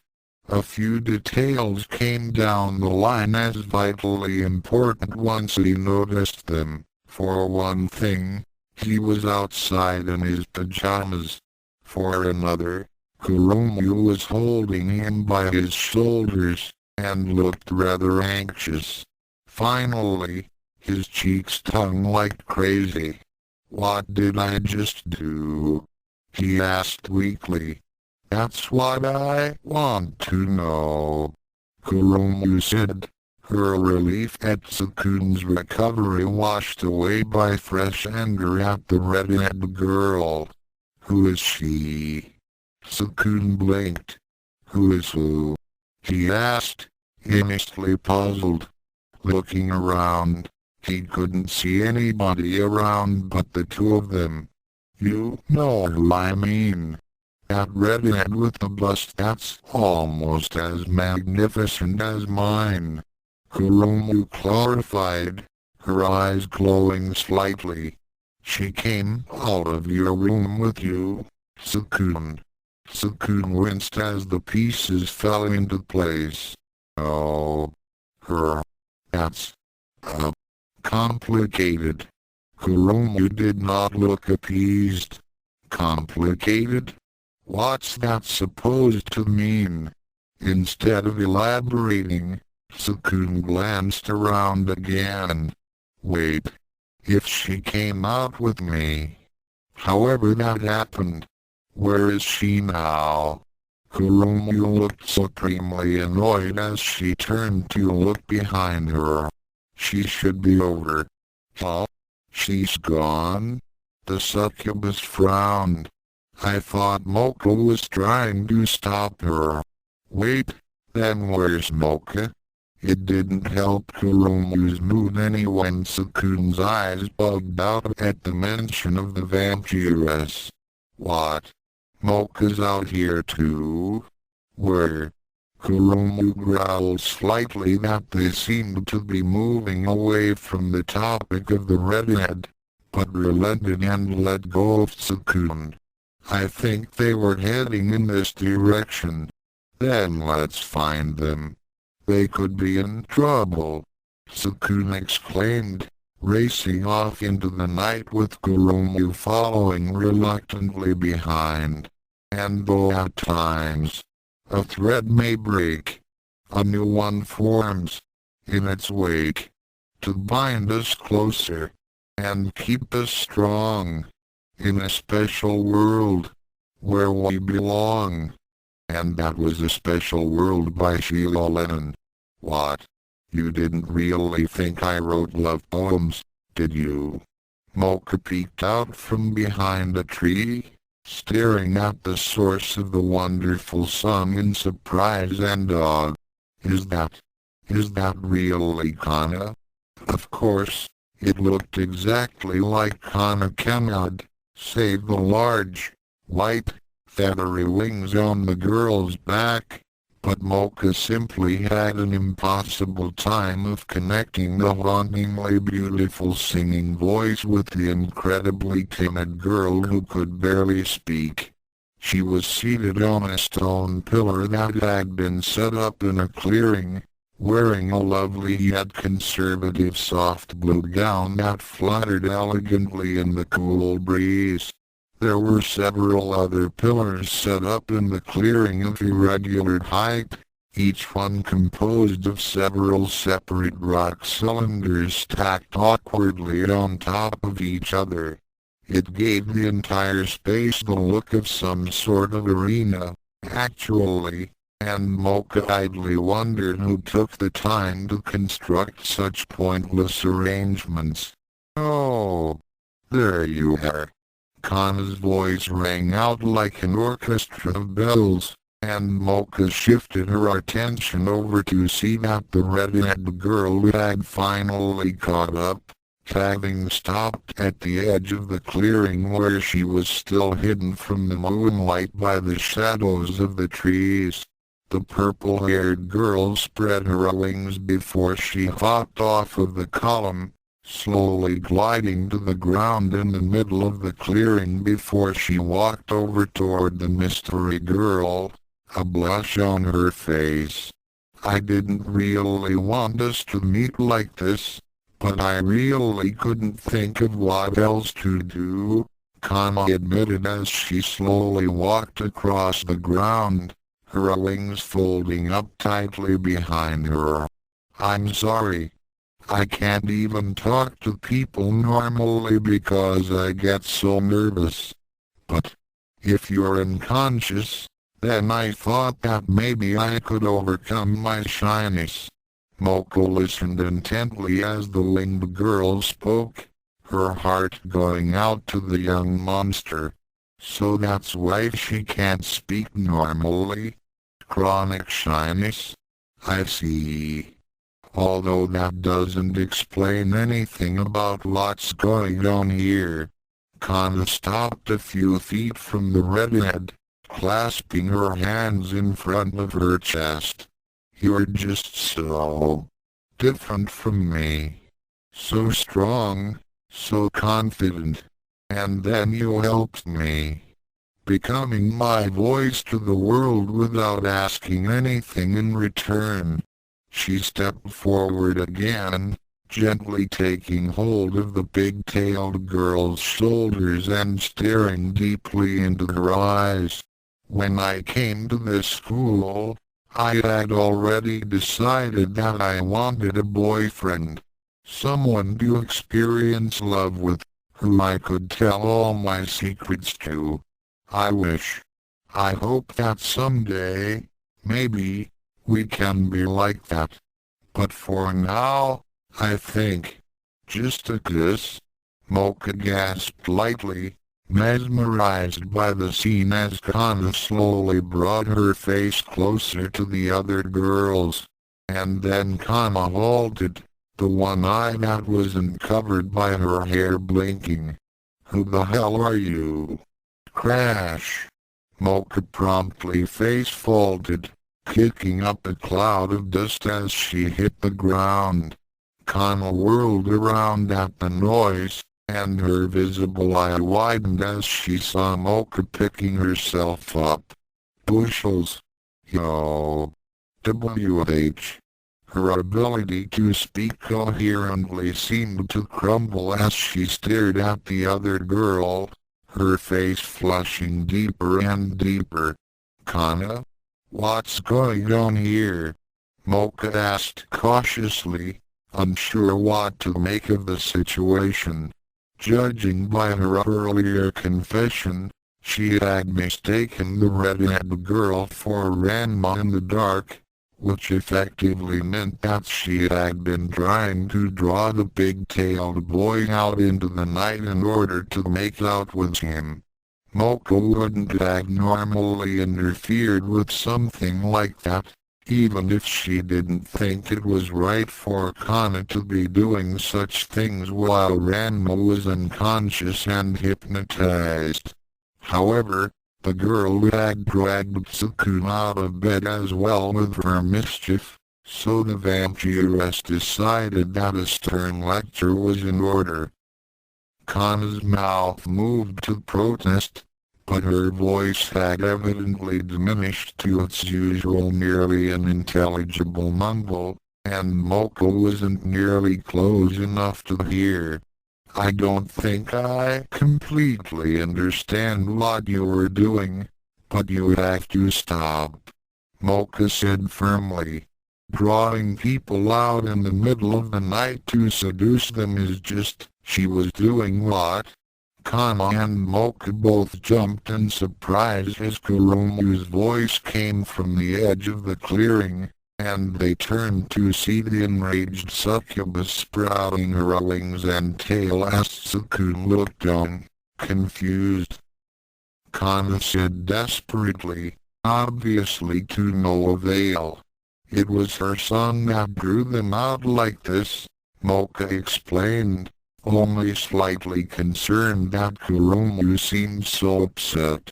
She didn't consider what the situation looked like to her rival, or what conclusions she might reach with only partial information. A vein popped up Kuromu's head as her nails lengthened. You, how dare you? She cried, taking to the air with a mighty flap of her wings. I go to all the trouble to pursue Tsukune without using my allure to trick him, and you think you can swoop in and steal him with your own powers? Tsukune blinked. What? Really? The explanation was certainly news to him. He had spent all of 2 minutes around the timid girl, and she was already trying to seduce him. Kana explained uselessly.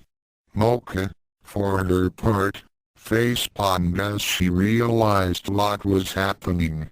No, wait, Kuromu, forget it, Haze. Kuromu shouted as she began her dive, ignoring Mocha. There's no way I'm going to lose to a siren. Hello everybody. Today we're going to learn all about sirens. Tsukune said brightly. A sketch of Kana's wing formed on the blackboard. Hailing from Greece, the siren is a creature featured in their ancient lore as seductresses and troublemakers. They are most famous for their voice, which could sing with such potent beauty that sailors would shipwreck themselves trying to get to them. Shizuka turned to another picture on the blackboard, this one showing a diagram of a larynx, though it differed substantially from a human's.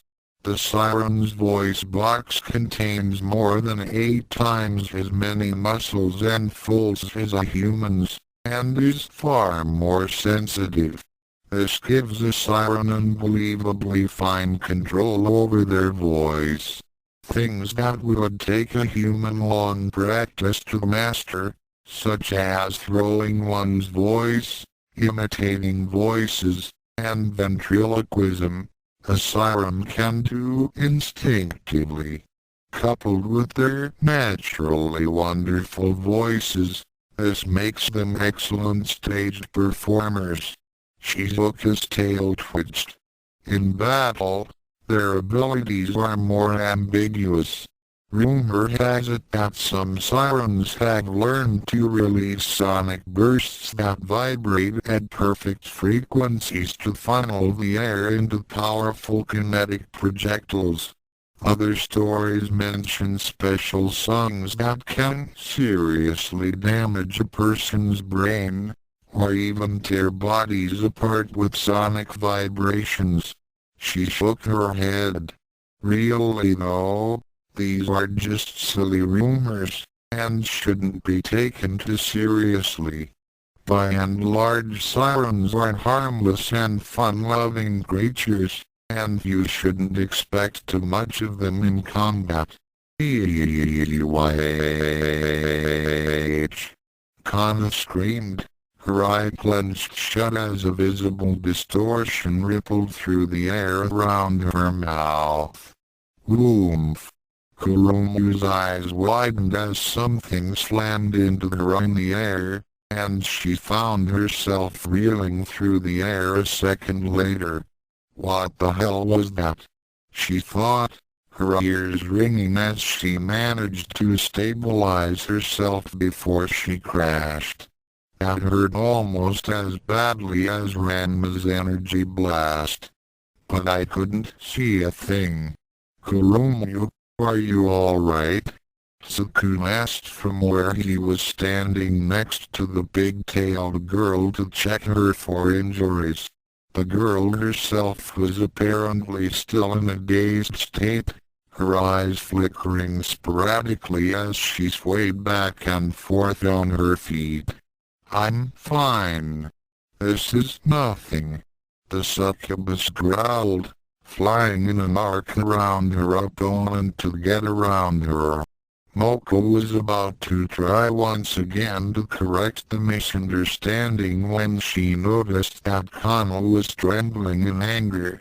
Her delicate hands clenched into fists as she grit her teeth. Hey, Kana? You. The siren's voice could be heard all too clearly now, although it had changed completely from melodic and pleasant to a hellish growl that boomed across the clearing. Kuromu, having never heard the girl actually speak, stopped short, hovering in the air in surprise. I wasn't trying to hurt anybody, Kana snarled, her words causing the loose dirt around her to ripple ominously as she spoke. I know it was selfish of me, but none of you had any business getting in my way. None of my business? What's that supposed to? Kuromu started to speak, only to be noisily interrupted. Shut it! Kana boomed, the branches of the trees nearby shaking unsteadily from the shock wave.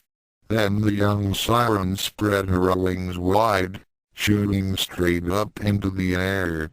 I've had enough of this. Just go away. Kuromu flapped her wings hard to match her target's altitude. You go away. And don't aid. Wait, what are you doing? Kuromu's sense of dread was matched by Mocha and Tsukune as they watched Kana take an especially deep breath of air. Attack or find cover, attack or find cover. Screw this. Hiding. Kuromu thought, zipping around and diving for some trees. And then, Sticking her index and middle fingers between her lips, Kana whistled. Tsukune was pleasantly surprised when nothing happened immediately, such as the ground shaking or an intense pain in his head, and turned back to the red-haired girl standing next to him. Ranma, wake up already. Ugh. Damn. Alright, I didn't want to have to do this. The boy mumbled, rearing his hand back to slap his roommate across the face. Whack! Tsukune fell backward as the unconscious redhead lazily belted him across the jaw, apparently out of reflex. Oh! It was about at this point that Kana's whistle spontaneously changed pitch, and Tsukune's eyes widened. Boom! Boom! Boom! Tsukune, Mocha, and Kurumu all gaped as the ground beneath Kana blew upwards like the detonation of a small bomb before a ring of similar explosions burst out around it, and then another larger ring around that, the explosions showing no signs of stopping as the shock wave continued to expand.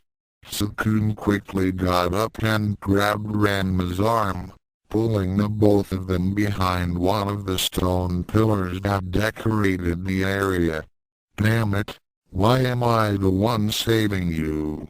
He shouted as the wave of detonations came closer, causing the rock pillar to shudder ominously. Boom! Boom! Boom! Boom! KBOM!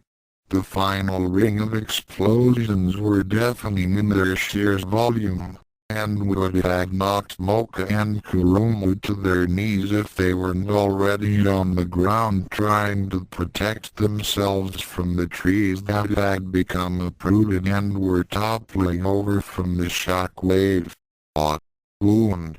Mocha cracked her eyes open to find herself pinned under the branches of a collapsed tree, and she grunted as she tried to wriggle her way free and check on the others.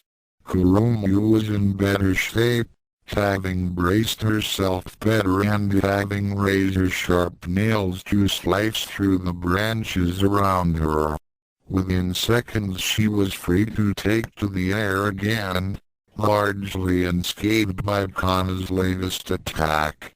She promptly did so, and the succubus grimaced at the state of the ground as she gained altitude. The earth had been rent apart, scarred by irregular divots, craters, and unearthed rocks that had split apart at the surface. Much of the dead forest that had surrounded the clearing had been uprooted, the trees toppled and shattered. The large stone pillars hadn't fared any better, and every one of them was now merely a pile of cracked boulders. Kana herself was huffing wearily as she hovered over the destruction, taking out a bottle of water. Glug! Glug! After gulping down a few mouthfuls, she tilted her head back and gargled for a few seconds before spitting the water out onto the ground. Now, block. The siren was violently interrupted as Kurumu brought her fists down on Kana's head from behind, sending the other temptress into a nosedive. Kana spread out her wings desperately, managing to catch enough air to turn right side up and transform a crash landing into a rough landing. God! Hitting the ground hard on one leg, the siren stumbled and twisted it badly, causing pain to shoot up her body. That was an impressive trick, if not a bit useless. Kurumu taunted from high above. Now give it up before I really have to hurt you. Kana clenched her hands into fists again as she flapped her wings, trying to take pressure off of her injured leg. "You give up!" she shouted, punctuating the command with a short sonic burst that slammed into Kurumu and had the other girl floundering in the air for a few seconds.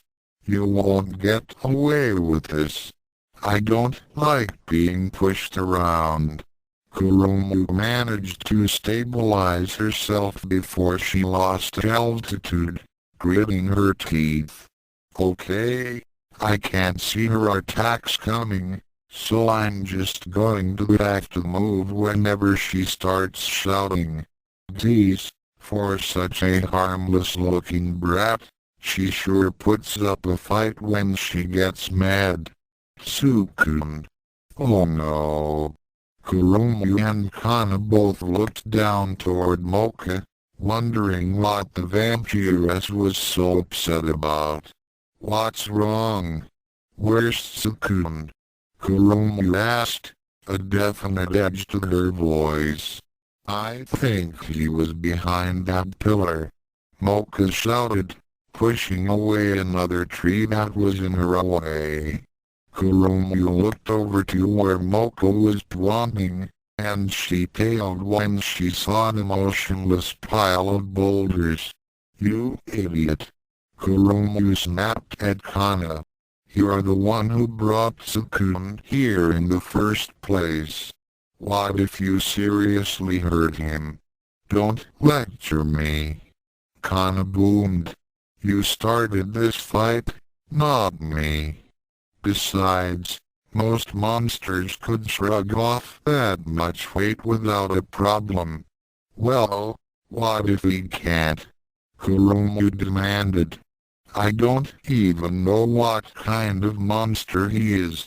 Kurumu, Kana, and Mocha all snapped their heads about toward the rock pile as they heard a voice emerge in a loud, clipped tone. "I'm not." Crack! Crunch! The rocks began to shift as the pile of rubble started to rise, with one of the larger boulders sliding up above the others. "A monster!" Ranma shouted, the rocks around her falling away as she hefted a boulder into the air nearly as big as she was. Although she seemed healthy enough to lift improbably large objects, she was also obviously injured, and had blood running down the side of her head. Tsukune, for his part, looked much better as he slowly peeked his head up from the rock pile. Thank God he woke up when that boulder hit him. "I thought we were goners. I don't know what's going on here, but I am really pissed off right now." Ranma growled, her body trembling with rage and exertion. "I wasn't in a great mood when I went to sleep, and suddenly I wake up in the middle of half-wasted battlefield, as a girl, wet, in my underwear, and buried in rocks. Somebody is going to pay for this, and the currency will be broken bones." In her anger, combined with the relative darkness and the fact that girl currently had wings, she didn't even recognize Kana as someone she knew. Kurumu could see that the new girl obviously wasn't at her most stable at the moment, but decided that her most pressing questions of the night couldn't wait for an explanation of what Kana had been doing and why. "Hey, Red!" Ranma shifted slightly to glare at the succubus. "What? Who the hell are you, and why did you come out Tsukune's room?"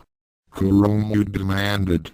"You'd better not have been up to anything funny with him. Whoever you are, you'd better not be trying to get in my way too." Kana growled, her voice causing the occasional ripple among the dirt below. Tell me where Ranma is or you'll regret it. Ranma was silent for several seconds as the two flying girls glared down at her. Tsukune, I need help. The other human blinked. With the boulder? Yes. I can't decide which of them to throw it at, the redhead said. Kuromu suddenly turned toward Kana as she finally considered the siren's demand. Wait a minute. Ranma? You're not after Tsukune? Of course not. Kana snapped, getting even more enraged at the thought of her being harassed and injured due to a misunderstanding. What would I want with that cowardly, scrawny loser? A vein popped up on Kuromu's head. Cowardly? How dare you call him that? You think I'll let you get away with that?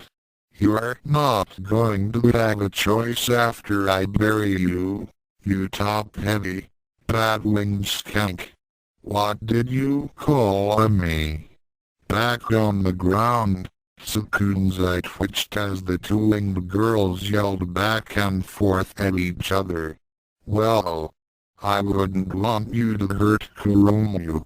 Ranma turned slightly as a blue aura encompassed her. White wings it is, then. Heave. Kana glanced over as the considerable chunk of rock careened toward her through the air, and then she rolled her eyes. Oh, please. The air in front of the siren's mouth rippled outward as Kana's screech slowly rose in pitch, and the boulder suddenly cracked in midair as a wall of force slammed into it before crumbling apart and losing momentum rapidly. As easy to counter as the rock had been, however, Kana found herself utterly unprepared for the small orb of bright blue energy that had apparently followed it on the exact same trajectory, spearing straight through the loose debris of the boulder and then smashing into the surprised siren's abdomen. Kana gasped as she was blasted back through the sky, the air having been knocked completely out of her. The force of the attack was not enough to completely destabilize her flight, but before she could gather her wits she felt something seize her from behind, wrapping one arm tightly around her waist as the other was clamped firmly over her mouth. Yeah, I feel your pain, sister. Those little blue things sting, don't they? Kuromu asked as she flapped her wings hard, bringing the two of them up higher. I thought that was Ranma's trick, but whatever. Maybe they're the same type of monster. MMMPH. HRM. Kana struggled as best she could within the other girl's grasp, but found that the succubus was quite a bit stronger than she was. Not much to you once we shut you up, huh? Kuromu said conversationally as she leveled off into a glide. Now, where to let you off? Ooh, a pond. MRRGH. MNPH. Oh, stop your whining, Kuromu demanded, adjusting the tilt of her wings and also shifting her arm to better prevent Kana's wings from catching the air. You're lucky, you know, since you weren't after Tsukune. I'm going to let you off with a warning and a swim. Now don't let me catch you using your songs on him again. With that, Kuromu suddenly released the other girl about 10 feet over the pond before kicking off the siren's back, sending herself back into the air and her up on and down into the water. GYASBLOSH. Kana's final attempt to use her sonics was silenced by the impact with the water, and Kurumu quickly circled around in the air to go back to her friends, ignoring the booming shouts and wild thrashing of white wings as she flew out of earshot. Geez, what's all this about, anyway? What am I doing out here?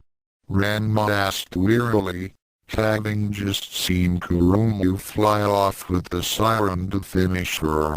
I'm not completely sure myself, Tsukune admitted, climbing up out of the rubble that surrounded the two roommates. Tsukune, are you okay? Mocha asked, rushing up to them. Tsukune smiled wearily. Yeah, I'm alright. Kana's attack didn't get me directly, and Ranma took the brunt of the rocks. He looked over at the shocked-looking redhead. Thanks for that, by the way. Wait, that was Kane? Ranma demanded. Wait, this is our anime? Mocha said at nearly the same time. Tsukune looked from Ranma to Mocha, each one of them looking confused and a bit scared. Seeing how Ranma's query was the simplest to answer, he turned toward the big-tailed girl. Yeah, that was Kana. Turns out she's a siren, I guess.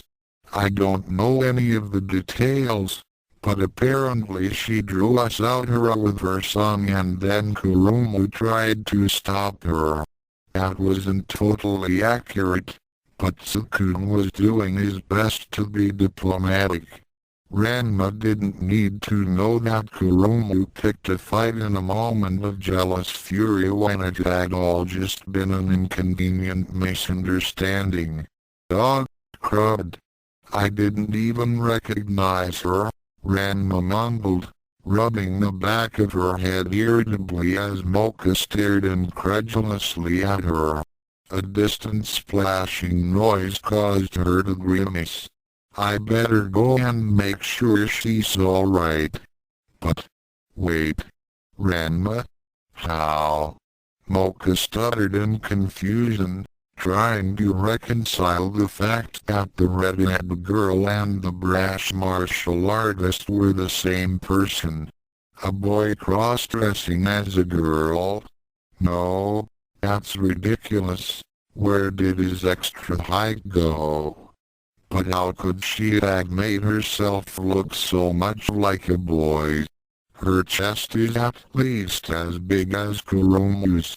Before Ranma could leave, Kurumu crested the trees that surrounded the now larger clearing, slowing herself such that she was hovering over the others. Well, now that the songbird's gone, would somebody like to introduce me to our new friend? The succubus asked, only slightly mollified by the fact that the big-tailed girl had helped her put down Kana quickly. Tsukune blinked as Ranma clapped a hand on his shoulder. Tsukune, buddy, this is all you. Die! Before the other human could manage a protest, the redhead vanished in a cloud of dust, having dashed off into the trees. Mocha and Kurumu glanced after Ranma for a few seconds, and then turned their heads back toward Tsukune expectantly. Tsukune groaned. Okay, well, how do you start? Either of you ever heard of Juzenkaiju? Kana coughed miserably as she leaned against a tree, her body shaking with cold. Well, this was a perfect disaster, the siren thought gloomily, glancing over her shoulder at her drenched, muddy wings. It's so cold out here. My body feels numb. Well, except for my leg. She wanted to be angrier about the turn of events, but her rage had been quenched the moment the succubus was out of earshot. Why did things have to end up like this? I wasn't trying to cause any harm. I just wanted to bag my first kiss. I would have sent them right back afterward. I just wanted to. She sniffled a bit as she conjured the fantasy from her mind that had brought her out here in the first place. Her elegant and pristine upon the stone pillars gazing down at Ranma, his muscular, perfectly chiseled, and conveniently shirtless form almost glowing in the moonlight as their lips met tenderly, fireworks popping magnificently in the background. Okay, so maybe her expectations had been a little dramatic, but the situation had spiraled too far out of control too fast, and she hardly felt that the crime of drawing Tsukune outside in his sleep warranted her being beaten, humiliated, soaked, and then left all alone to limp back to her room. She let her body slump down into a sitting position, her wings sweeping forward to cover her. What a crummy place this school is. Maybe Big Brother was right. He was. Did he go here too? Kana barely restrained a squeak of surprise as a feminine voice came from behind her, and she snapped her head around to narrow her one visible eye at the red-haired girl from before. "Hey," Ranma said, looking embarrassed as she walked closer to the siren. "I'm sorry about what happened back there. None of us really knew what was going on, and things got a little out of hand." Kana turned away, ducking her head deeper underneath her wings before she spoke. "Yeah, I know. Kurumu's a pain, but she's not all bad," Ranma replied, standing right over the winged girl as she spoke.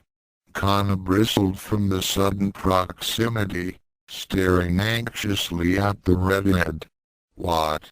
You know I can't hear you unless I'm right next to you," Ranma said, leaning against the tree with her elbow as she looked down on the siren.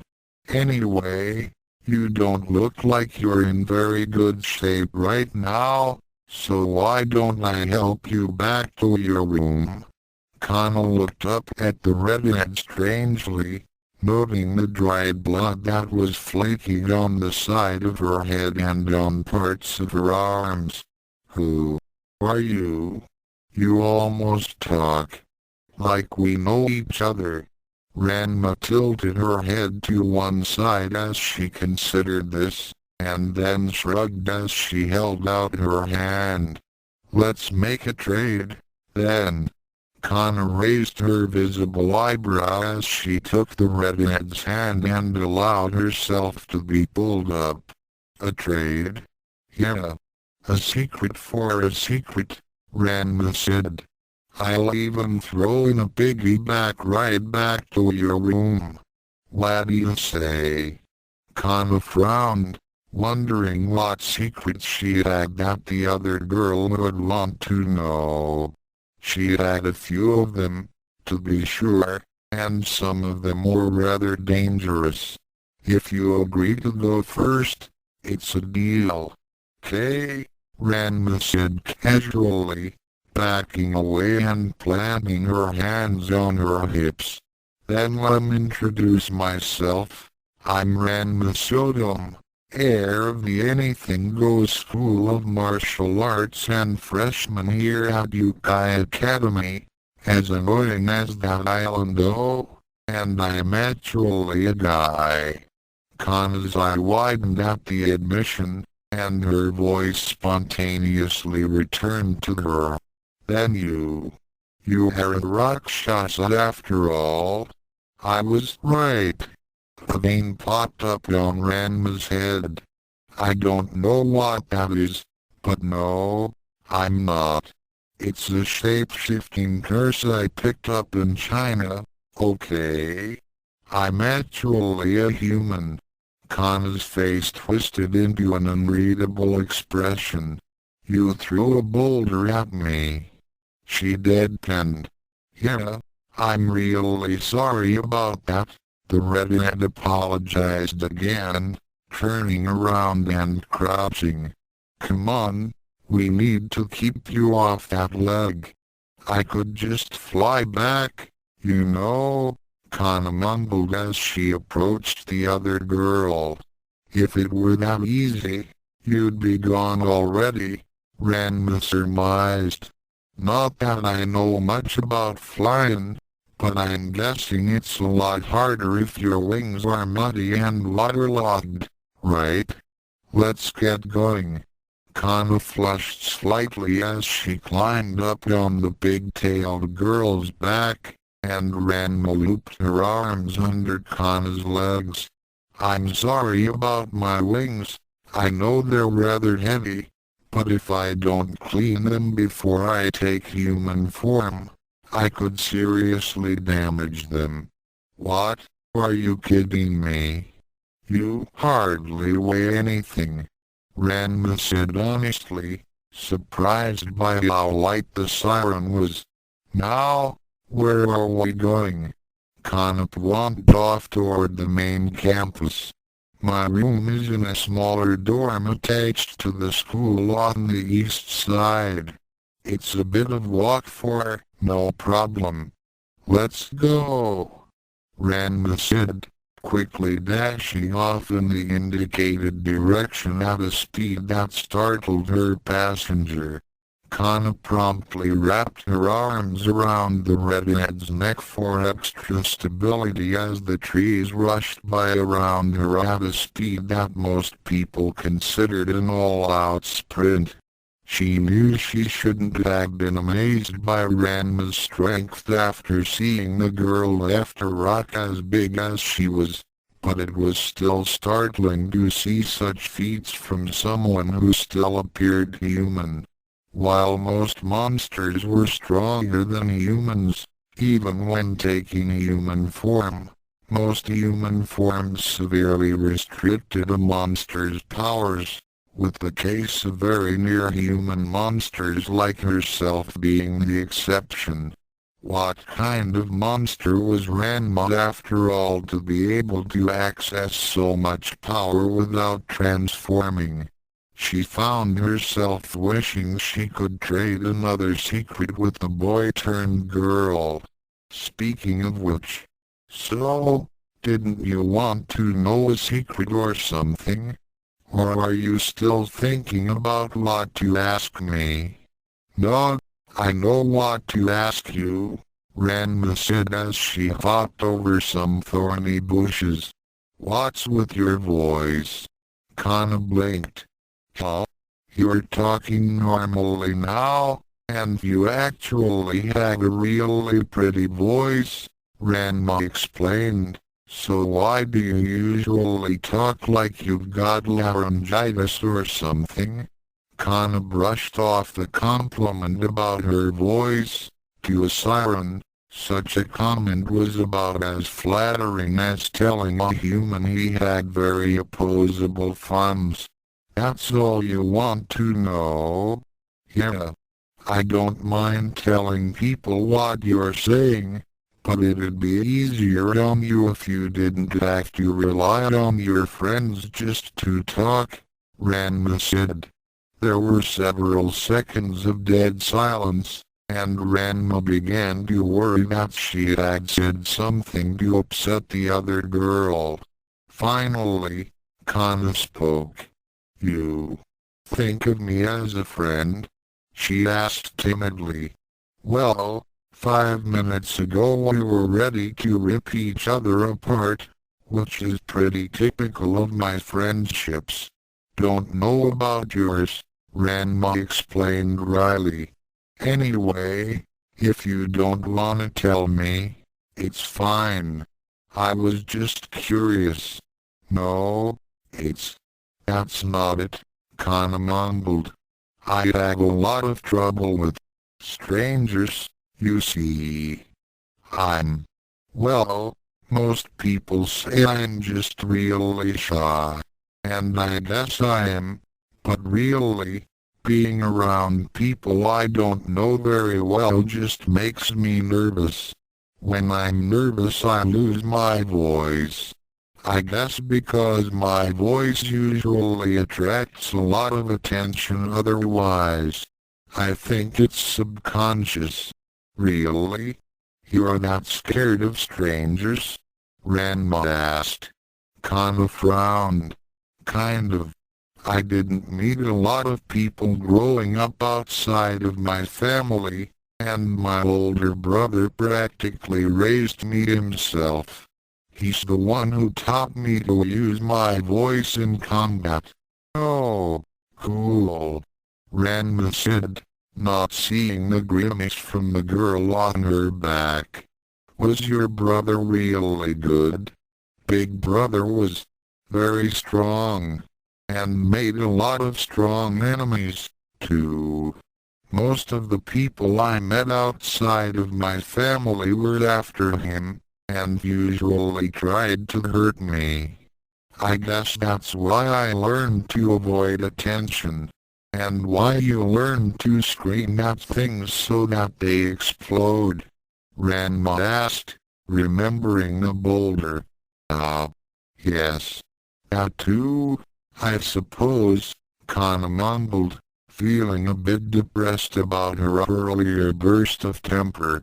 Not only had she escalated a mostly harmless misunderstanding and attacked someone who apparently considered her a friend, but hadn't even made an impressive showing after unleashing her powers. Honestly, I don't really like hurting people at all, the siren explained, hugging herself tighter to Ranma as they approached the main building. But I tend to get angry easily, and keep getting drawn into fights. I'm hopeless. Seriously? You think that's a problem? Ranma asked, chuckling slightly as she slowed down. Kana, I've only recently started meeting people who aren't like that. It's fine. I mean, at least you make an effort to avoid trouble, right? Well, yes, I suppose, Kana said uncertainly. Then don't worry about it. You're doing the best you can, Ranma said as she finally stopped in front of Kana's dorm complex. Although there is one thing that worries me. Kana blinked as she was gently lowered to the ground. What's that?